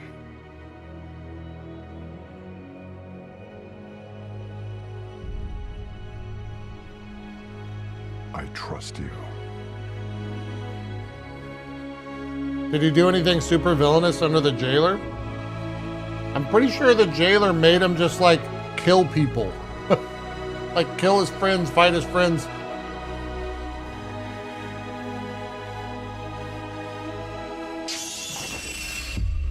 Hear me.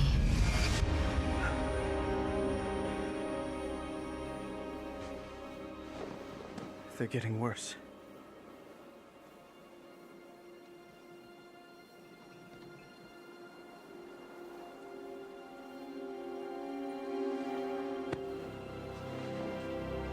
Being on YouTube feels weird. Why? Whatever's coming, I'll stand with you. Of course I will. But we were drawn here by the voice. Who is it, Thrall? Who's calling out to us? I'm not sure yet.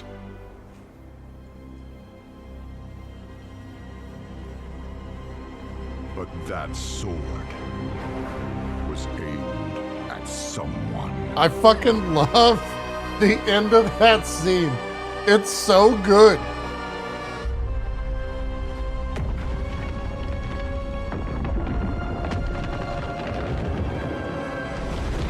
It's such a good trailer, man.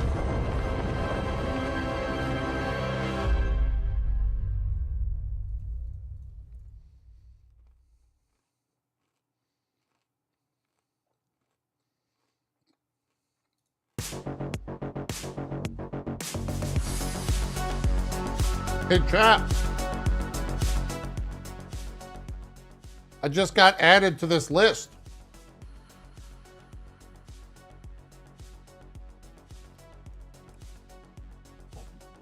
From yesterday until November 30th, if you gift 2 subs to the channel,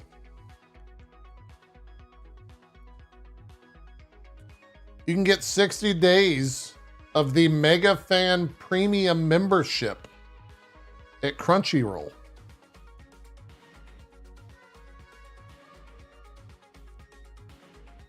Here's the full details.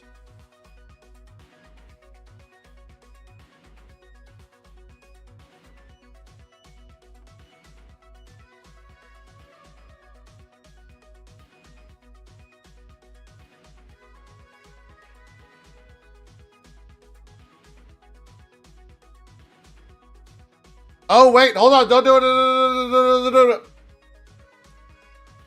There's one thing. Thank you, David, for just reminding this. Do not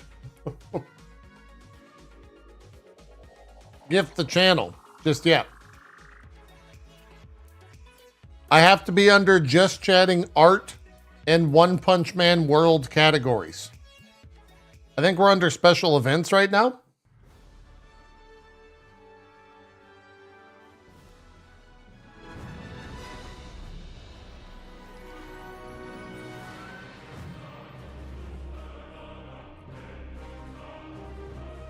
If you want to put it under Just Chatting for a bit, you can.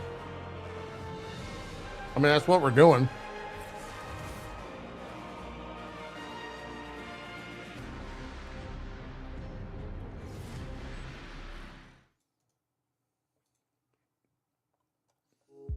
BlizzCon 2023 would like to thank our partners. We're in Just Chatting. Well, there you go. Game Life.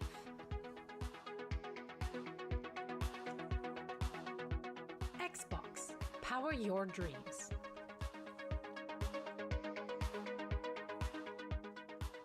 Mountain Dew Game Fuel Mystic Punch. Redeem points for gaming rewards and exclusive items in Diablo 4. NVIDIA GeForce RTX 40 series and NVIDIA Reflex, the highest FPS and lowest latency on PC. Secret Lab, award-winning comfort. Is there a new One Punch Man season? I don't think so. Experience the ultimate performance gaming seat. HyperX, we're all gamers.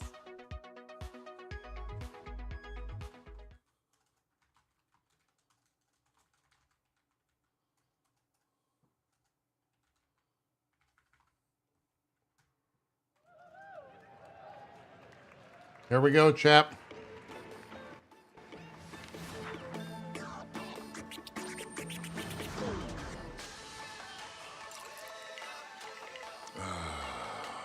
What a day. It's good to be alive. We can put that in the title if you want, mods, by the way. I wasn't always the friendly, carefree guy you see before you today. I used to take things very seriously. I never had time for fun.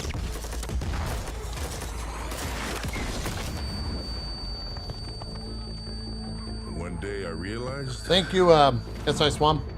Something had to change. I needed to work on me.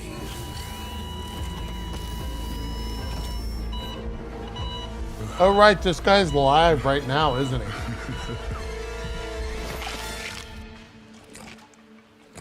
he?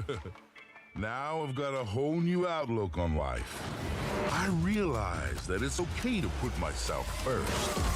Found out that I have a knack for bringing people together. And I learned how to let loose with friends. Oh, he's a bad guy.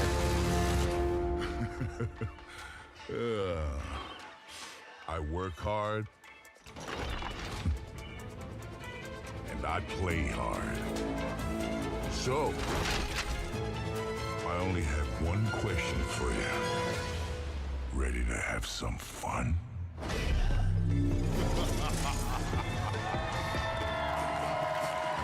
The hell?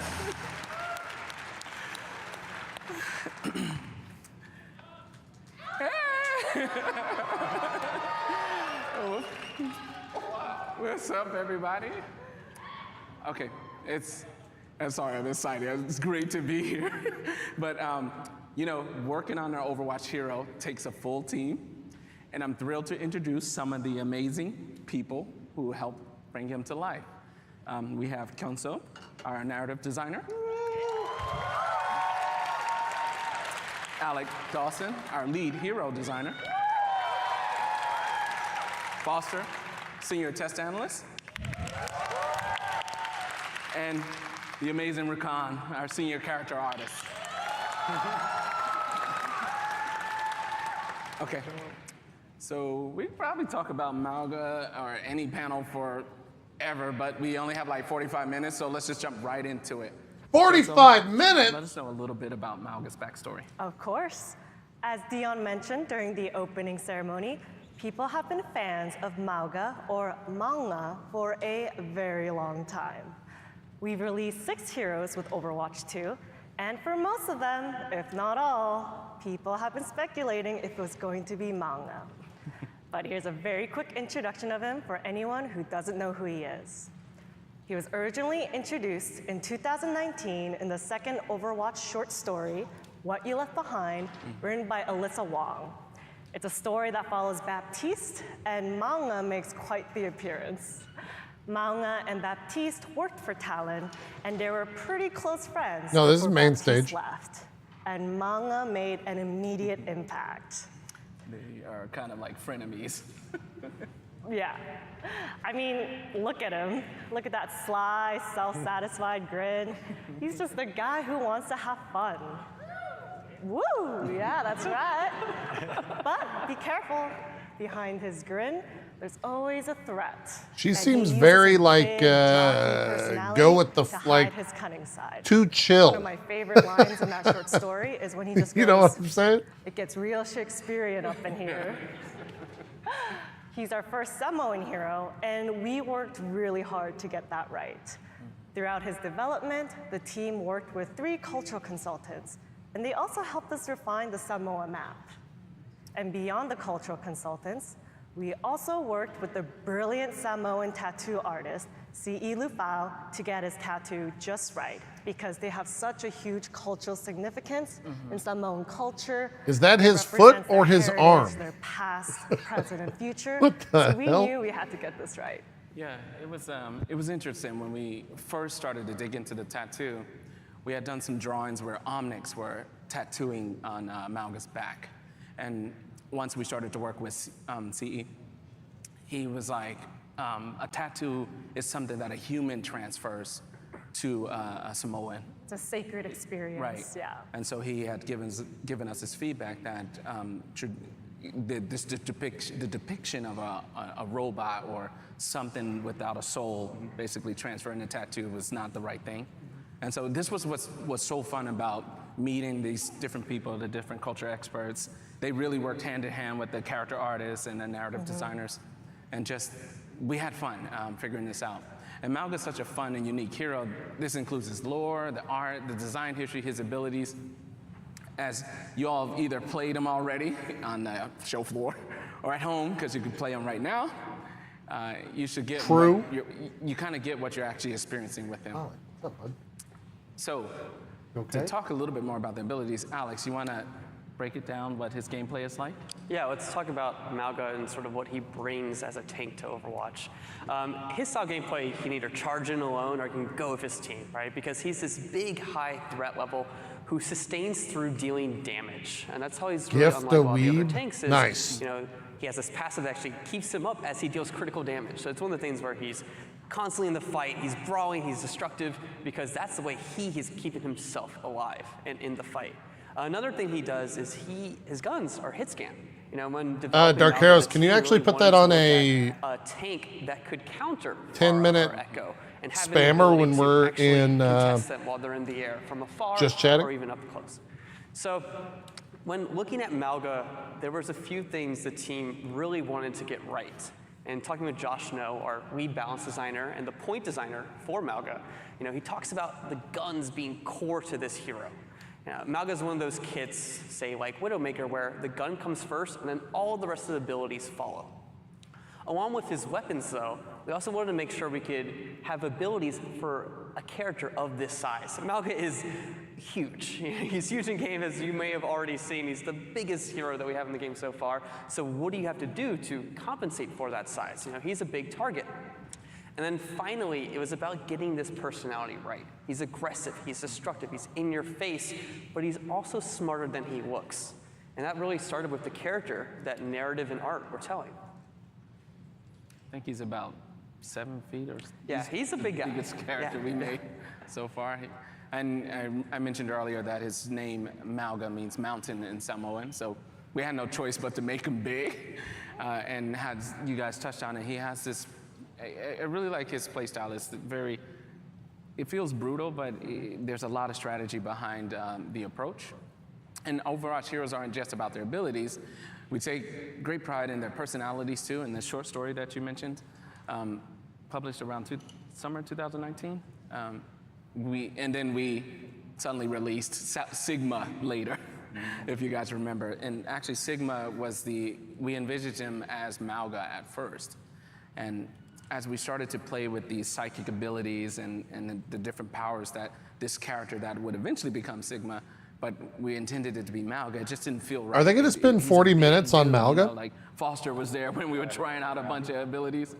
And it just, Mauga wasn't the guy, like I think you mentioned, he doesn't psychically throw the rock at you. He picks the rock up and throws it at you. And so we decided to pivot during that time. Yeah, so these are both tanks, right? But as we developed the tank kit that became Sigma, we kept coming back to Mauga's personality, and that he's this big guy, he's smart, he's very aggressive, and even if he had the ability to psychically throw a boulder at you, he wouldn't. He would pick it up. It's a show of force to pick up a boulder and hurl it at someone. And then along with that, in Sigma's kit, he has his barrier. How does a guy holding 2 giant guns, named Gunny and Cha-Cha, hurl this barrier out? How does he deploy that? So from a gameplay perspective, that wasn't really working out, so we kind of drew that back.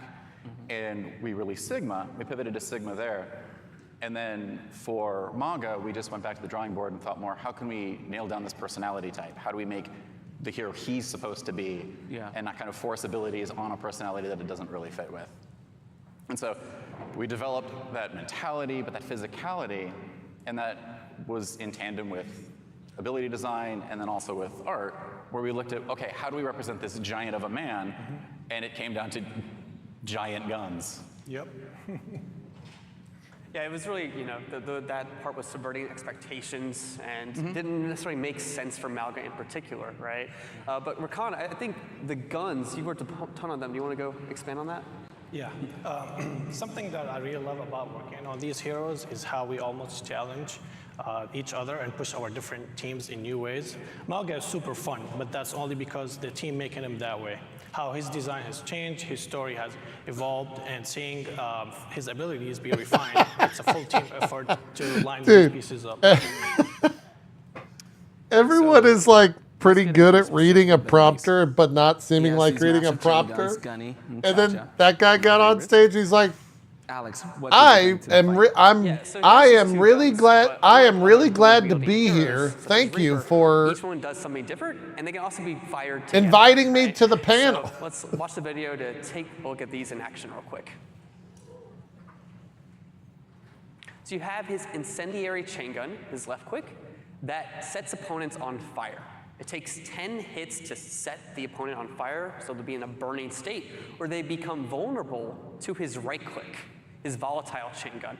And when you deal damage with that, it deals critical damage. And this is pretty important because whenever Mauga deals critical damage, whether it be through So what, you just go volatile back chain and gun forth? or through headshots, he actually gains temporary health as well. So this was a part that we really wanted to get right in its development, where there was this mini game between both of the guns. It allows Mauga to play at actually different types of ranges.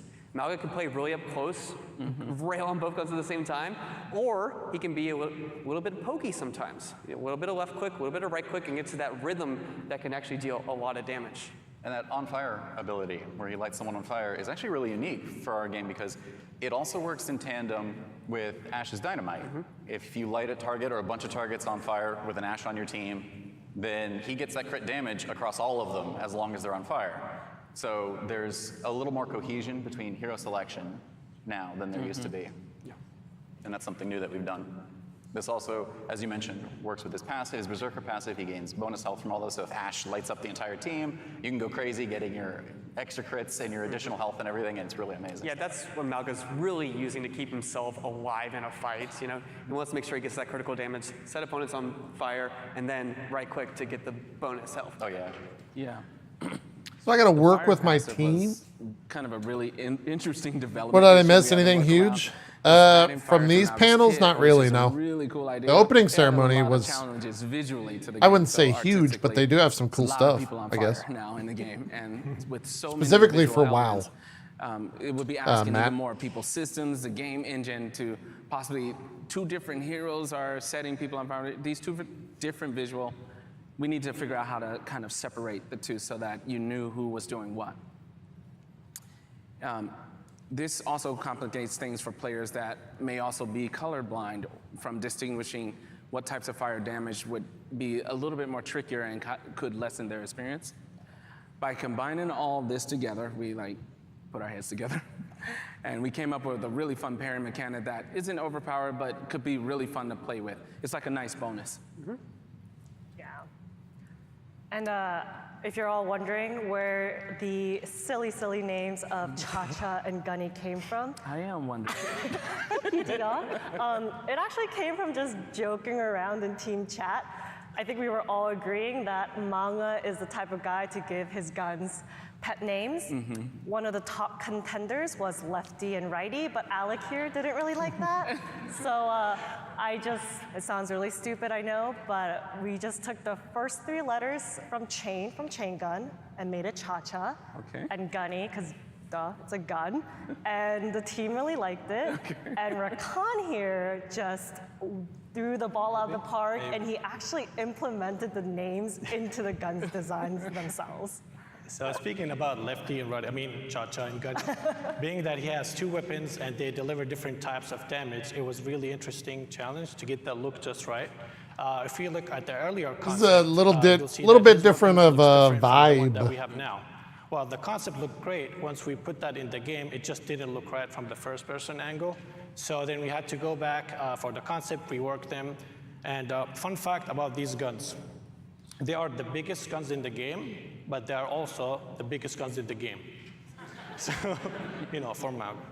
I want to say a huge shout out to Mauga Strike Team. I know your guys are out there.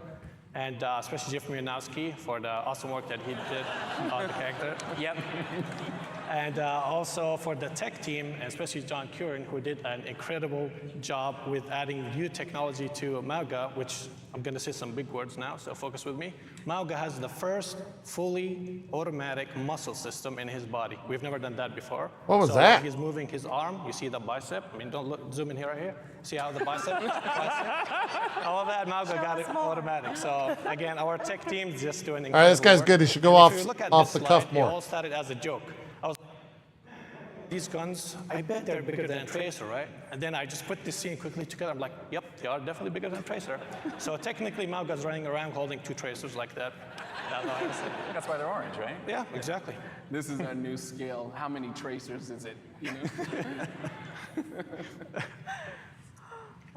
Yeah, I don't think we're going to make guns this big again, but you know. Here you can see the before and after, like how we had to adjust the barrel size. So it was just right in the 1P because once we put them in the game, they were blocking too much from the view. And I know you guys love the whole thing to be clear as possible. Weird so thing was the Overwatch World's prize pool being funded by the fans. And I mean, I think they just tried to like pull Tracer and Reaper, they have 2 Dota guns, with that. right? But Mauga's gun is, I would say, a little bit bigger than these guns. So that's why that issue showed up when we did these guns, and we just edited it. And hopefully now it just looks perfect, and you guys will love it. Yeah. And beyond his guns, his ability Overrun is also quite fun. Let's see a video of it in action. As you can see, he charges forward and he lands in a huge stomp, launching his opponents in the air. This, I think, perfectly encapsulates Mauga's personality. Definitely. During Overrun, Mauga is actually unstoppable. He cannot be CC'd, you can't sleep him, you can't boop him, you can't stop him from getting where he wants to go, because he's this big guy who just needs to get where he needs to be. So once he starts going, he's going. Get out of his way and prepare for once he stops. Also, when he lands on an enemy, as you can see here with Reinhardt, if you are precise and land directly on an enemy, it's a brief stun. So if you've got a Cassidy preparing his ult, I feel like there's weird countercultural thing with fans paying for prize pool because when Dota 2 the people fucking loved it and StarCraft begged that they copy it. I think it's because Overwatch, much like D4, D4's bad, Overwatch bad.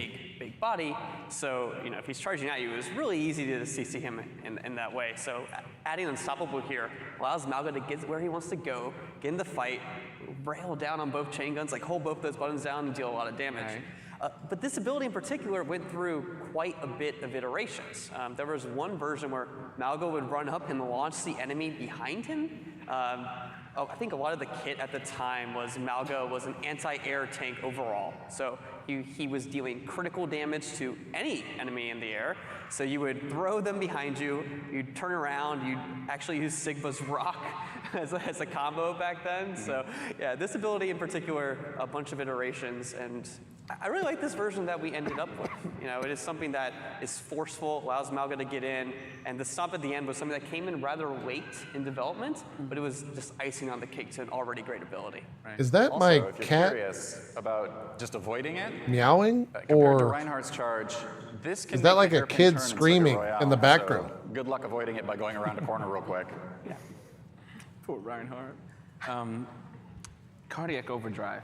Let's talk about that. Yeah, Mauga's second ability here, Cardiac Overdrive.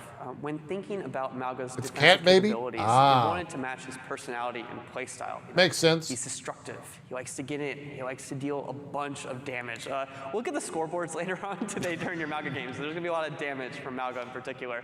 But how can we capture those things with the way Mauga sustains himself and also make him, help his team? The role of a tank to actually lift those allies up a little bit too. So let's take a look at Cardiac Overdrive here. Yep. When you activate Cardiac Overdrive, Mauga and his nearby allies receive damage reduction and receive healing based on how much damage they do. It's a big lifesteal aura that gives your team the window to turn the fight in their favor. It pairs well with other heroes that have high damage output and are able to move with the aura. Here's like to get in the mix. If you think about a Reaper, Aaron Keller's not on Cardiac stage, Overdrive Archangel. with his own lifesteal, that's good. That's super scary. In this video, which should show up anytime right now. I think we have a video queued up for it as well. You'll see Soldier 76 will be gaining some There health we right go. here. Yeah, if you look at Soldier HP as he's shooting with the Cardiac Overdrive, you can see how it's healing up. We visually needed to find a way to let to let you know that you are getting that aura. So on the screen, we added a burning effect. It's really important to find that balance, communicating to players that is going on without overloading the screen with too many different things that can either Is be WoW free to play? or use a I think WoW is free to play till a certain point. Los Vikings. Went through quite a Los few Vikings. I don't know why I couldn't say your name. I'm not sure what point that is though. It's been a very. Is it 20? Quite selfish. I think you can play to level 20 It had free. this Yeah. adrenaline meter where by dealing damage you gain movement speed, and then you could consume some of it to actually heal yourself. And then that ended up becoming his Berserker passive. So a lot of that came in where it's like, hey, Mauga still wants some self-sustain someone in was there. asking in Another YouTube version chat. that we tried, we'll have to pull on the ground instead of traveling with Mauga. But you'd be confined to this space, and it kind of fought against how aggressive Mauga wants to be. You know, he really wants to use Overrun to get in there, and just deal a bunch of damage, be destructive, be brutal. So by putting what that ability was, and I like this guy's Berserker glasses. passive, it freed up Cardiac Overdrive to be something that you could use for your team. And with how it works now, you know, encourages Mauga to use it, get in with his teammates. This big window of opportunity. Characters like Mei and Reaper really love this ability. The sound design of this ability is worth shouting out as well. When you initiate the ability, you actually hear the sound of double racing heartbeats because leaked fun fact, Mauga has 2 hearts. He received a cybernetic heart during a pretty intense battle, and then later on upgraded his organic one. And the sound team really hit it out of the park. It's such a visceral, powerful sound. It really makes you feel powerful in the moment. Yeah. And actually, you can see heart canisters in the Samoa map in Mauga's room for his, regularly cybernetic upgrades. And of course, alongside we can't forget his shark You want her slippers, necklace? I didn't see her necklace. Mauga likes to relax in style. I need a pair of those. Yeah, thank you to the environment art team because they always take my silly ideas and just run with it without questioning me. Oh, is that 4 arrows and a sword? Speaking of heart canisters and shark slippers, that brings us to his ultimate, Cage Fight. So for his ultimate, Mauga deploys a barrier, and along with it, as you can see in the middle, a little totem that traps everyone inside that barrier with him. So any enemies that are in the location where he is, it isolates all of them with him for him to be able to take them on 1v1, 1v3, 1v5 if you're feeling spicy. But it isolates these targets by putting a huge barrier around him, which means the rest of the team might be locked off for them, and it keeps them inside, which can prevent them from getting where they need to go. So the biggest challenge when developing Cage Fight was keying into having players understand what this ult does and how it works. It's 20, but you could do any content from Old World to Shadowlands. Chains that are very visible and hold you in place, so you know you're trapped, and you know you really need to knuckle down and defend yourself against this man who's coming at you with you trapped in here with him. And we have a video for that. So as you can see, when he deploys it, the Reinhardts are chained with him within this barrier. He can unload on them. You also might notice that he has infinite ammo during this ultimate, so people are trapped in short range with you, and you may as well just hold down both of your buttons at that That's point. probably pretty fun. Yeah, it's an ultimate that can be quite versatile, depending on the situation, the team composition, the state of the battle. A lot of the times, you really want to get one target in there, isolate them from the rest of their team, try to burst down a support. But sometimes, we've seen a lot of playtest people that go and they want to trap the whole team in there, right? I think there's already some combos online that people are discovering. If Mauga traps the whole team in there, Lifeweaver can pull Mauga out, but the rest of the enemies stay in that zone, stay in the cage fight. So it's funny that Valorant just added a very similar, well, not super similar.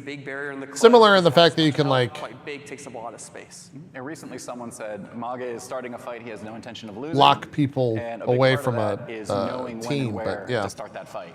So playing as Mauga at the lower level, just trapping people with you is a really good thing. It feels good, but at the higher levels, knowing when and where to deploy that to keep the tank from getting Like back freaking to the go all point, to trap over the supports sinful with by you so himself they for a can't minute, help but their help team, the to trap a specific hero so that their supports need to decide if they need to jump in this barrier with you or not to try to defend them and protect them.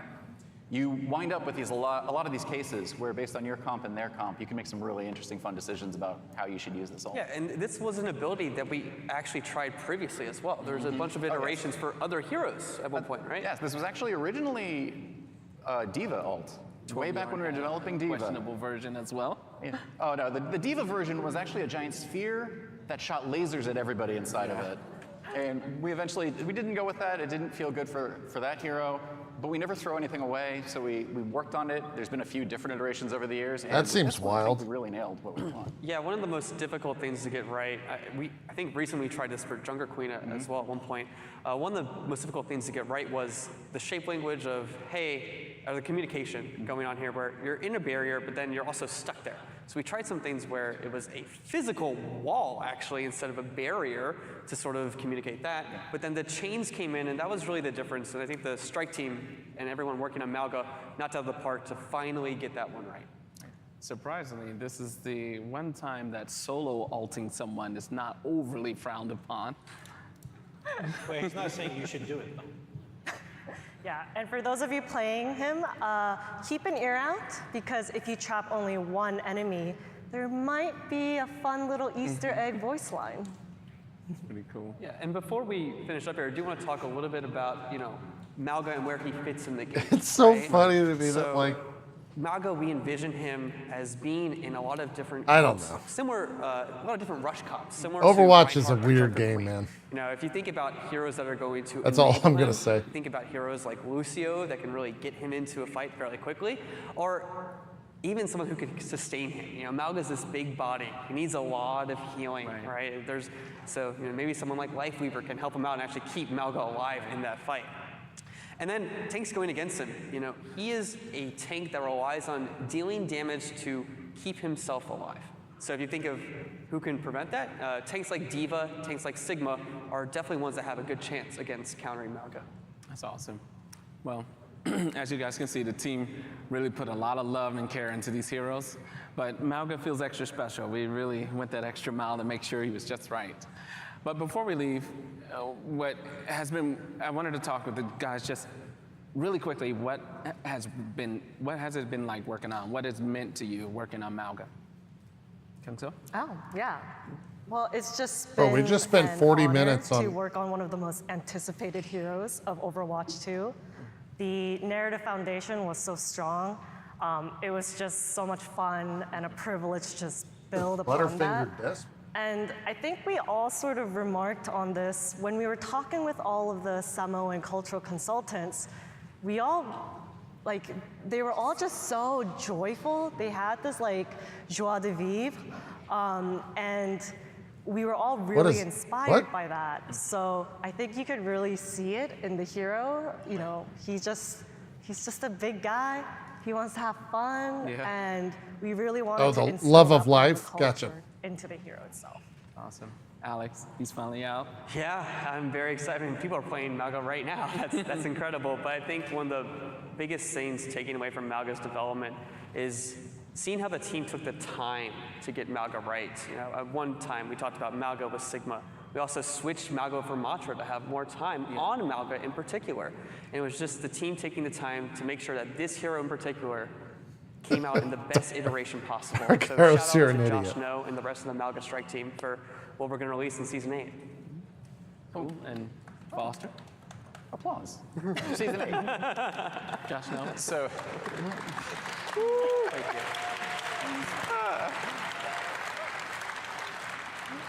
So one of the things I really love about Overwatch heroes is how big and bold and over the top they are. Their personalities as well as abilities in a video game. And Mauga, I think, really nails that kind of big, bold personality that I love in our heroes. He's out there. Yeah, I didn't know he was a big hyped hero as well, Arthur. And when we nail that really well, they become charismatic beyond the kinds of people they may actually be. So the previous hero that did this for me was Junker Queen. Junker Queen is this big, bold personality. Even though she's not the greatest person overall, you really connect with her and her personality and how big she is. And what? I love Junker Queen. Have you seen what she does to Omnix? And oh, sorry, you. So I think Mauga also nails that, where despite what he does and his work with talent and the kind of person he is, he's so big and lovable that you just really want to connect with him, and you do, and you enjoy playing him as a hero, as a person, as much as a tool set that really works with you in gameplay. It's awesome. Well, I gotta say, Mauga is probably one of my favorite heroes for now. Like design-wise, I love it. And like getting to work on his guns and just seeing the process of how they started till the end, like how all the challenges that we got and how we just, you know, got through all of them and we got. This guy reminds me of the actor from I will never forget Bear, that experience. the Bear. And his personality, as Foster said, is incredible. I love him. And I need Is that the name of the show you're thinking about? Like, look at that guy. Yeah, it's been an incredible journey working on this here for sure. That's awesome. And yeah, for me, I kind of mentioned earlier in open ceremony, whenever we make an Overwatch hero, we really want people to see themselves in our hero. This guy looks like someone I know. He looks like me, or his abilities are super fun to play. And I think we really nailed this with Mauga. And Overwatch in general is this globe-trotting adventure. You're traveling the world, you're meeting these different characters, these different heroes, and we're trying to hit every culture, represent everybody as best we can. And I feel like the effort that went into this one, it just was next level. So you guys were super awesome. And thank you to all you guys for joining us today. And have a fantastic weekend. And before we go, sorry, don't miss tomorrow's What's Next panel, where we'll be showing a bit more of the heroes coming after Mauga, actually, with Aaron and friends. And my last thing I love about Mauga is I love his guns. Not just these, but Gunny and Cha-Cha. And speaking of Cha-Cha,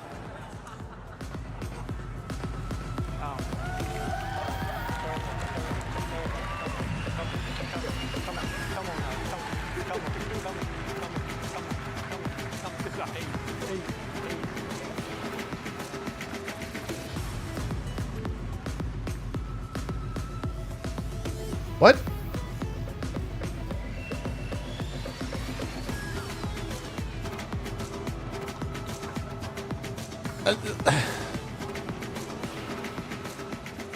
I don't know what was happening behind screen. It looked like a Gary's Mod situation. BlizzCon 2023 would like to thank I don't know what's going on with Overwatch. Like, how do you have the first BlizzCon in what, 4 years? You've just had like a pretty, I would say, lukewarm response to Overwatch 2. You just kind of like had to come out there and say, hey, we're not going to have the PvE thing. And so then you go to the biggest event, arguably, of Overwatch 2's life at this point, is a IP. And you spend 45 minutes on a singular character, and that's it.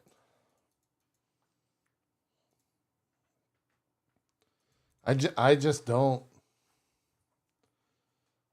I don't know how you go from Overwatch 2016 to today. You know? Like, how does that, I can't wrap my brain around that. I just can't.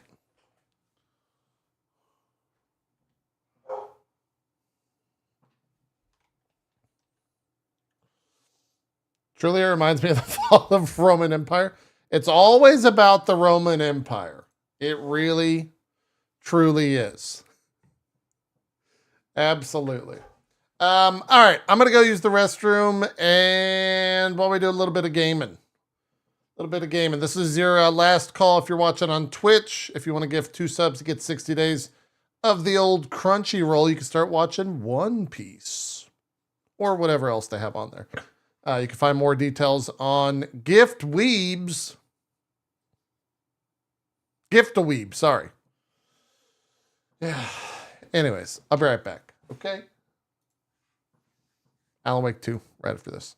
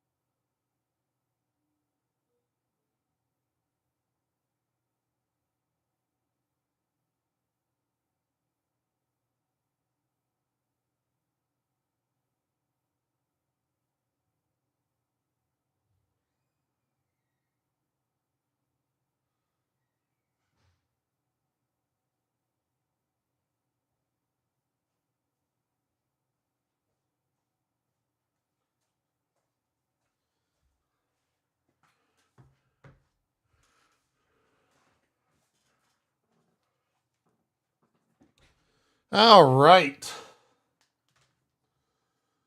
I'm back.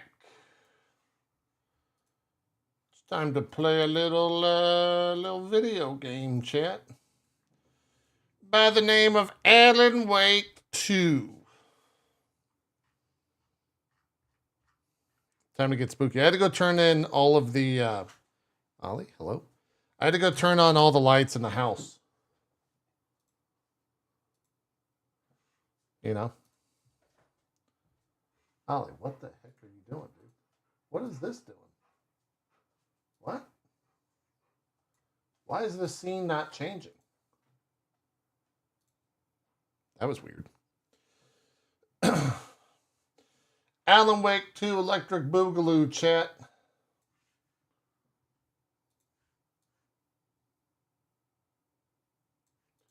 It's time, mother truckers.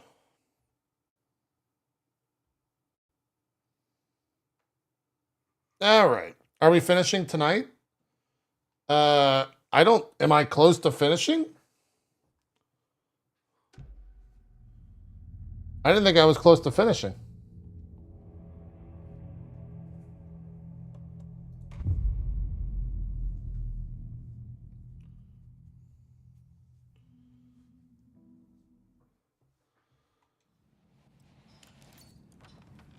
Oakley dokley.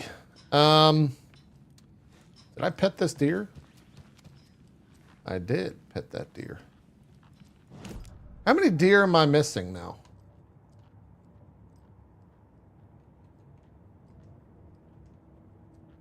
Wait, what? Oh wait, I'm playing with controller. I don't fucking play this game with a controller. What am I doing?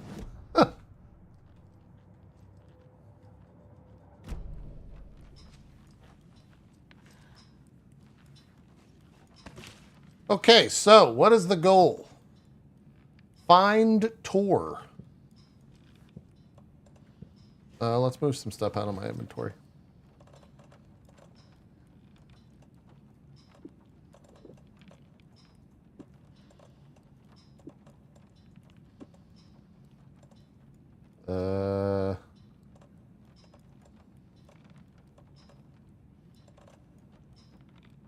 That's fine.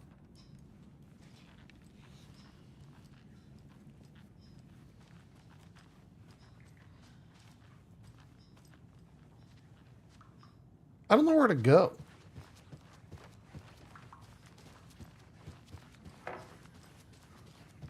I thought Artie put on a wonderful performance this afternoon. Didn't it? You're always calling him a crazy fit. What's in the wellness center? Oh, that's where we provide our health. Oh, I gotta go to the wellness residents. center. We have a rehab facility, dining area, and beds for special round-the-clock care. To stay young, stay limber.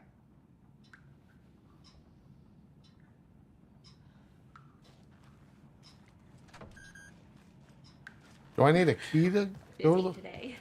wellness center? Busy.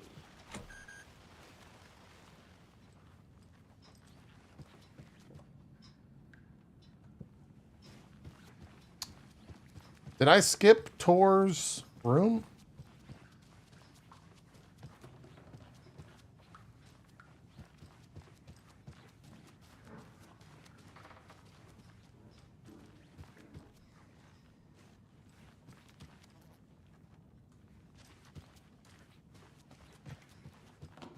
Got any profiling to do? Do I?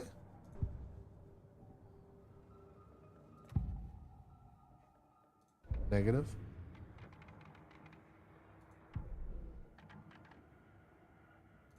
Maybe something on the case board?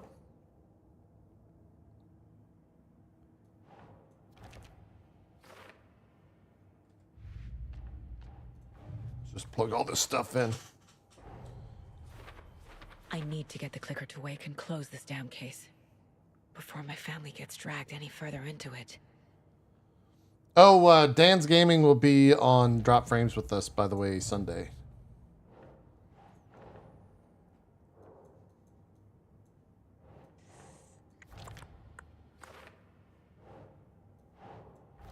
Wait, what was that? Tor is not okay. Something is definitely going on here. Oh, I gotta go to the wellness center.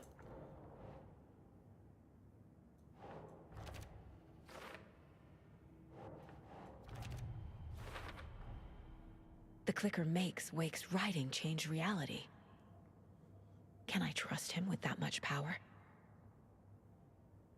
Not sure I have a choice. Will it be an Alan Wake spoiler cast? I doubt it, but we'll see. I don't think I will have finished the game by then myself. I have no idea where Zeke's at. I don't even know if Ko's finished yet. I think Dan did finish.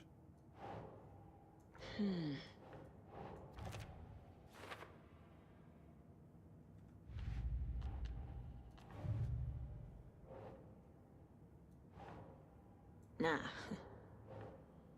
Lakota's been trying to recruit them for years. He and others reject all they offer. Oh,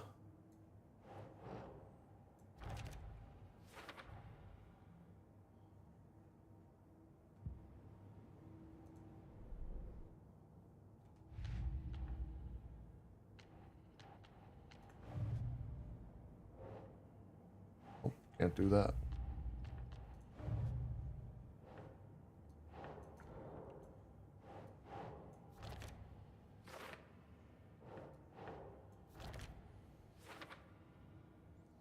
See you later, Frank.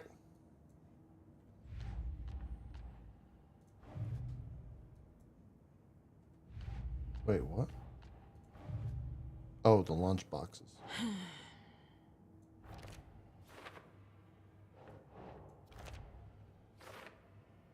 I guess I just have to go next door to the wellness center.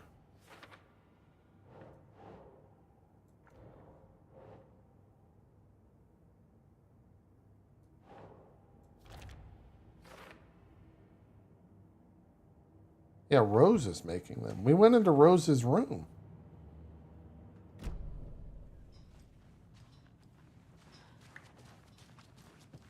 And he said...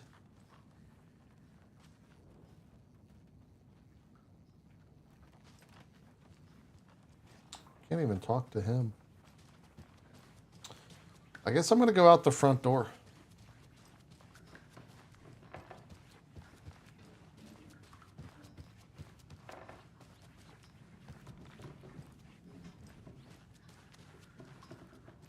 What was that?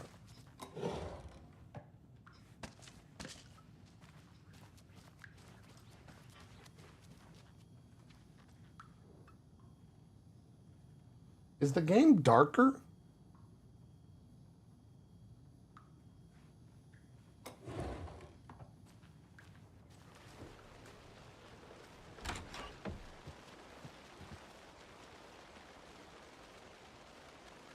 It seems darker than when I played it last. Was there a patch update?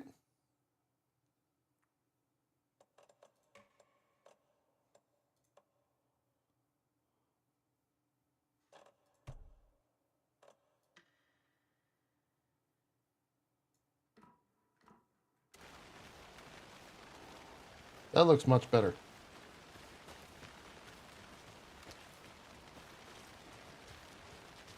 Yeah, you were saying that yesterday, Symbolic Legend. I don't know where else the lunch boxes are.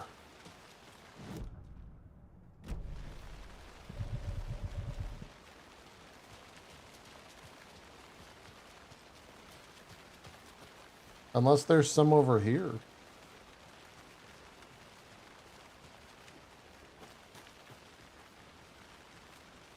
Negative.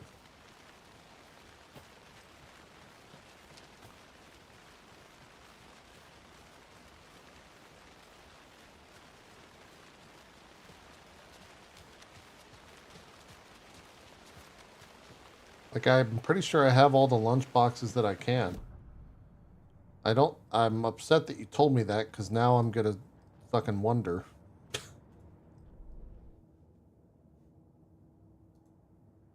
There's 3 I haven't found there, there's 2 I haven't found there, there's 1 I haven't found there, and I think that's it. You want a spoiler for QOL finding stuff? Well, I'm sure you get ways to find them. I can't get there because there's water.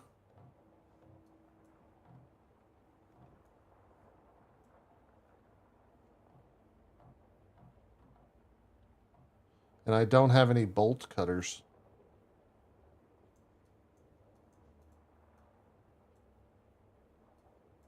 is look out for the mayor's setter boards.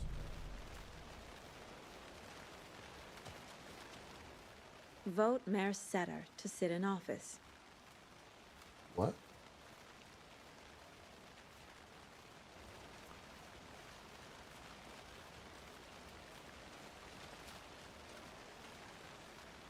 What?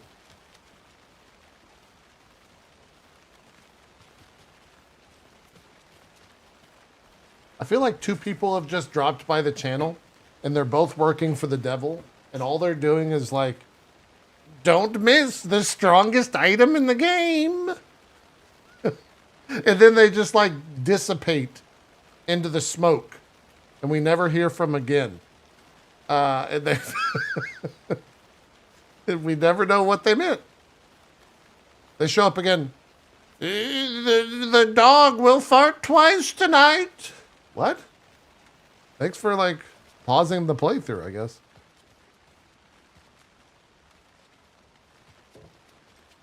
No idea what the fuck you're talking about.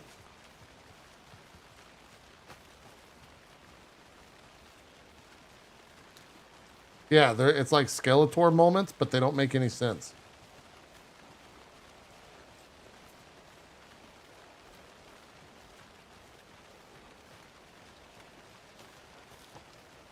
Is this gonna take me out back?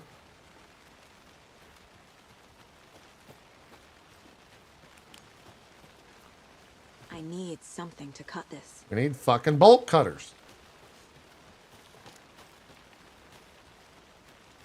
Is the we got any lurkers on YouTube? Is the stream still up? The chat's just really slow, so I'm not getting the feedback, so I don't know.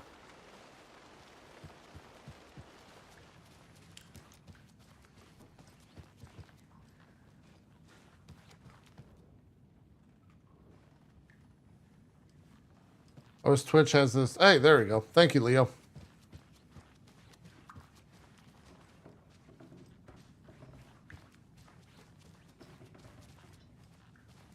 Yeah, the Twitch stream is very high quality.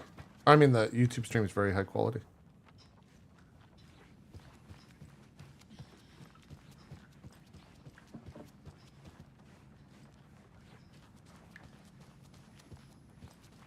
I'm forgetful. I respect the art, Norman.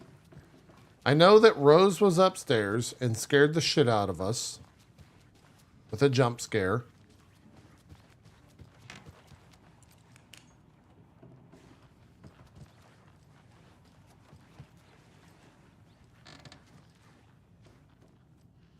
Need the key. I need the key for that.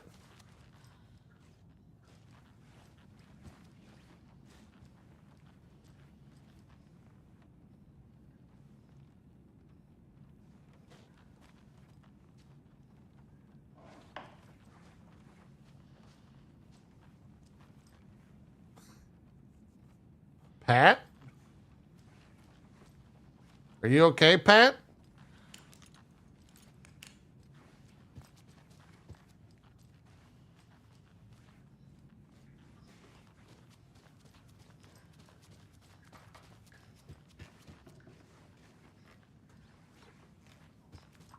Old T-posing Pat.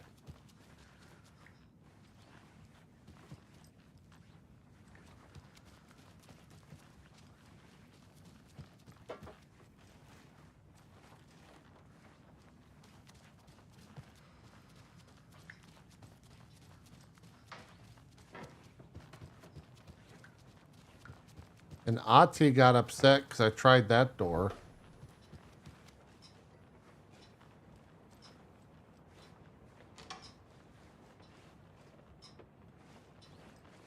Did a door just close?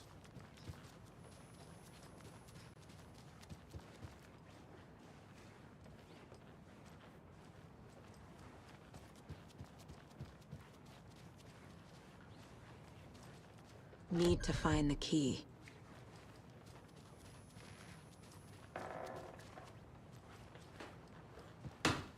I don't know where to go.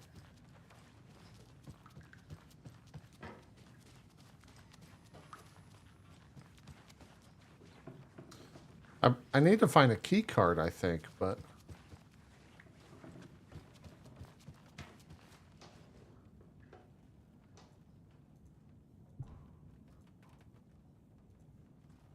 I don't know where it's at.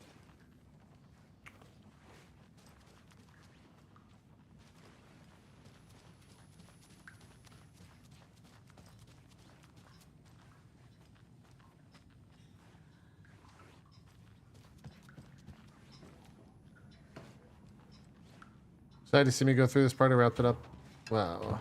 Why not go through any of it? Fuck this place, Rose. Give me the fucking key. What? Tor's in the wellness center, isn't he? No, he's... Well, yes, but you really shouldn't go in there right now. I'm gonna need you to unlock the door. This is FBI business. It's just... There's some things that,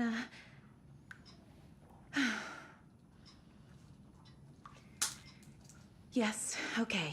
I'll let you in. Well, that's Thank silly. you, Rose.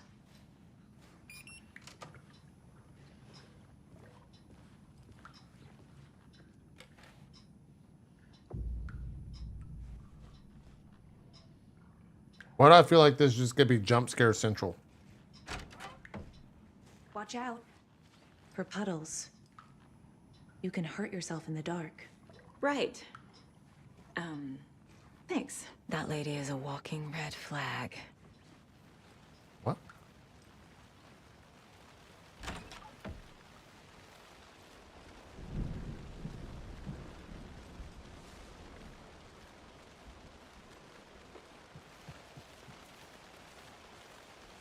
More bolt cuttering.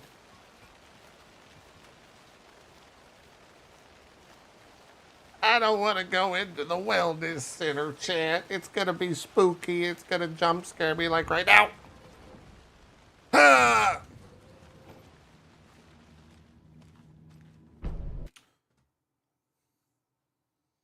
What? I'm not using a controller. Hello? Dark. Empty.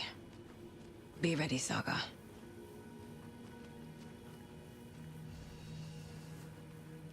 Oh, is that a save point that I can't access? Oh, guys, I don't like this. Ugh.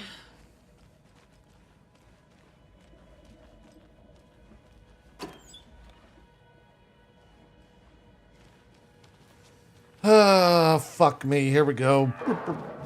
What was that? Hello? Tor? It's Saga Anderson. Tor's lost his fucking marbles. Shut this fucking door. Door!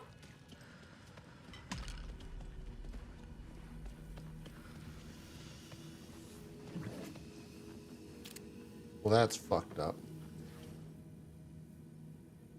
He's hurt pretty bad, but he tore off his bandages. Why? Tor was here.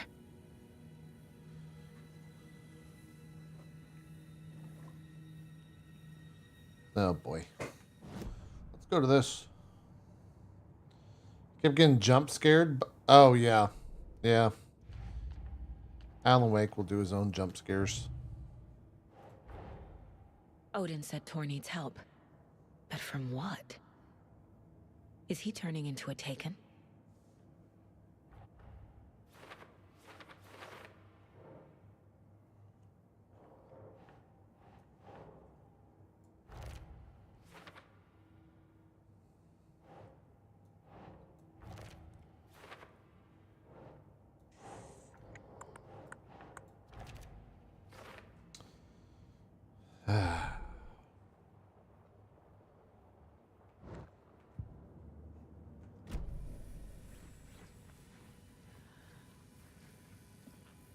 We do a little desk pop. Desk pop.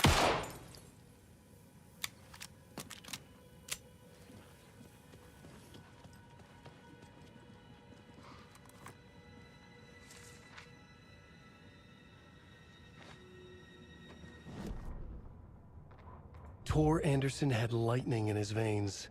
This was rock and roll, baby. That Weaver girl had cast a spell on him. Cynthia Tor would Weaver. do anything she'd ask. Tor deserved this. Tor wanted this. She wanted the song, a gift. He had to get it for her. Afterwards, it was too late. Tor swung his hammer in frustration.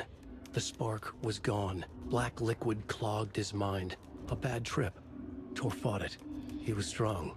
He'd never be taken. But the darkness could still drown him. Tor needed to warn someone. It was all happening again. Tom was back. Coming back. Tom would need help too if he was going to make it. But the brothers were too old to stop at this time. Tor had called someone. Someone who could help. The name escaped him. Drowned beneath dark water. Huh.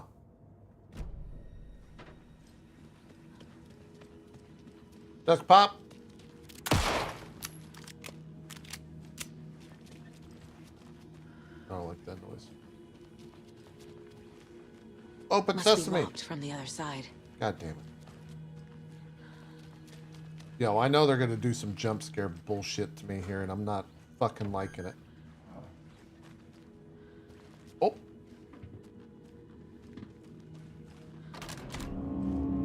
Hold up! Tor, wait! It's me! What? Oh my god! Come on. An electric lock. Looks like it's controlled remotely.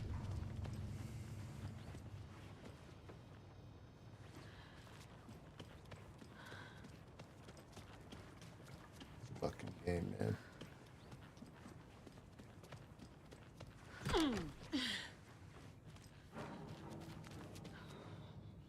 Solomon Kane, thank you for the 109 months. This level's definitely the scariest for me.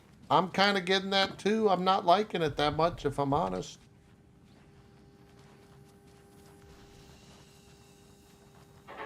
It's a little spooky.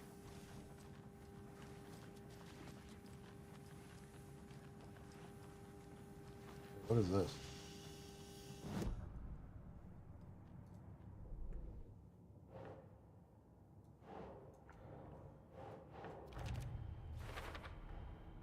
Tor left the wellness center.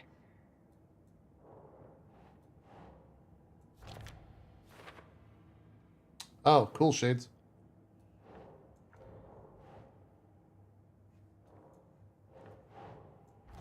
Might watch that later. Tor is being targeted. He needs help. Yeah, the story in this game's great. It's definitely keeping me playing. The spookiness factor, not so much. Because I don't like doors like this. Oh, fuck me, man. Don't jump scare me. I hate long hallways. Hello?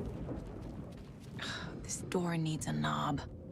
What? Just push the door open. What do you mean?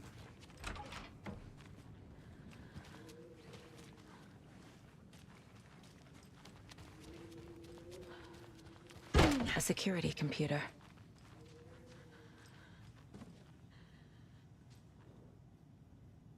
The Koskela brothers aren't just in the cult. They're its damn leaders. Oh.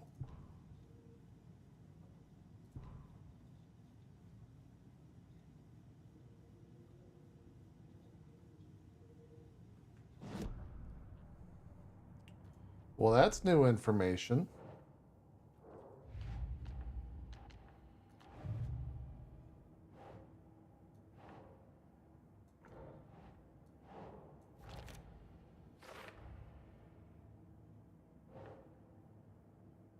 Vladimir Bloom? I don't know who that is.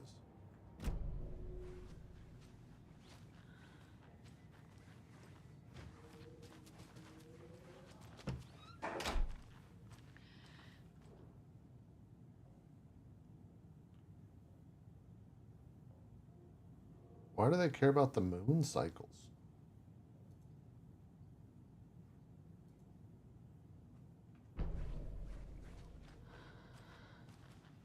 He talked to you by the bus outside of Ati Karaoke? Needs a password.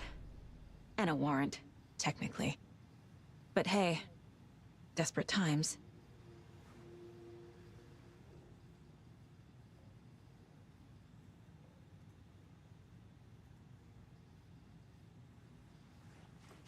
Wait.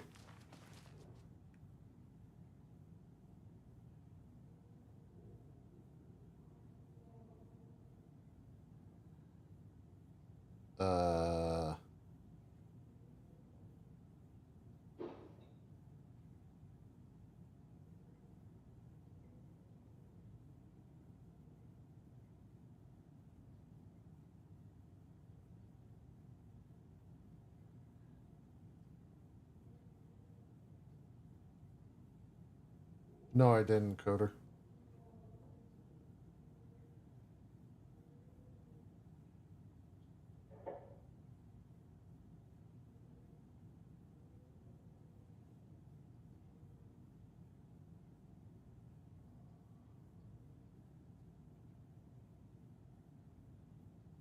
Is it... How long's the password?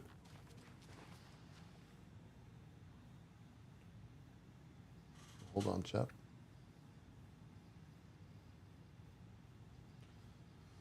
It's 6 keynotes. So is it 1, 2, 3, 4, 5, 6, 7?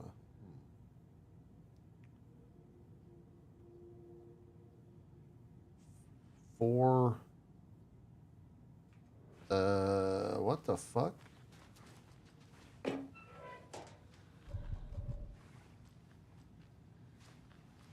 don't even know if that's the password area. Day, then month. He uses European formatting. Oh.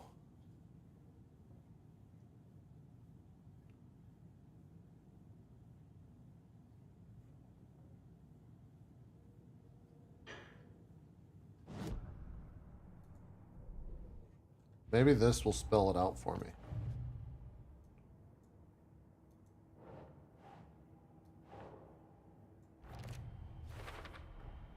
The computer controls the door that Tor went through.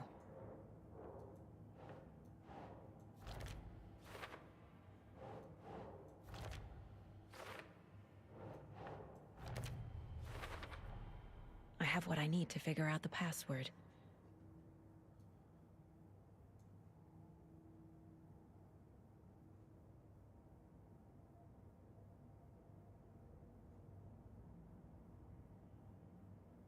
Dates are common passwords. Might be something here. Some dates are circled. Calendar shows phases of the moon.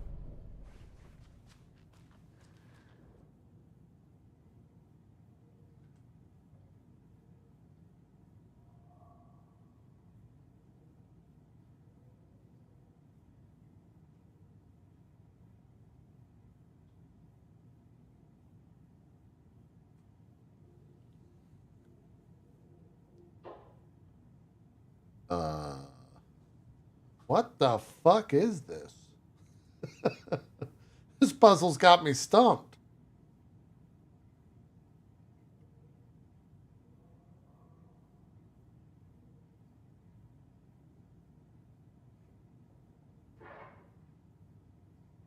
Is it 17,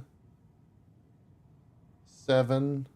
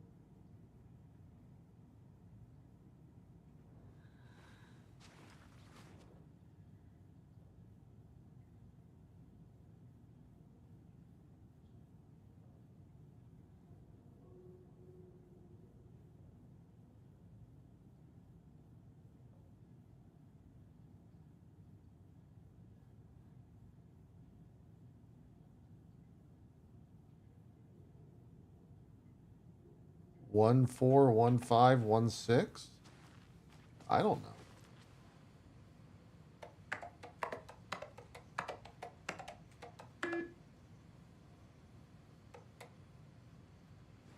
It's admin. The password is admin.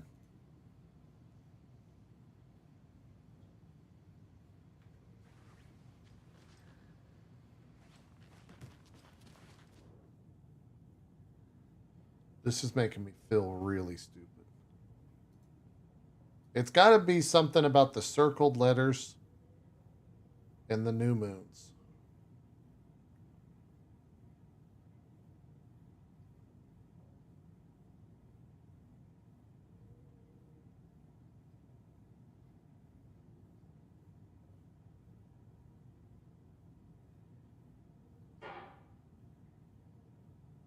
Well, that's circled.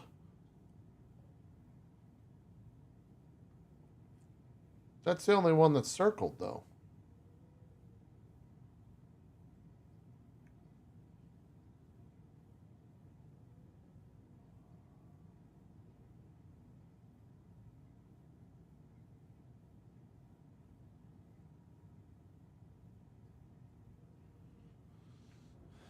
Is there anything else here?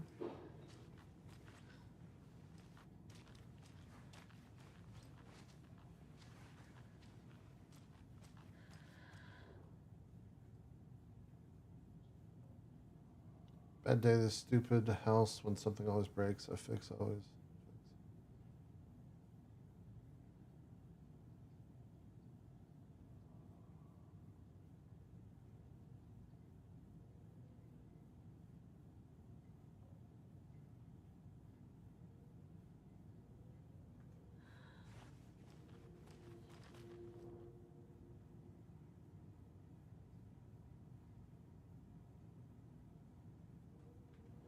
Is it 150820?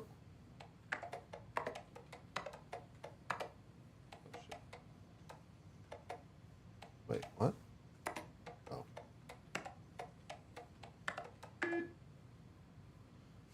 Is the YouTube stream going to be available as a VOD on YouTube after? Yeah. Yeah. It'll get published as soon as we go offline.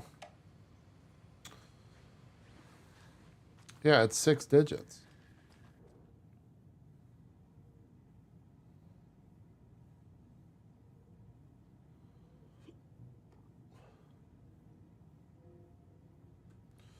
Read the Mind Place notes again.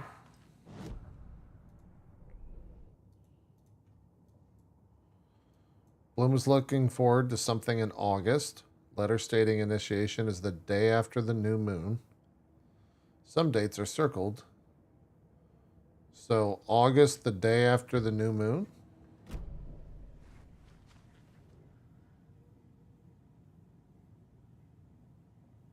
New moon was the 16th. So that's the 17th. That's why it was circled.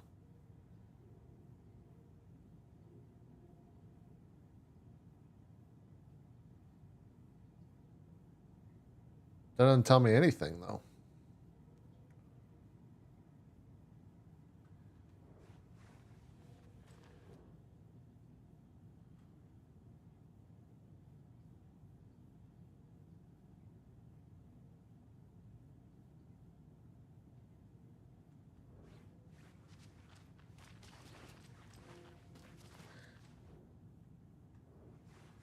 Is it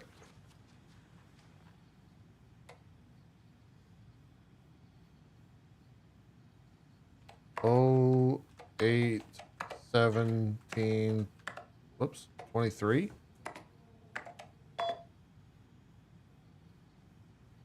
Oh. And the doors are open.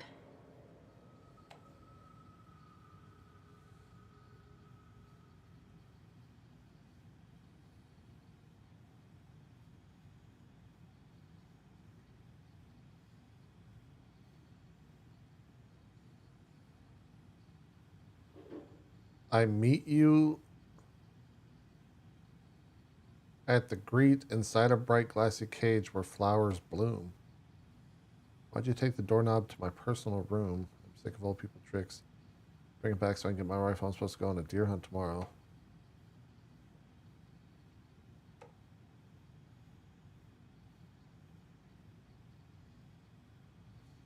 Also, that shouldn't have worked. It's supposed to be day, day, month, month, year, year. Well, it worked, though. So you're wrong. There's Tor, and he's out of his mind. I'm about Need to to get to him. jump scared. There's a jump scare about to happen on this media. It's gonna jump scare me, not gonna pay close attention. Do do do do do do do do do do. If I just keep singing, nothing can get me. All right, so this is open now. Great.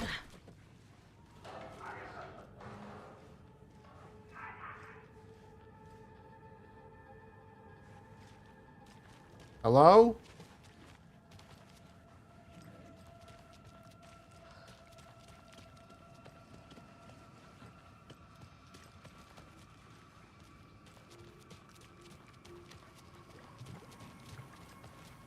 That's Pop.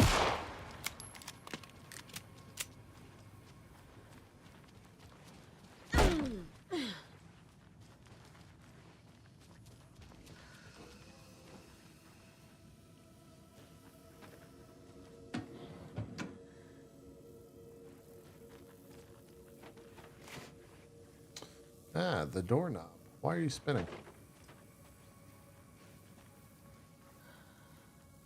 Trauma pad, first aid kit. It was...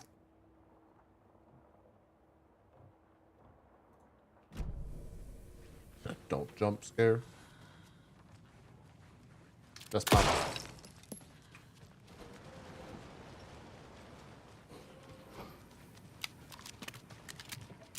Where was the place that it wanted me to use the door at?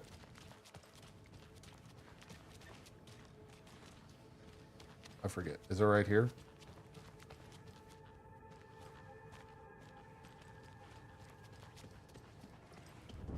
Shit! Where'd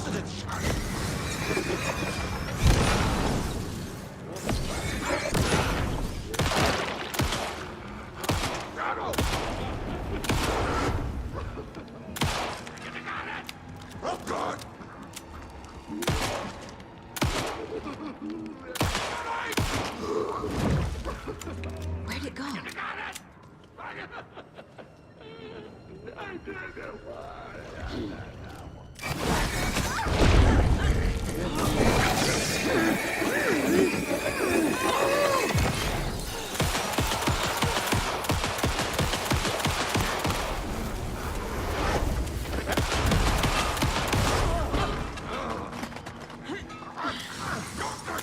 Jesus Christ. Brother. What in the actual fucking fuck was that?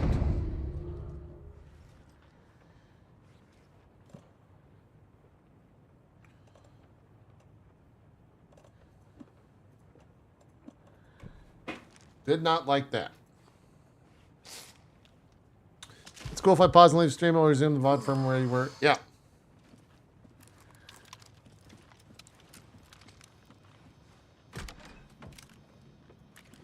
Wait, wasn't the room that I needed the thing for in a different area?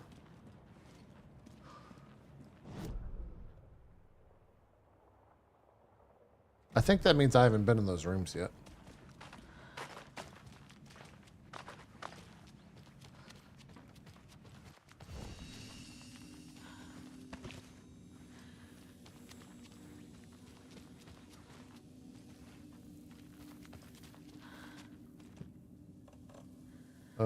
Let's check that. It was near the security room.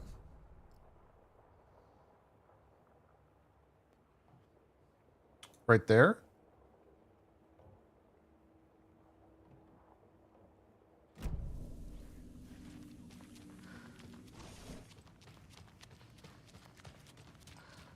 Hello.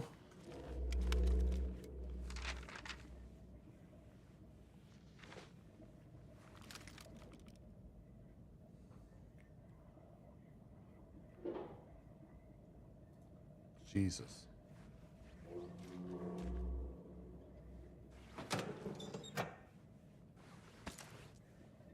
The fuck is that noise?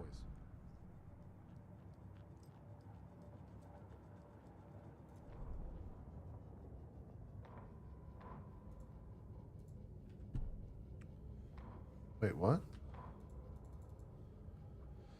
Stared at his chest to his left lung. It felt like a black hole, and opening in darkness. He felt like he was drowning. He coughed and coughed and coughed so hard his whole body felt twisted and mangled upside down and inside out. With every cough, the black hole grew bigger. It felt good. It tore him up, but it felt good. Gale was dying. The black hole was sucking everything good out of him. He imagined looking through it in the darkness. The black hole grinned.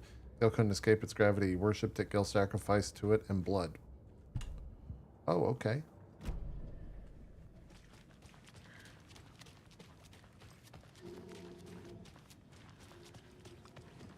Sure. Why'd it just blink red?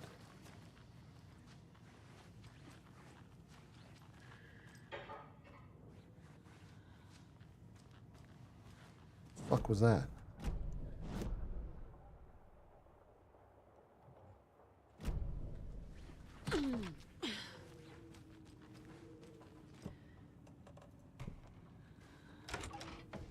Hello?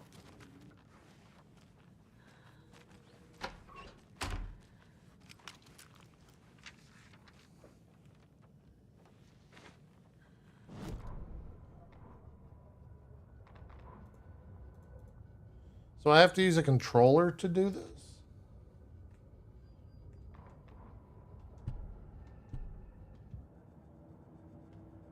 You lied to me.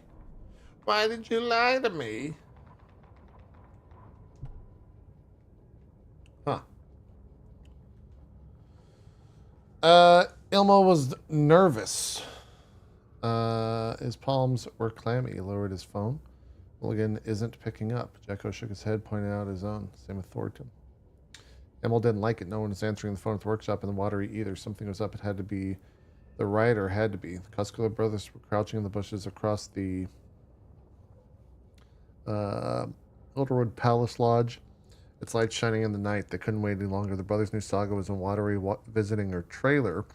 Going now was their only chance to do this without hurting her. Emil stood up and crowd of deer masks looked this way. Okay, this is it. The rider is the target. Take him down. And it's all over. Only shoot the Fed if you have to. This is our big moment. We watched in the night. The crowd murmured and chanted back to him. Emil turned to face the hotel. He couldn't see Saga's partner in the window. Or he could see. Emil slapped his brother on the shoulder. The brothers donned their masks. The cult of the tree was ready. Huh.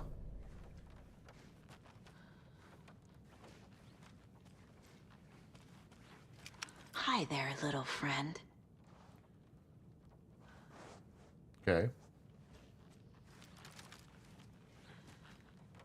I guess I can't pick up the rifle because I don't have the space.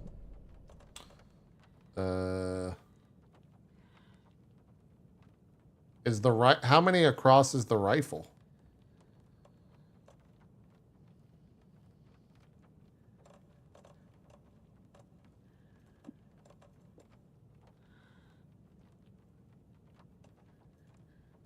Is it 4? God damn.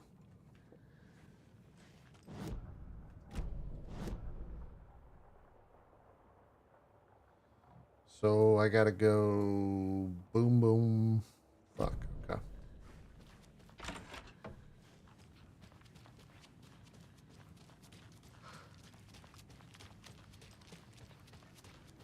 Doodaloo, doodaloo, doodaloo, doodaloo. Is that the right path? Nope.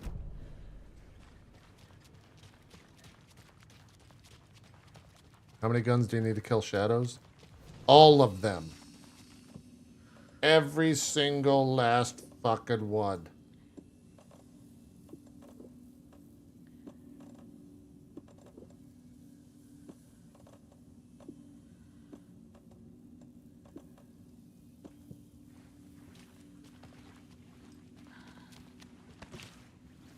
Mr. Anderson.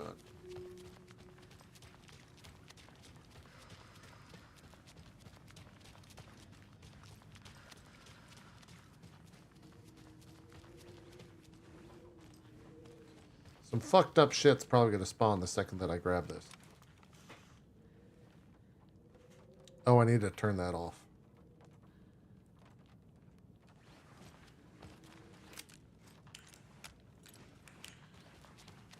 Hello?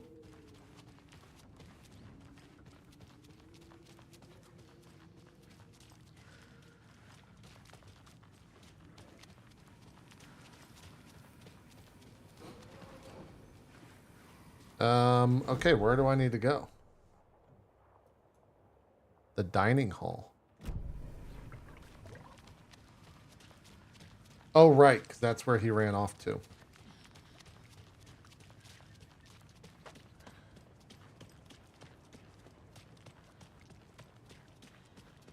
Hello, don't jump scare me.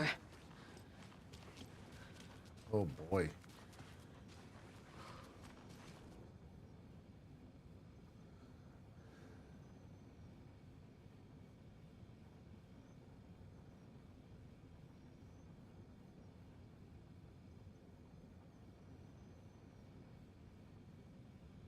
VB. The VOD will probably remain on both Twitch and YouTube at the same times. For all the things. I haven't really decided exactly how I'm going to handle it. This must have been Tor's. Oh my fucking god, that was scary as fuck. Yeah, the VOD's going to be on all the places, man. It's going to be on all of them. Cynthia, you fucking whore, I'm going to kill you.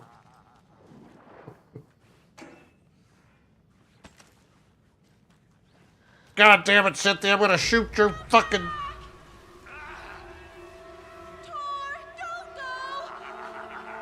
Tor Anderson, you come out of here this minute.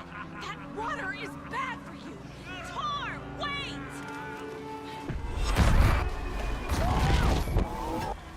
Cynthia Weaver, I know it's you. This kind of behavior is not okay. Let him go! Tor!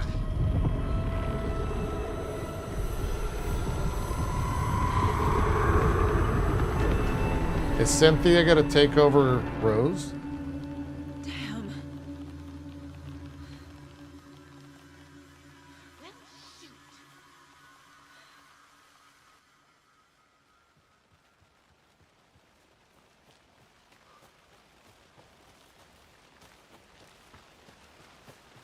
What was that? Where did Tor go? What on earth do you mean, Saga? Tor is resting in the wellness center. Remember? What? We both saw him go into the pond. Okay. Are you fucking with me? Or is this a story again? Now. Let's cool it with the language. She's clearly lying to me. Why? Let's go profile her.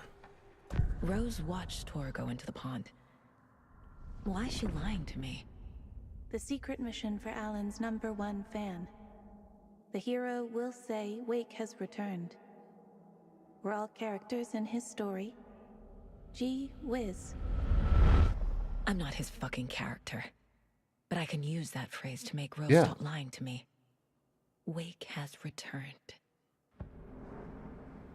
Cynthia took Tor. What happened to her?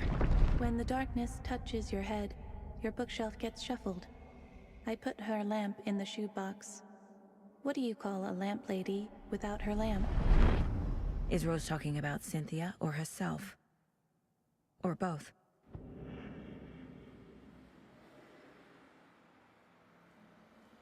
Isn't Cynthia from the first game? And she's deemed the, like, protector of the light?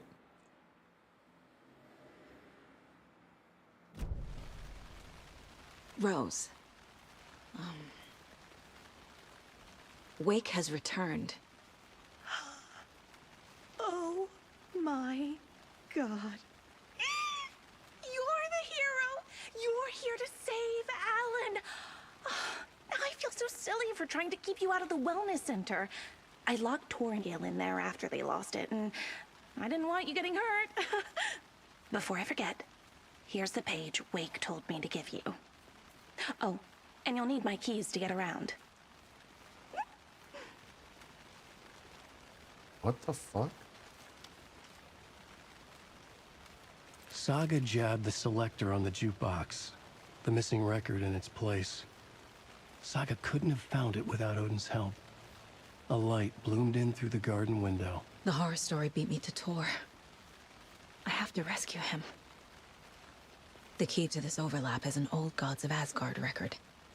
Odin will know more. The page mentions a missing record. Do you know where it is, Odin?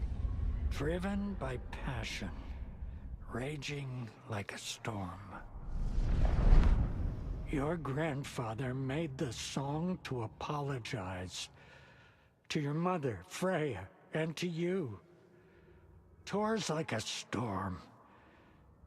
Your mother did the right thing, leaving with you, even if it broke your grandfather's heart. And mine. Listen to the song, Saga. It's all there. Tor only had one record made. He keeps it in the museum. Odin knows my mom's name. He's saying my mom took me away when I was still a baby. Plausible. Stay on task.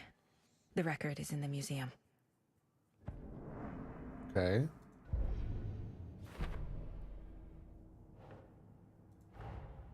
Tor disappeared into the pond. It's another overlap. Has to be. How do I get inside?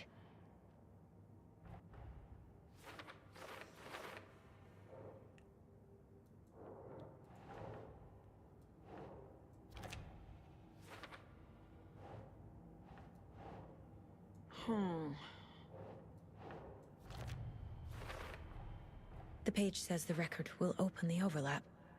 Or is the page predetermining it? Am I just playing into the story?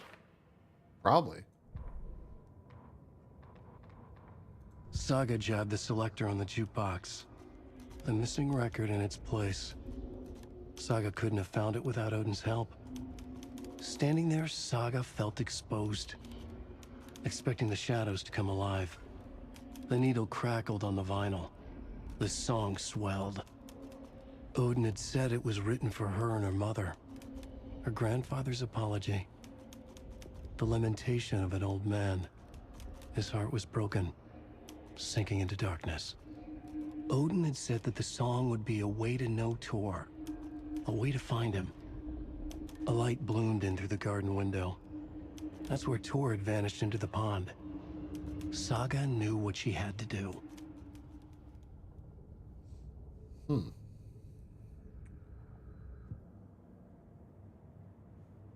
Okay.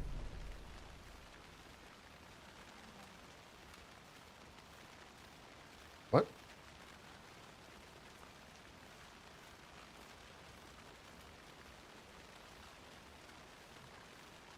Hello?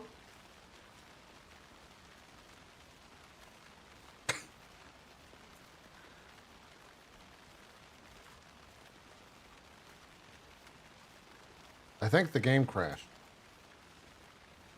Hold on.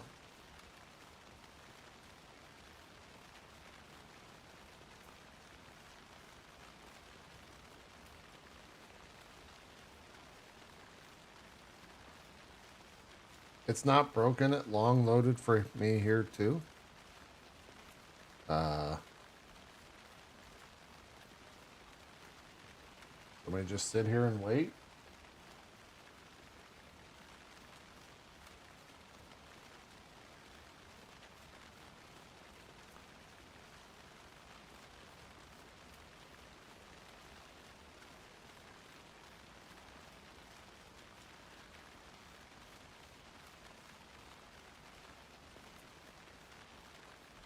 I don't think it's loading, fam.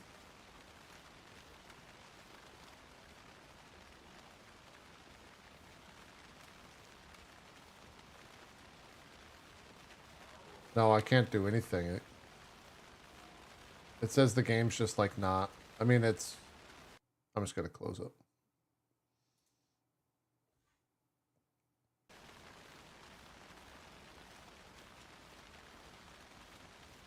I just literally Alt F4'd and closed the fucking game.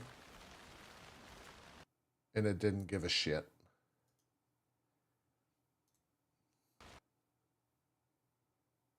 And now it's like actually locked up my PC. Oh, there it goes. Now it closed.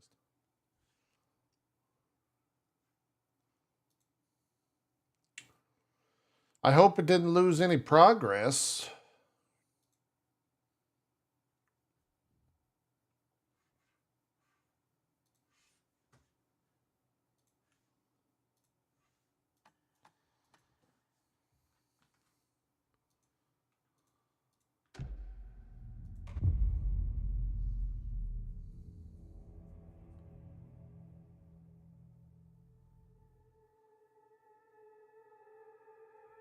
I need to piece these clues together on the caseboard.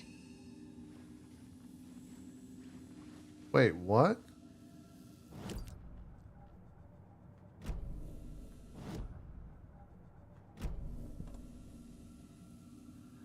Oh, I gotta go do all that again.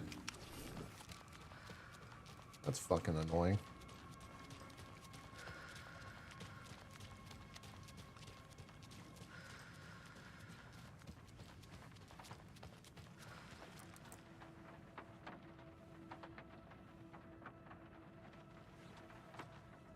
I'm gonna fire this thing, see what it sounds like. God damn, that's fucking big. How do I turn this controller off?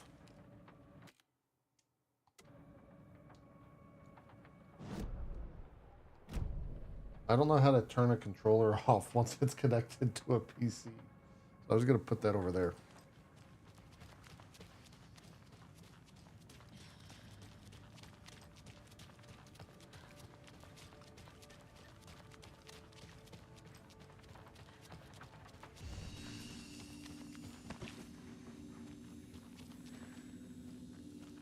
Keep pressing the Xbox button.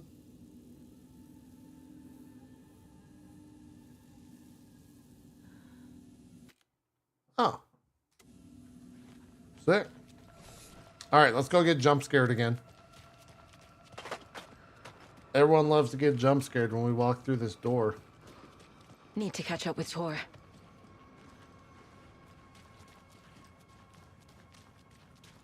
This must have been Tor's. Oh, there's something over here I gotta read real quick. Yeah, I'm just gonna have to save frequently, I guess. Fuck you, Cynthia Weaver. Yep.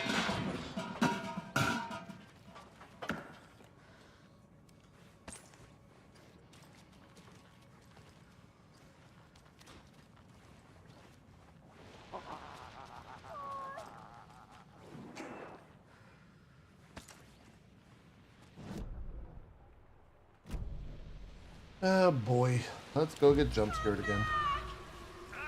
Can I skip the cutscene?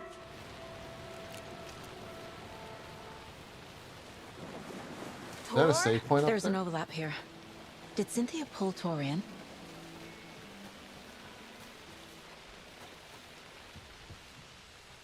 Well, it's not a save.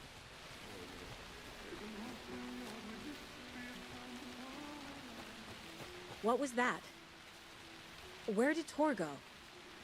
What on earth do you mean, Saga? Tor is resting in the wellness center. Remember? What?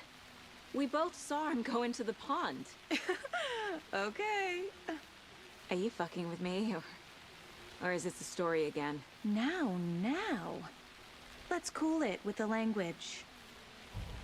She's clearly lying to me. Why? Rose watched Tor go into the pond. Cynthia took Tor. Rose. Wake has returned. Oh my God. You're the hero! You're here to save Alan! I feel so silly for trying to keep you out of the wellness center. Is the rest of the game like Tor buggy? and Gale in there after they lost it, and Because I've definitely run into more bugs. before I forget, Here's the page Wake told me to give you. Oh, and you'll need my keys to get around. It is? Fuck.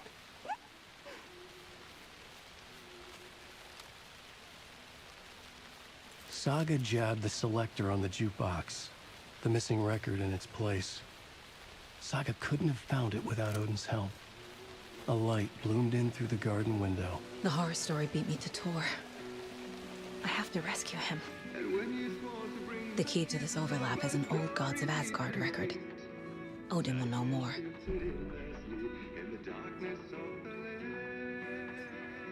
Should I go upstairs and save it, maybe?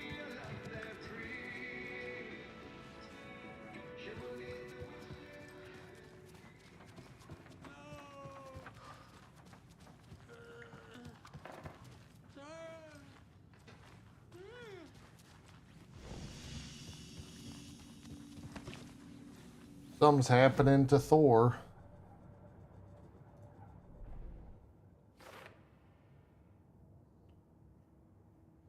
You had no major issues, but you're Thor on the Series disappeared X. into the pond. Oh. It's another overlap.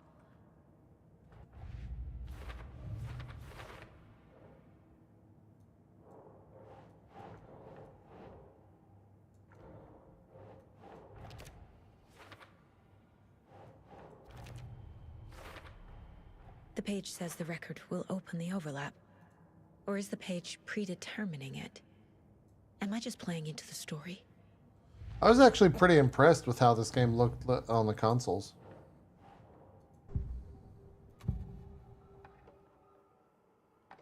The page mentions a missing record.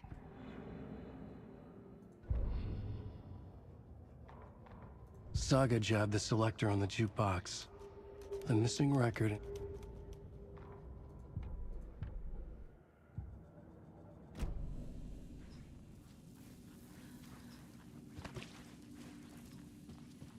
Okay. Check the nursing home museum. Wait, but what's happening to Odin? Don't jump scare me, you fuck.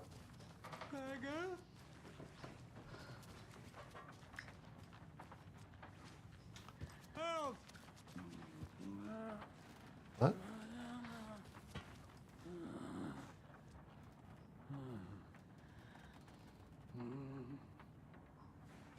The fuck?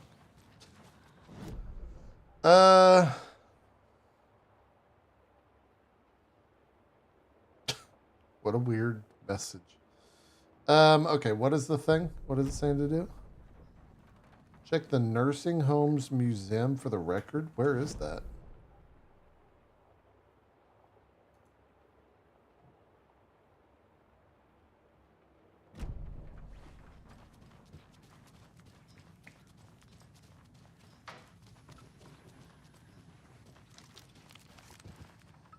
Just pop.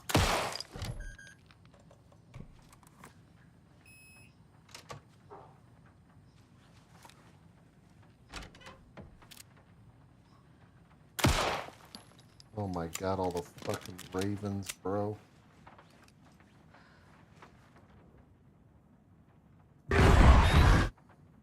Anga's remorse. This is the one. But it's gone. Cynthia has the record. She will tell me where to find it.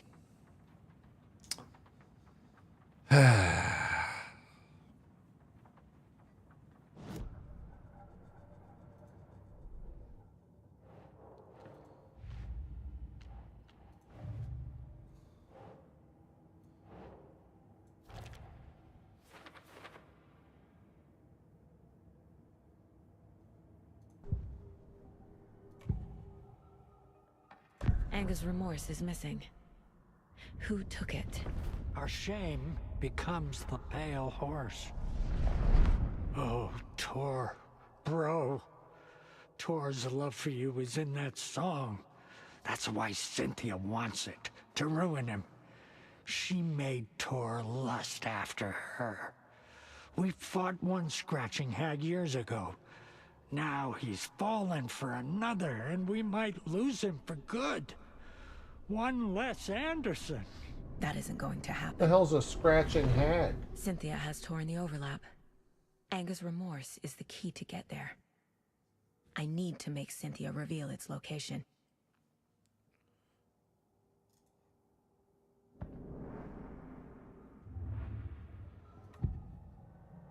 Oh boy. Cynthia targeted Tor specifically. Why him?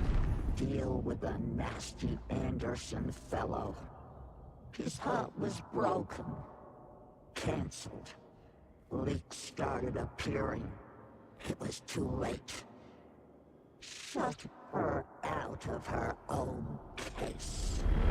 The dark presence is using Cynthia to keep me from talking to Tor. Where is Angus Remorse now? Kitty is a young girl in love. Her rock and roll cliche. The shadows to come alive. A gift. An on-off death wish. She has the record. I can get it out of her. Angus Remorse. She gonna Where jump is scare it, me again? Cynthia? Drowned beneath dark water. Too many hands. The bathroom frightened her. Cut short. She screamed. An old folks care home.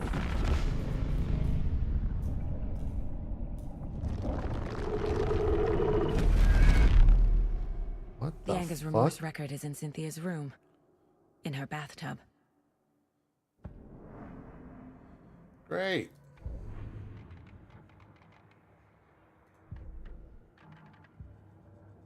Cynthia took the record and I brought it back. Where's Cynthia's room?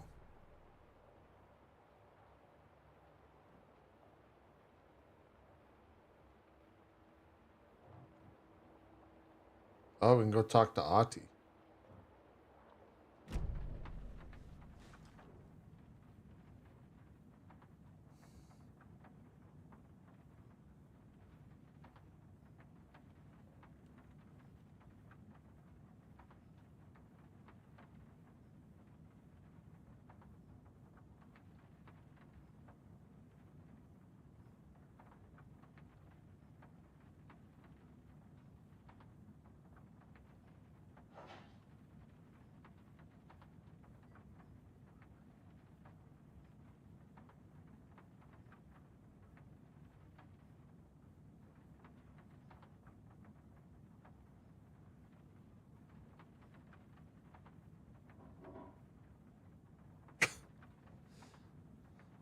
Oh.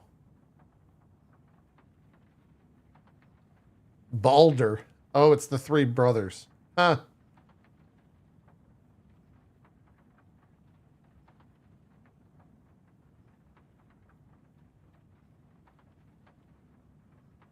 He fought cancer.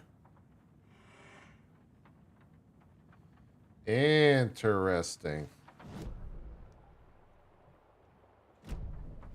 Don't jump scare me, don't jump scare me. Don't jump scare me, don't jump scare. These jump scares are so $5 indie Steam game. Yeah, they are. Hey, Ahti. Do you know anything about the cult of the tree? Yes, yes. He who reaches for a spruce tree will stumble into a juniper. Bloom was one of them. He has kicked empty. I wouldn't want to be in his shoes, but I like his shoes.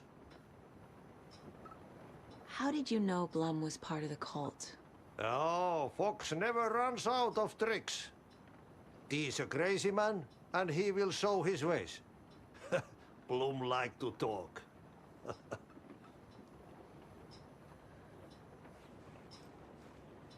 Oh, okay. Hey, you got any ammo in this drawer?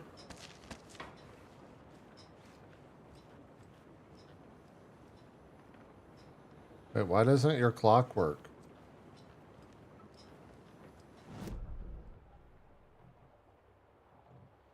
Alright, I guess I'm gonna go to Cynthia's room and get fucking jump scared. Here we go.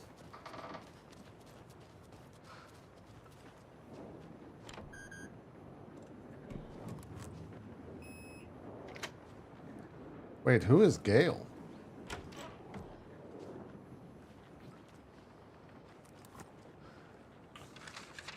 What is Ahti's whole deal? All involved. Wheeler set up a foundation with the sales of their greatest hits album. He used the cash to build a nursing facility.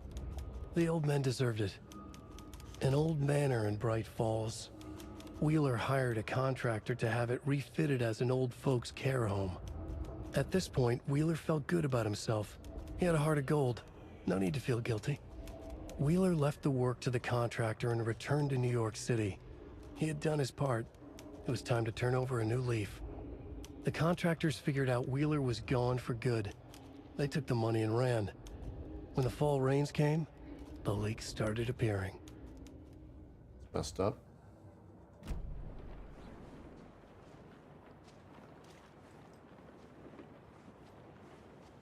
Devil, shut the fuck up. Okay, let's go to Cynthia's room and get scared. Here we go, here we go, here we go, here we go. Damn lights. Key fob's no good without power. Oh my god.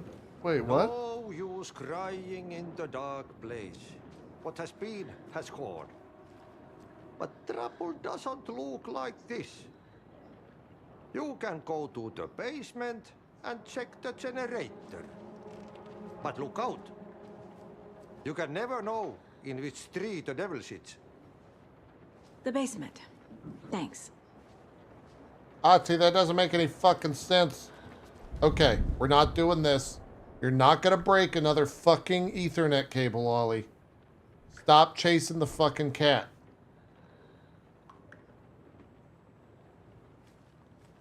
We might have to cut this short.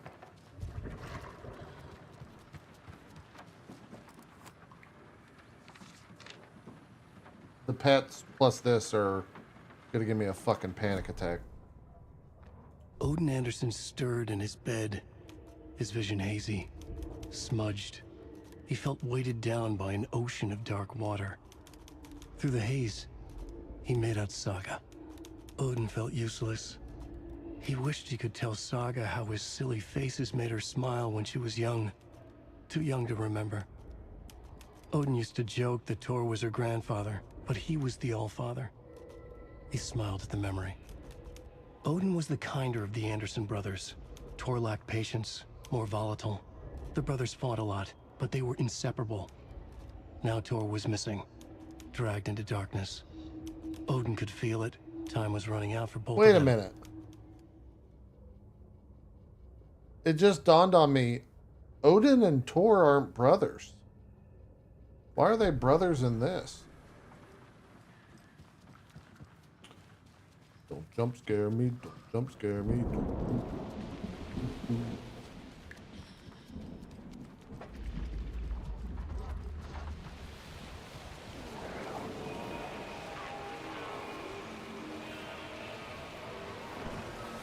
More so than usual.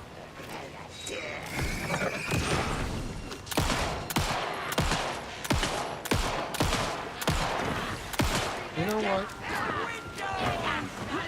Oh my fucking. What the fuck?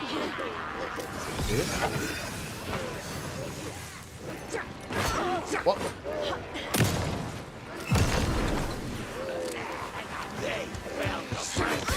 Ow.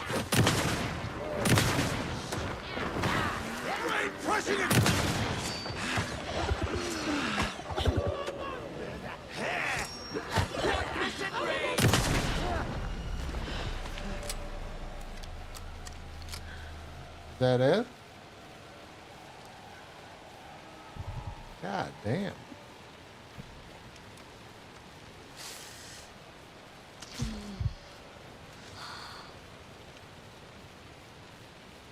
Fucking crazy people, man.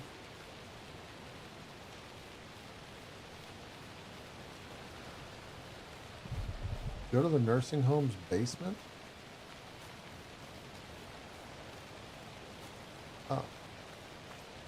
That's probably the basement.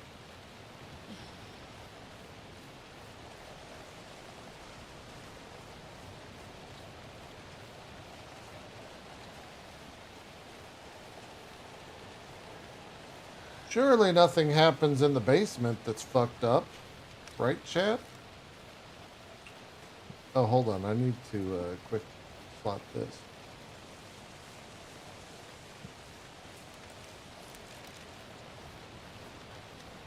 Surely no jump scares. What the fuck? Why was that so loud? Oh, I don't like this, man. What the fuck? Key fob's no good without power. God damn it, I hate this.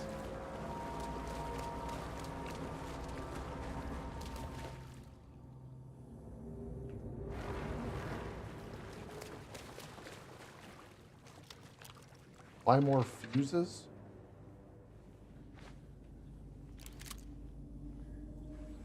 Just pop.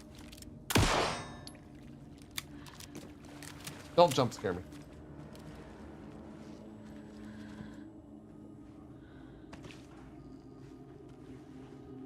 Fuse is blown. Maybe there are spares nearby. The fuck was that? It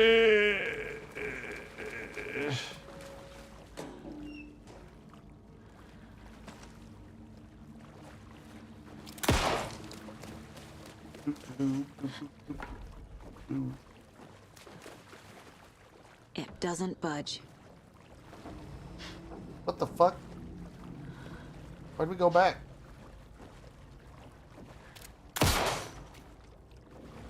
Just pop.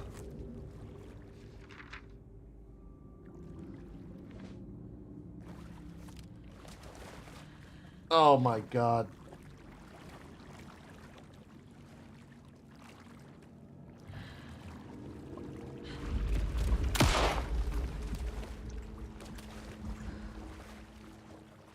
Yo, I don't like this at all.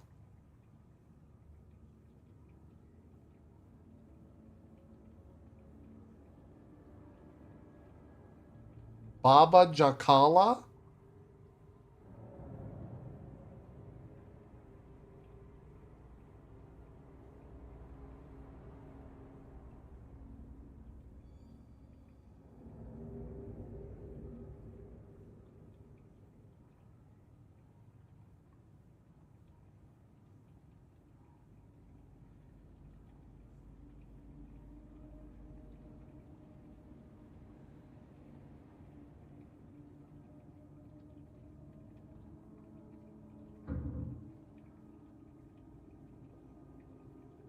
Interesting.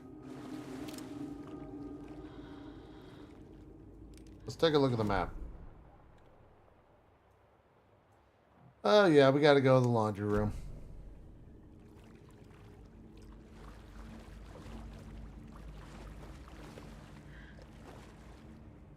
The power's off. I don't know the password.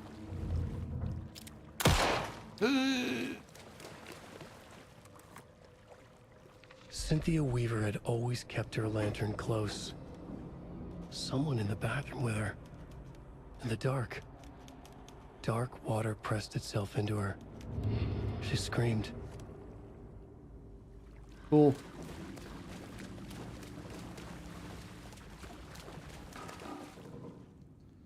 $273. The fuck was that? Gotta desk pop it.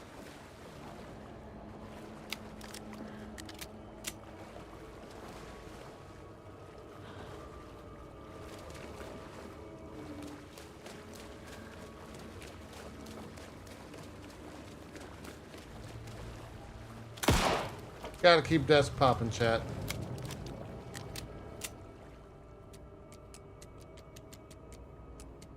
We're gonna jump scare me right here, 100%.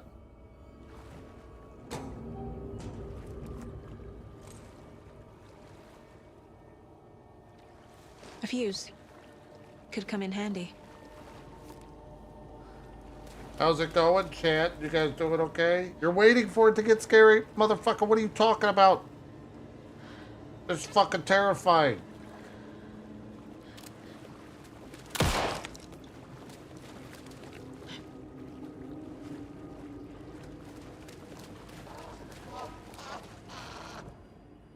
What the fuck was that? There. Power's back on.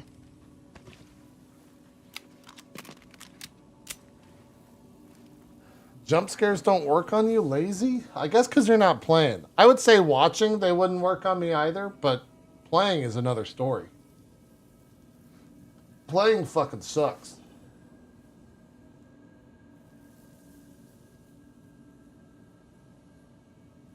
Playing is rough. They get you watching? I guess if you're like super focused, yeah.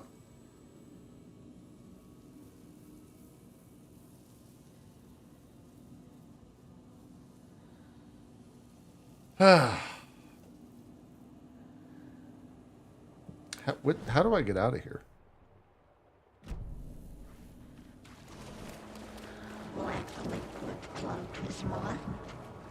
Oh.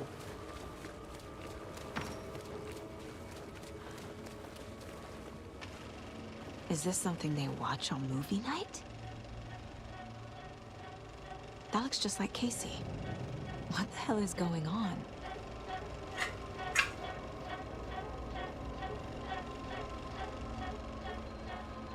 Oh, it's Yotan Yo.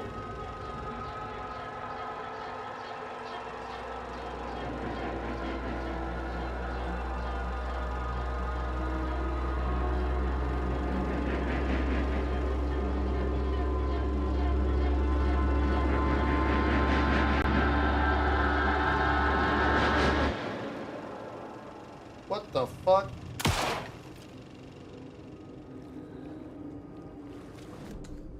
That was a weird film. Hey, Cynthia. You a hoe. You know? So we go here to the right. I just don't like the jump scares. If this didn't have the jump scares, man, this game would be fine. But the jump scares fuck with me.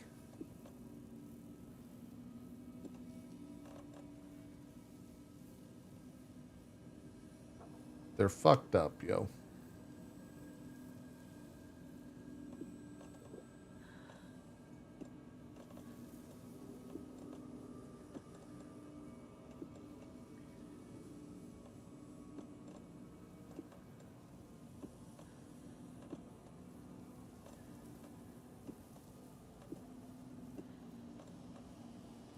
You're almost half done with them for this chapter? Great. Okay. I think we gotta go upstairs. Hey.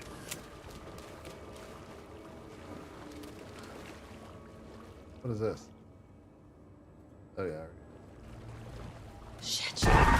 Careful, Saga. Fucking shit ass fucking cunt. Motherfucking piece of fucking shit.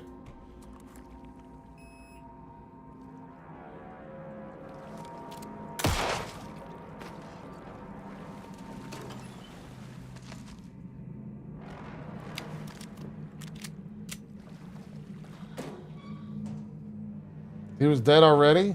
Fuck him.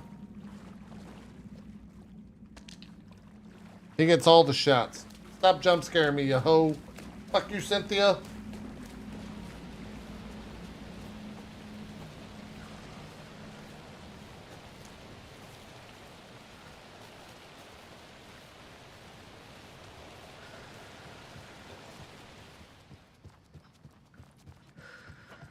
It was too late. Too late for what, bitch? I don't give a shit about you. I hope you drown. You hoe. The nightmares were starting to creep in. I don't give a shit, Cynthia. Why don't you fucking jump scare me, kid? Don't do it. Don't do it. Don't do it.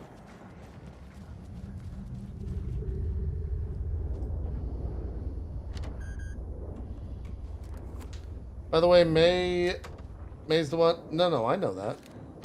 Ah! You fucking motherfucker.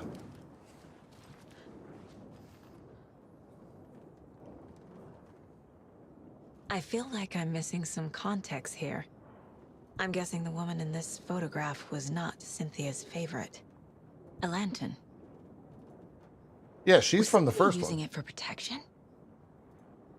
Did she know about the dark presence? A power station. Everyone needs a hobby, I guess. Any more?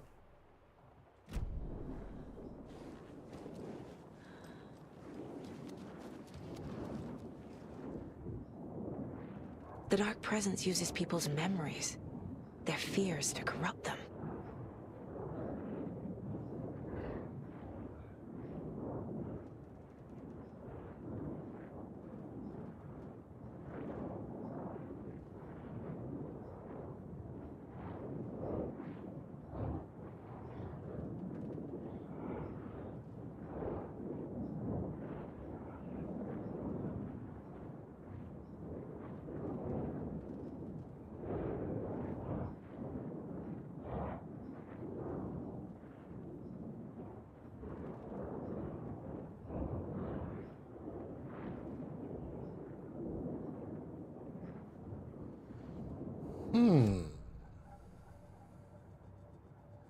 If Alan Wake 1 was borderline too spoopy for your nerves, is Alan Wake 2 too much?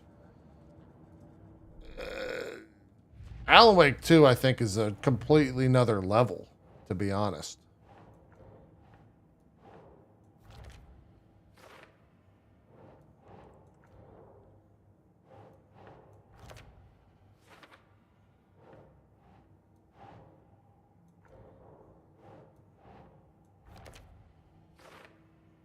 Yeah, I don't really consider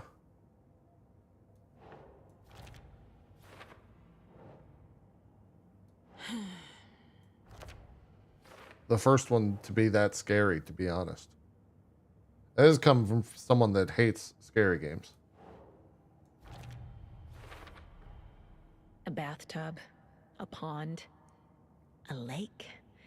There's a theme here. An ocean?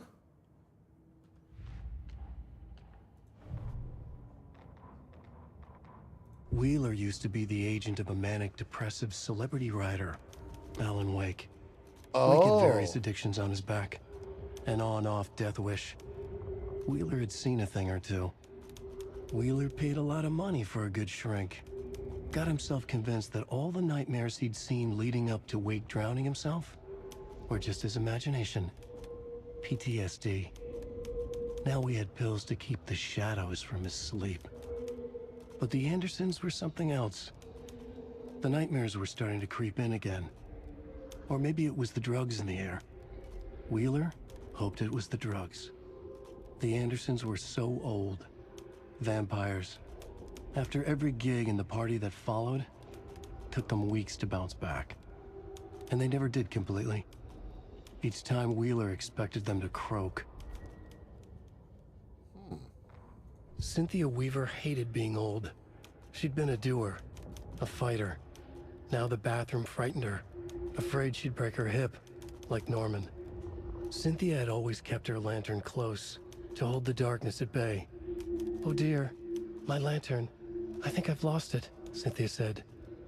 "This will put a smile back on your face, my dear," a voice said. A man's voice.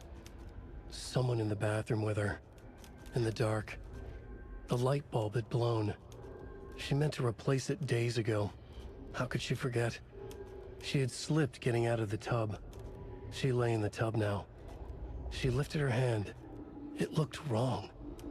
Too many hands. In a black void with no sense of up or down, she was underwater. A dark shape pushed her down. Dark water pressed itself into her. She screamed. It came out in bubbles. Emmett Elwood had had enough. All his life he'd been surrounded by the same small-minded, impolite, ignorant people in town. Their endless gossip, their nose-picking, chewing food with their mouths open, not washing their hands after visiting the restroom, and touching things. Touching everything.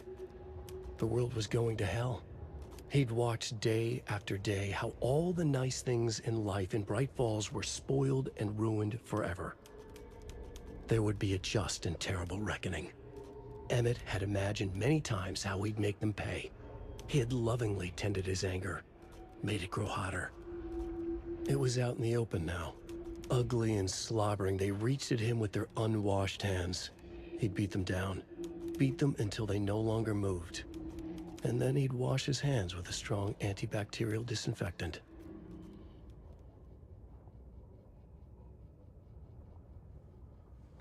Huh. Cynthia was close to someone named Thomas Zane. Who is he? Tom was back. Tom had enemies. In a fancy hotel. Just his imagination. A nightmare started to creep in. Cynthia Weaver smiled. An old flame. Maybe Tom was taken. What is it about old ladies being terrifying?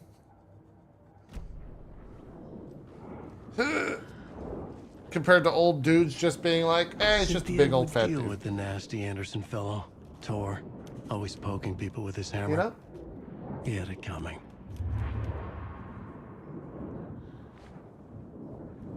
It's the voice, is it?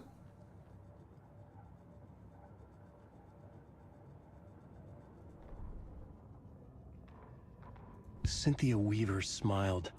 Lost without her lantern? Nonsense. Cynthia felt as giddy as a young girl in love. Cynthia had loved Thomas Zane. Tom only had eyes for Barbara. Barbara was bad news. Tom had seen it in the end. Cynthia had been there to comfort him. And when he left, Cynthia waited.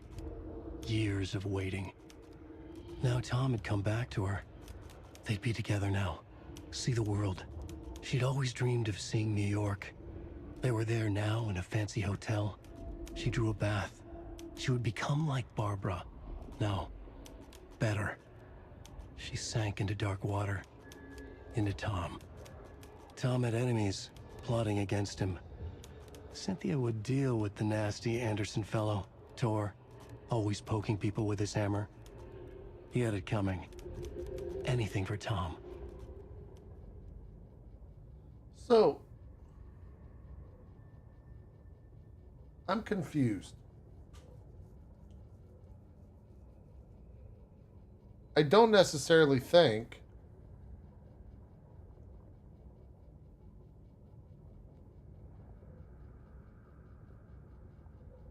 so. I'm not looking for an answer. I'm just trying to tell you what I'm confused about.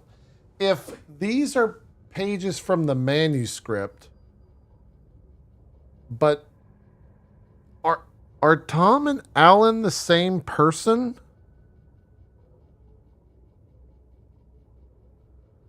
Or did Tom create Alan?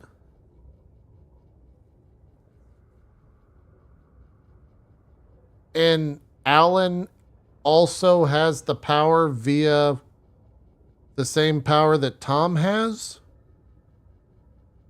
But if all of these manuscripts are rewritten by Alan,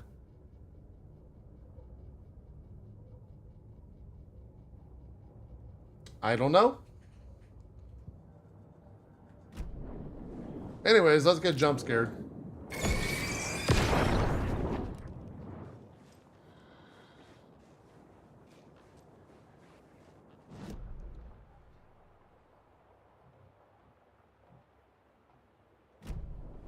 Oh, right.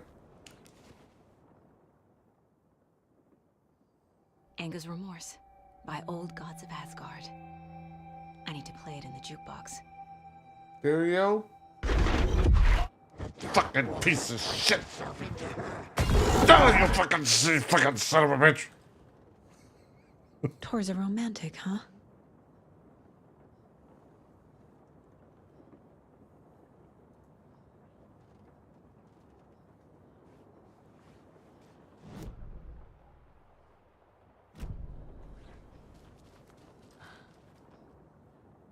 A dam?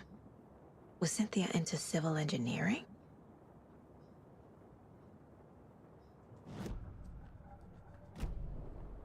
What?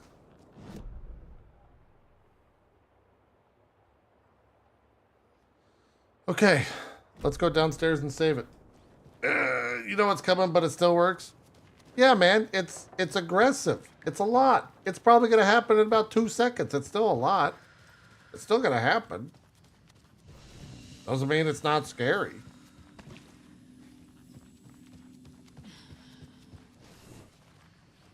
Probably gonna happen again right now. Stop it! Who's making that goddamn noise?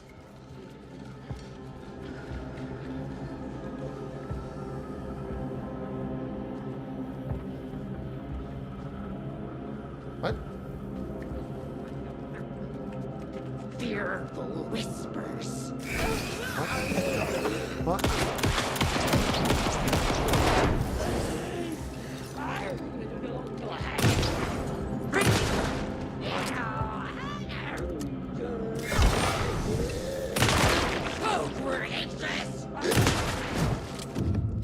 Not good.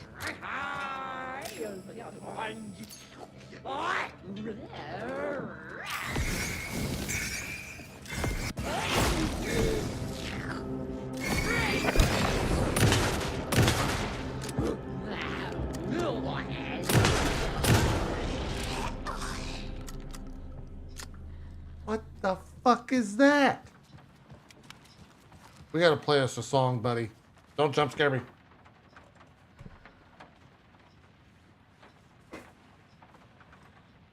The song will show me the way. Look in the mirror. The overlap is at the pond. Fuck. Here we go again.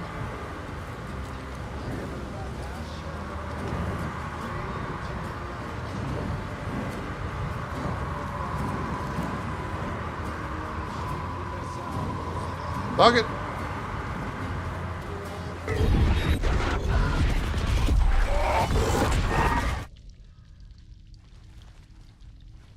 What?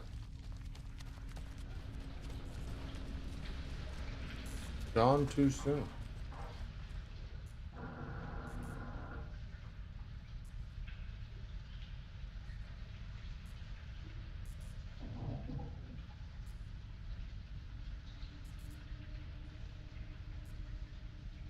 Huh.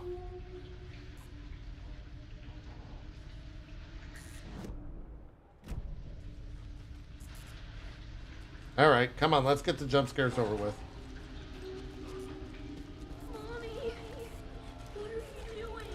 I don't like that they keep mentioning her. This isn't real.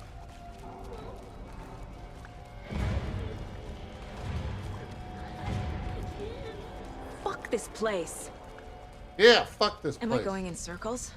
I don't know, let's turn around. Jump scare me.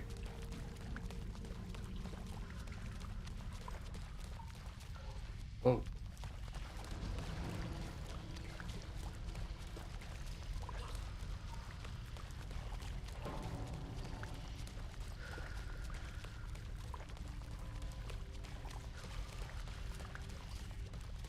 I can't desk pop. I don't have enough ammo.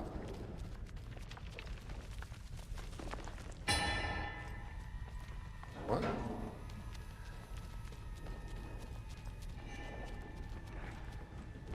In the town. Restless!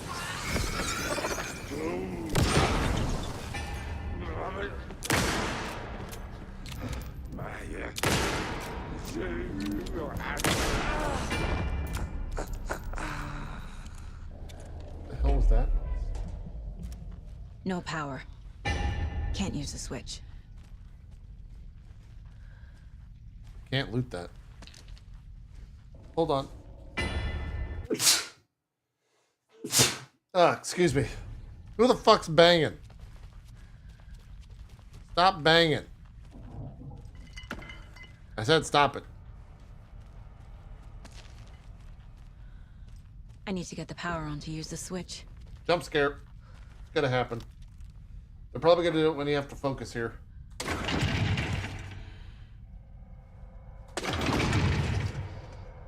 Probably on the third one. Probably when we cross through this door. Probably when I hit the button. The wall just disappeared. The light did that?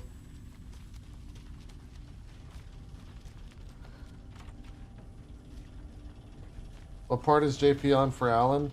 I'm not really sure. Closer. Destroy. The only way. What?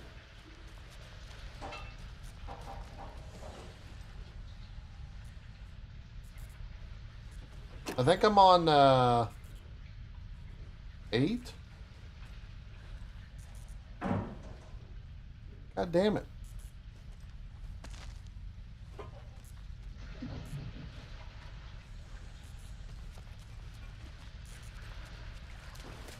It's a loop, like the others. I need to reach the center. It was too late. Cynthia. She's here.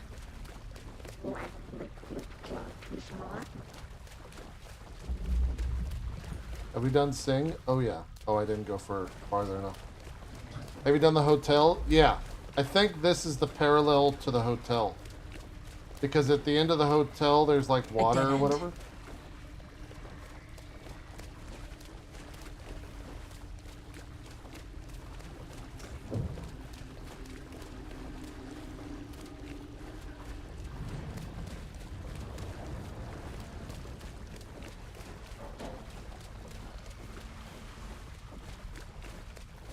Oh, cool. Now the cat's in here. Fuck, I hate this. Oh, back here again.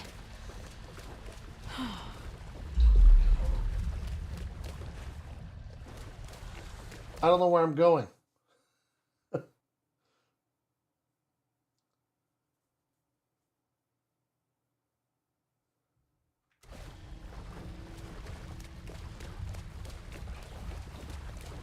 This looks new.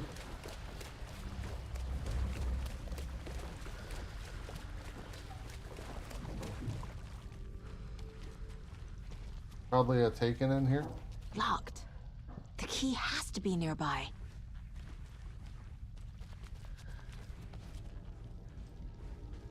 What? Fuck off.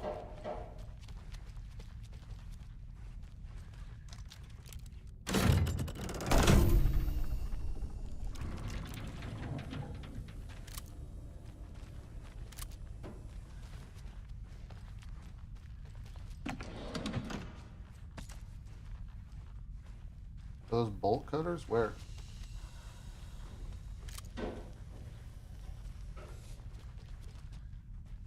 In the cage? I don't know, I don't want to look.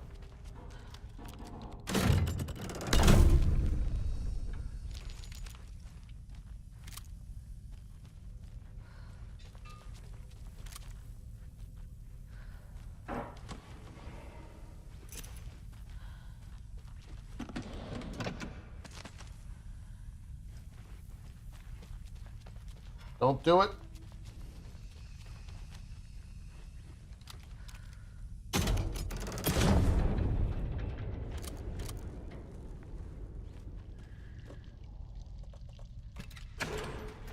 Oh, those are bolt cutters.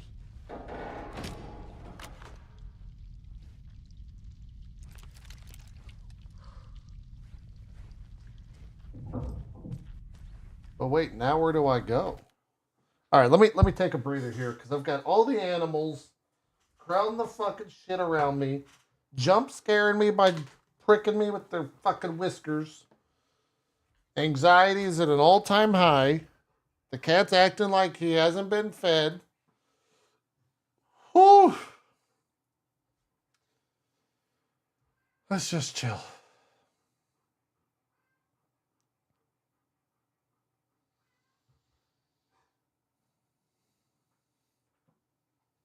Okay, it's go time.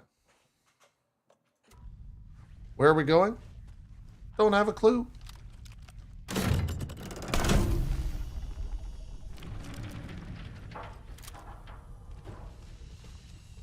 I got bolt cutters, but I don't know what they open.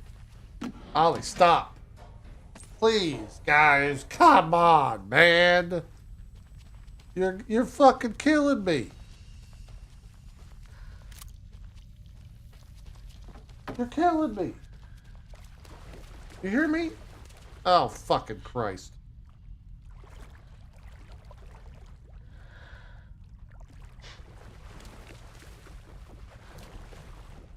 Nora gone too soon. Yeah, fuck Nora.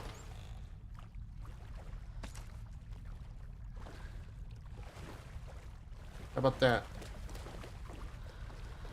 Ollie. For fuck's sake. What? Okay, I'm going. I'm going. I'm going. I'm going. I'm going.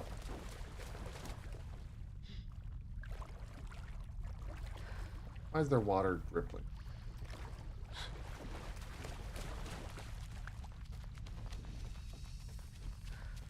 Have I tried turning off this light? Oh, wait.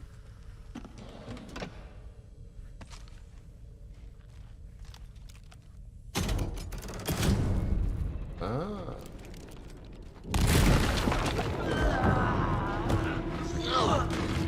Oh, fuck. She likes cats. Dear vest. Ma'am. Did you just say she likes cats?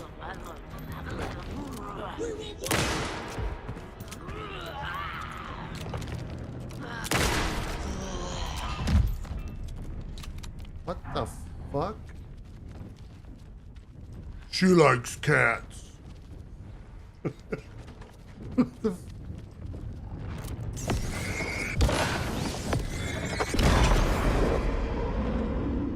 That was loud.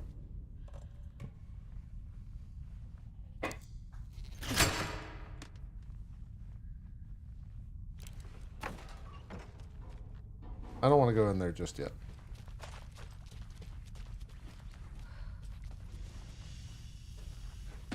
She likes cats. That's funny.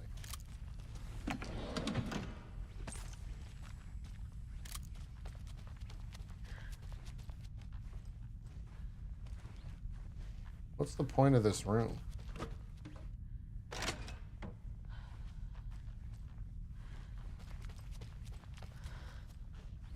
Is the point of that room to experience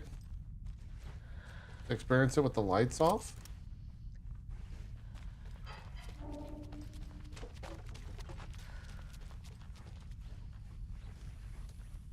I don't know.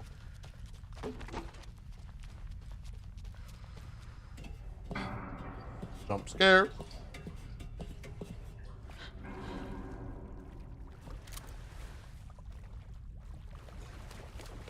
Jump scare. 80 second. It's gotta happen. It's too quiet. Writing a story.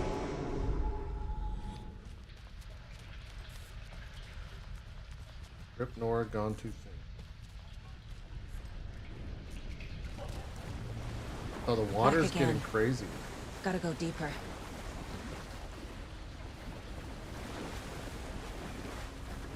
Damn, the water's deep.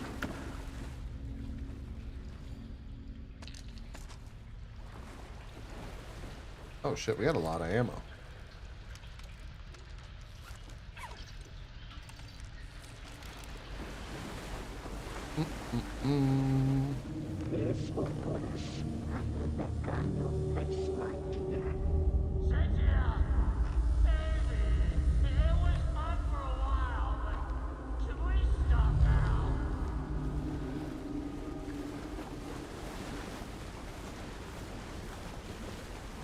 What, is she gonna be like a water boss? Tor! Where are you? Can you hear me? It's so dark. Oh, I'm sorry, kiddo. The hag tricked me. Tor, I'm here! I'm coming!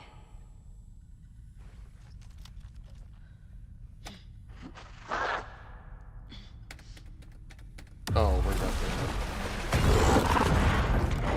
Dark water. You took Tor.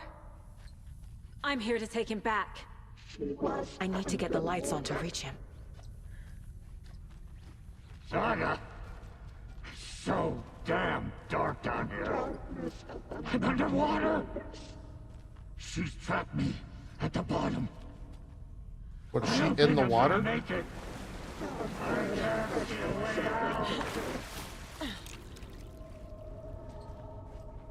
I'm gonna shoot the duck.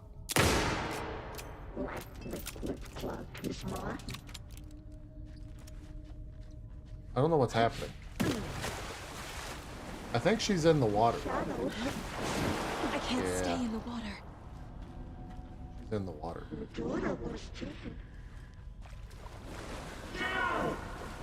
Where are you?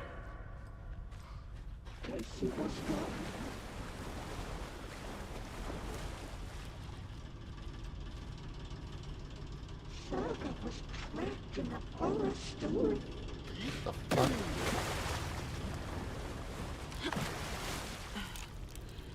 Pushing her deeper and deeper. Doesn't shut the fuck up. She got me caught off death wish.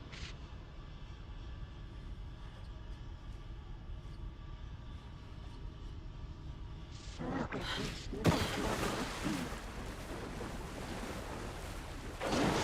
Shit! There must be a way to get the power back on. Man, that's pretty fucking terrifying.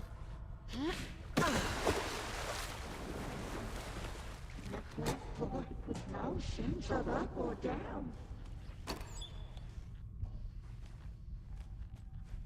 I deserve this. The nightmare is just What happens if we just run for it? I gotta get out of the water. Man, they really fuck with you here. They really like the fucking water. She's coming. What the fuck? Get out of the fucking water. pushed her down. This fucking game, dude.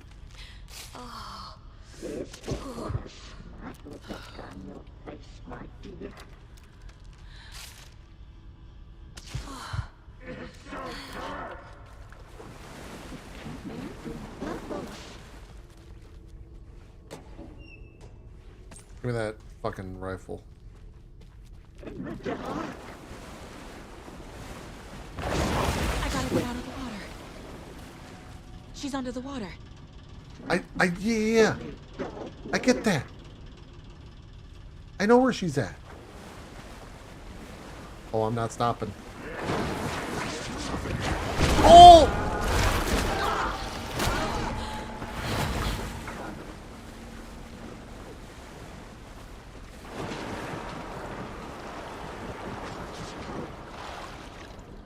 I don't know what that means.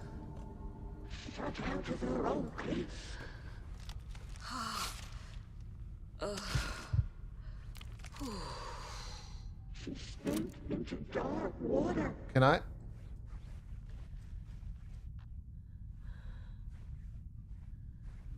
She was alone. Is she basically Yoko Ono? No.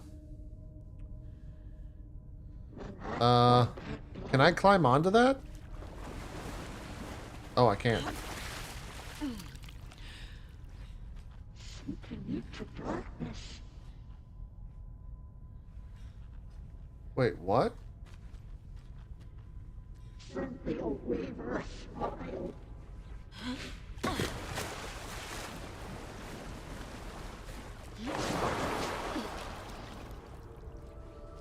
Oh, here we go. Okay. Now it's time to do the jump scares while you're doing this.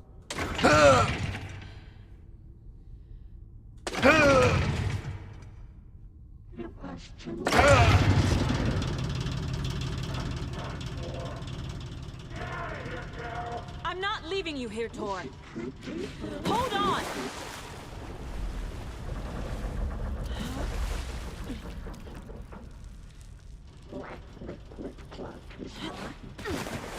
Brent?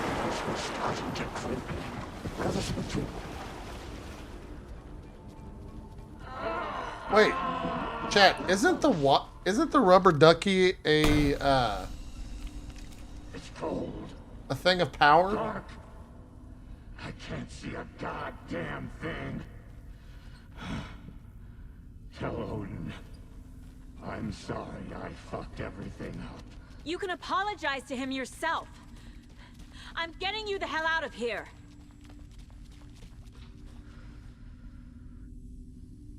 If it starts teleporting, it is. I don't think it's the same one. Defeat Cynthia. How do I defeat Cynthia? Oh, is she down further? Hello, Cynthia? Are you going to jump scare me again? Hello? Cynthia?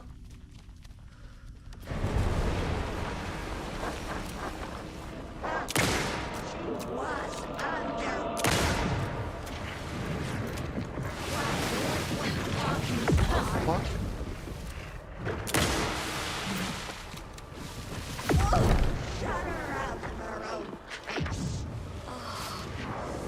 The fuck?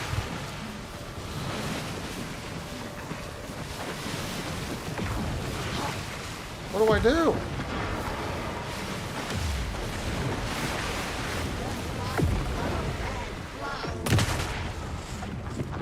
What if we throw one of these?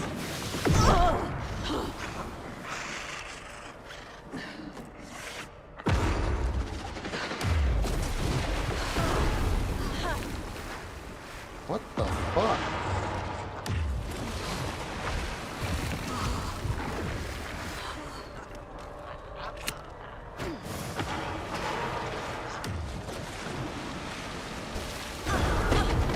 I don't.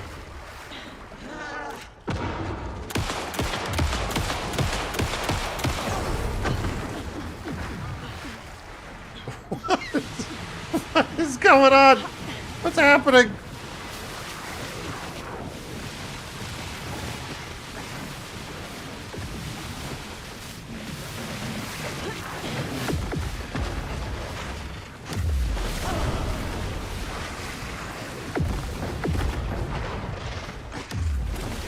What?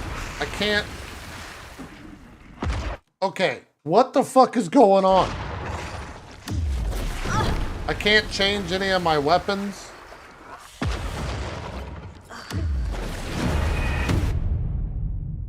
What?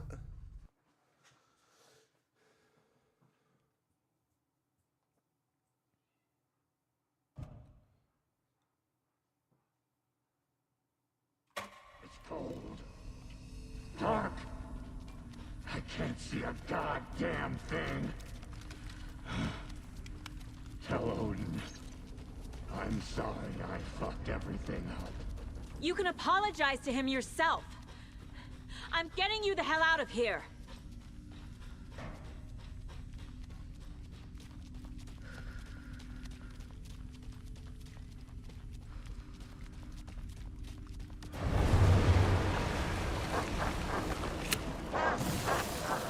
Throw it.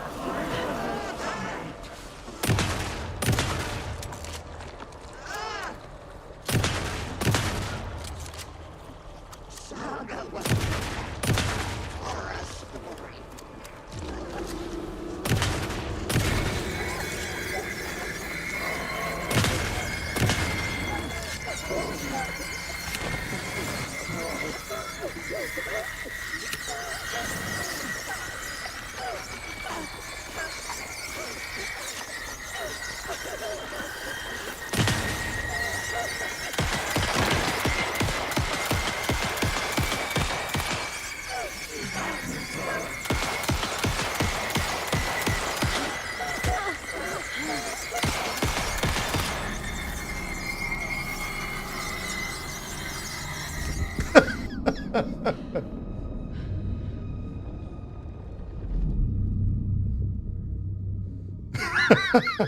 You again.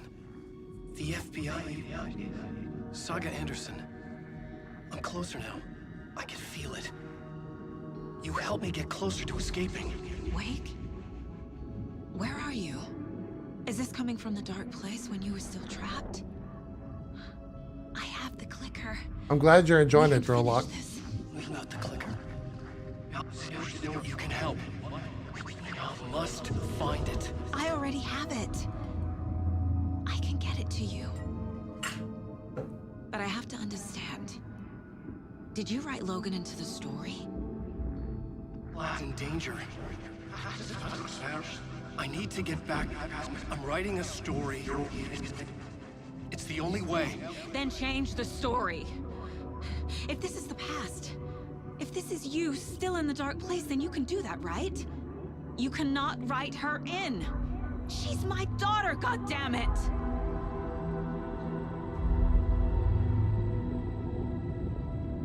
Logan is in the story. I can get him to change it. I have the clicker. I'll make him change it now. He had no right to do this to Logan. To my family.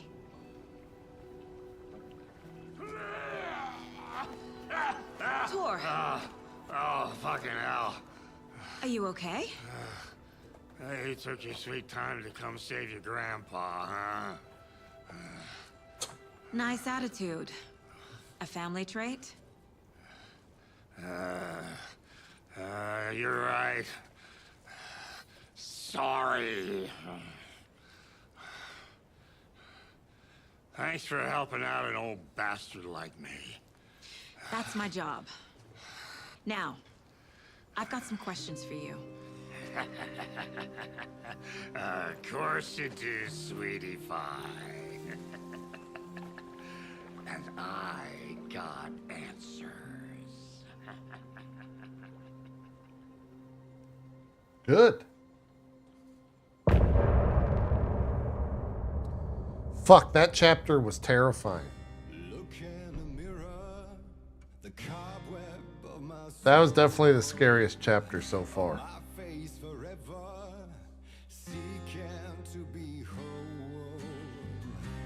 But I got through it. I got through it, Twitch. YouTube. I think we got the lurkers over there. But you saw it too. We've got 2 witnesses.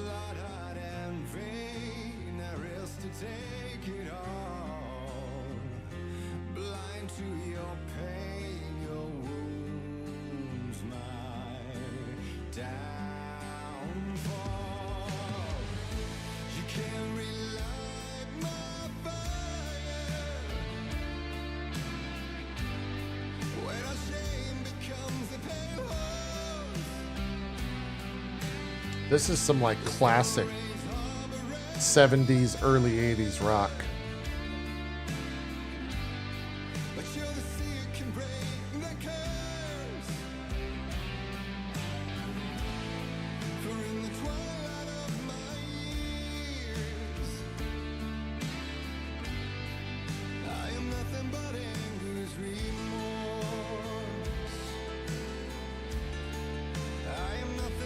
I see those hearts spamming.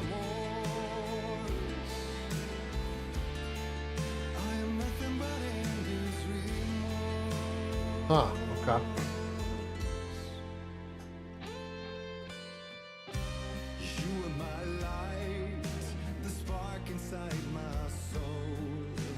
Does this go on for a while?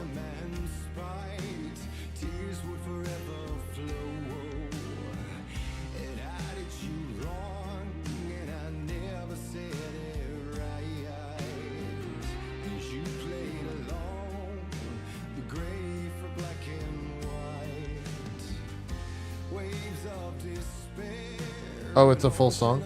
Gotcha. They end every chapter with a song, Arthur. And the songs were written for the game.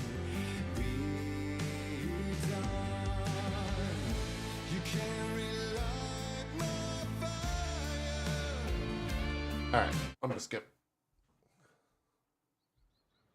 I want to talk to my granddad, ? We need to talk. Damn right. Lots for me to explain. But not here. The night's got ears. We can have our talk in your head. You have a room there, right? How do you know about that? I'm your grandfather. What don't I know? The fuck?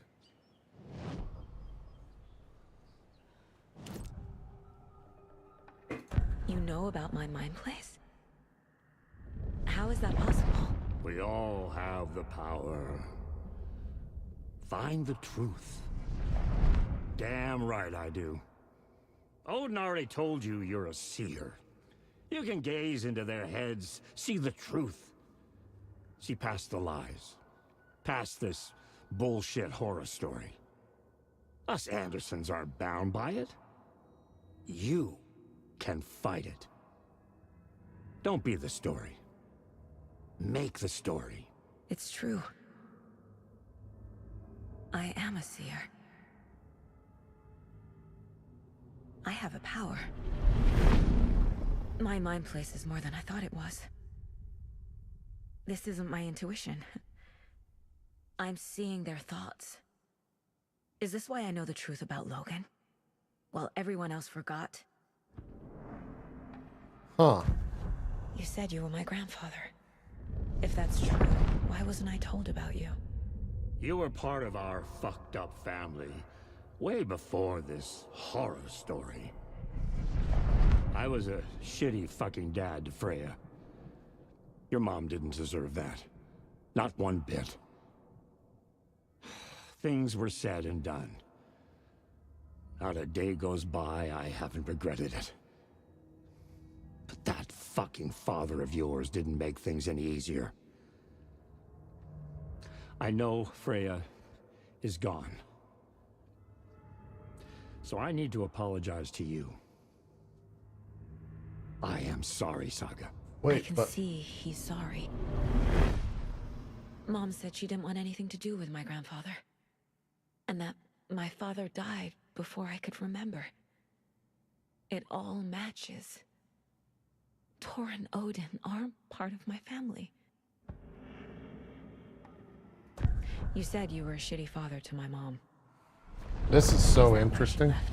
Freya never looked back. My girl was strong. Freya always thought our powers had a dangerous side. Odin and me did fuck with things that should not have been fucked with. Your mom had common sense. She raised you right. Kept you safe. I'm not surprised she didn't tell you about the Anderson power. She was always protecting me. Whenever I told my mom about my mind place, she called it make-believe.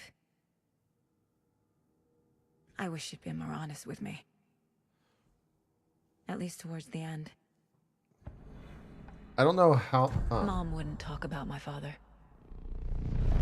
You knew him? Some doors are better left closed. Your dad was a complicated bastard.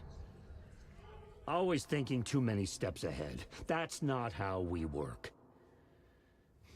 There was trouble, and then he was gone. I didn't handle it well. Freya didn't want anything to do with me after that. I can't blame her. I never knew my dad or my mom's family. So many broken relationships in my past. I won't lose mine. With Logan. With David. I won't stop until they're safe.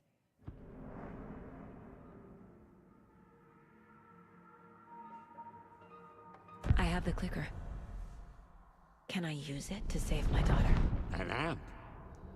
Get your guitar roaring and your drums crashing. Blow reality's eardrums. Just the light switch isn't enough. It's Tom's story we're dealing with, so he's gotta be the one to rewrite it. After that's done, he can flick that switch to bring the whole thing home, baby. I can't use the clicker without Wake. Tom. Meaning Wake. He needs to rewrite the story first. I can't stop the horror story without him.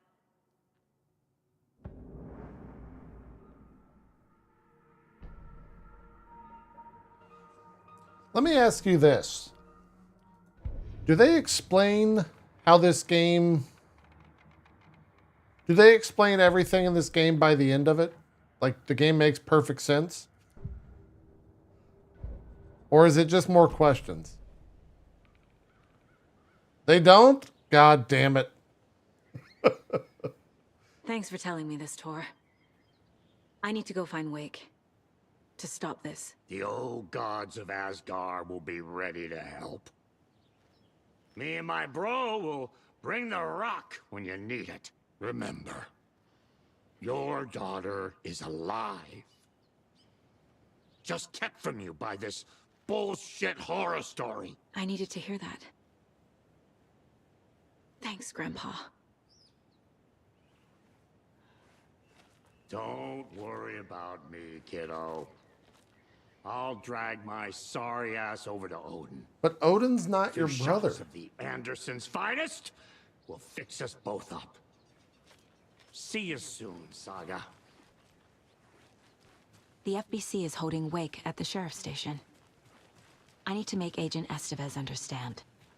They have Wake and I have the clicker. We have to work together to stop this. Okay. Casey. Do you read me, Casey? Damn it. Where are you, Casey? He better be okay. Focus, Saga. Get to the station, to Wake. No, I'm saying, I know he is in the game. I'm saying in general mythology, I don't think he is.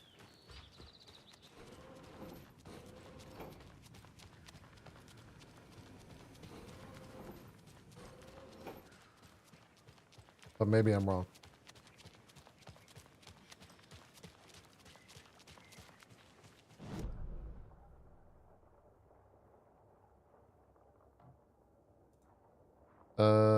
Wait, where is that?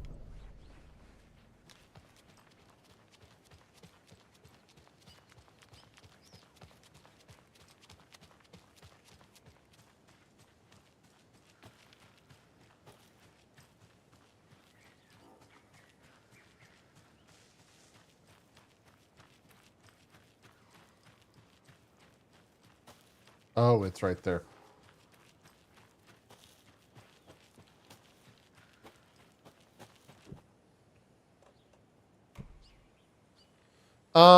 It's 7:30. This is probably a pretty good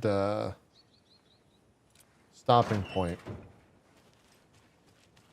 Because I think this probably all opened. If I had to wager. Let me go over here and verify.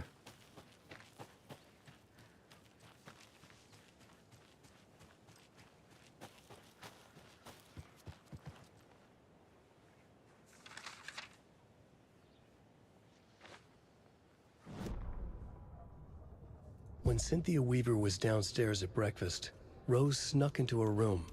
With all the lamps in the room, it took her a while to find the one with an angel. Luckily, the dream Alan had sent her had been very clear. Rose was certain that Cynthia would not miss one lamp. She had so many. Tonight, Rose would put the lamp in a shoebox and let it sink into the garden pond. That's what Alan wanted. That's how she could help him. The thought made her whole body buzz with joy. Cynthia knew the lamp was missing the very moment she came back to her room. She was overcome by grief. It had been Tom's lamp, one of the few things that reminded her of him. It had not worked in a long time with the cord severed and the light switch gone. But there are other kinds of lights than the ones we can see. The invisible light of the angel lamp had held Cynthia together all these years. With tears welling in her eyes, she didn't see the shadows shifting in the corners of her room. So, Alan told Cynthia to put the thing in a shoebox. We know from Control that a shoebox has some sort of power. And so that's how it got to the basement in Ati's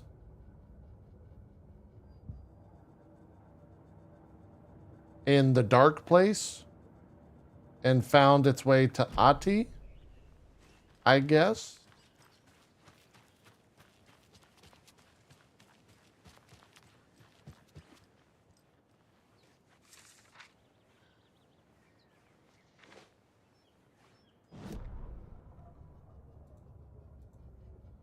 Why aren't these voiced?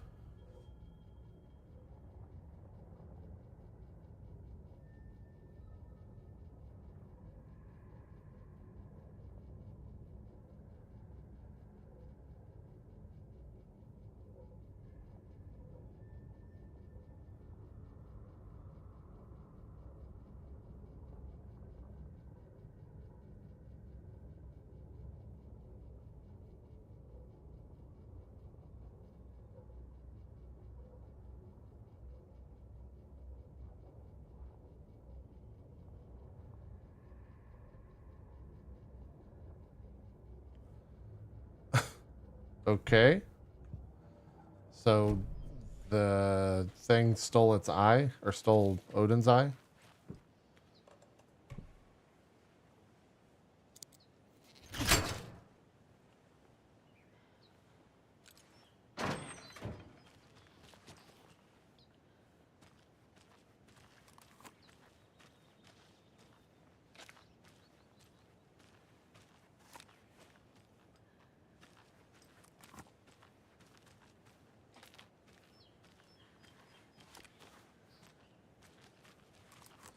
Fix the non-voice page by selecting with a controller. I did that earlier and it didn't work. Maybe I just did it incorrectly.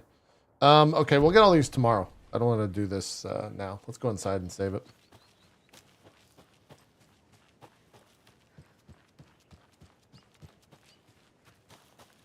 Percentage-wise, how far am I, chat?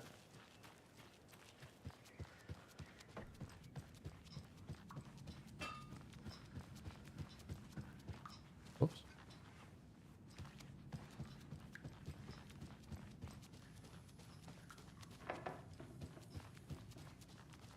Six hours.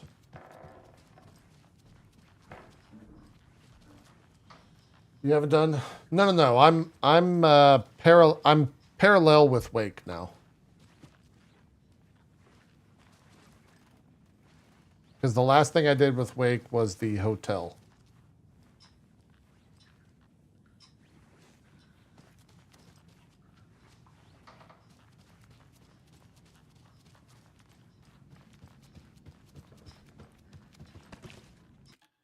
How long is that? 17 hours? Okay. 8-ish hours, 2 or 3 streams. So probably Monday then is when I finish this up, which I'm okay with that. If we do a little bit after drop frames on Sunday. 75-80% says Jake. Cool. Okay. Well, I think that's where we will call it, chat. Thank you guys for coming out. Tomorrow we've got a pretty busy day. We're going to start at 1 p.m. Eastern. We don't have anything to watch, so we might do some like BlizzCon something or other. From 3 to 5 p.m. Eastern tomorrow, 2 to 4 my time. We're going to be doing a sponsored stream of For the King 2 with Dan. Strippin might be involved in that, might not be. Might just be me and Dan. I don't know. We'll figure it out. And then right after that, from 5 to 8 p.m. Eastern tomorrow night, we're doing a charity stream. Butterfinger asked me if we wanted to do this charity stream for Extra Life, so I said sure. So we'll do that. And we're going to be playing some Final Fantasy 14. Probably doing the Fall Guys stuff. So if you want to join us and partake in the Fall Guys stuff, you can do so. Ollie, what are you going to do? What are you going to do all night, huh? You just going to hang out? Are you trying to get some food out of me? I think you are. What are you going to do about that damn cat? About that damn cat? Anyways, thank you all so much for tuning in. The VOD will be up on both YouTube and Twitch. If you want to watch in 4K, it'll be up on YouTube as well. Speaking of YouTube, if you weren't aware, we will be simulcasting from now on, pretty much every single stream except for drop frames. You can find more info on my YouTube. I posted a video about that last night. You can check that out by going to youtube.com/AMAJP and watch the video. So that's that. Thank you so much. I'm out of here. Have a good rest of your night. Bye-bye. And now again for YouTube. Wait, Twitch. The endings of this suck. They just suck.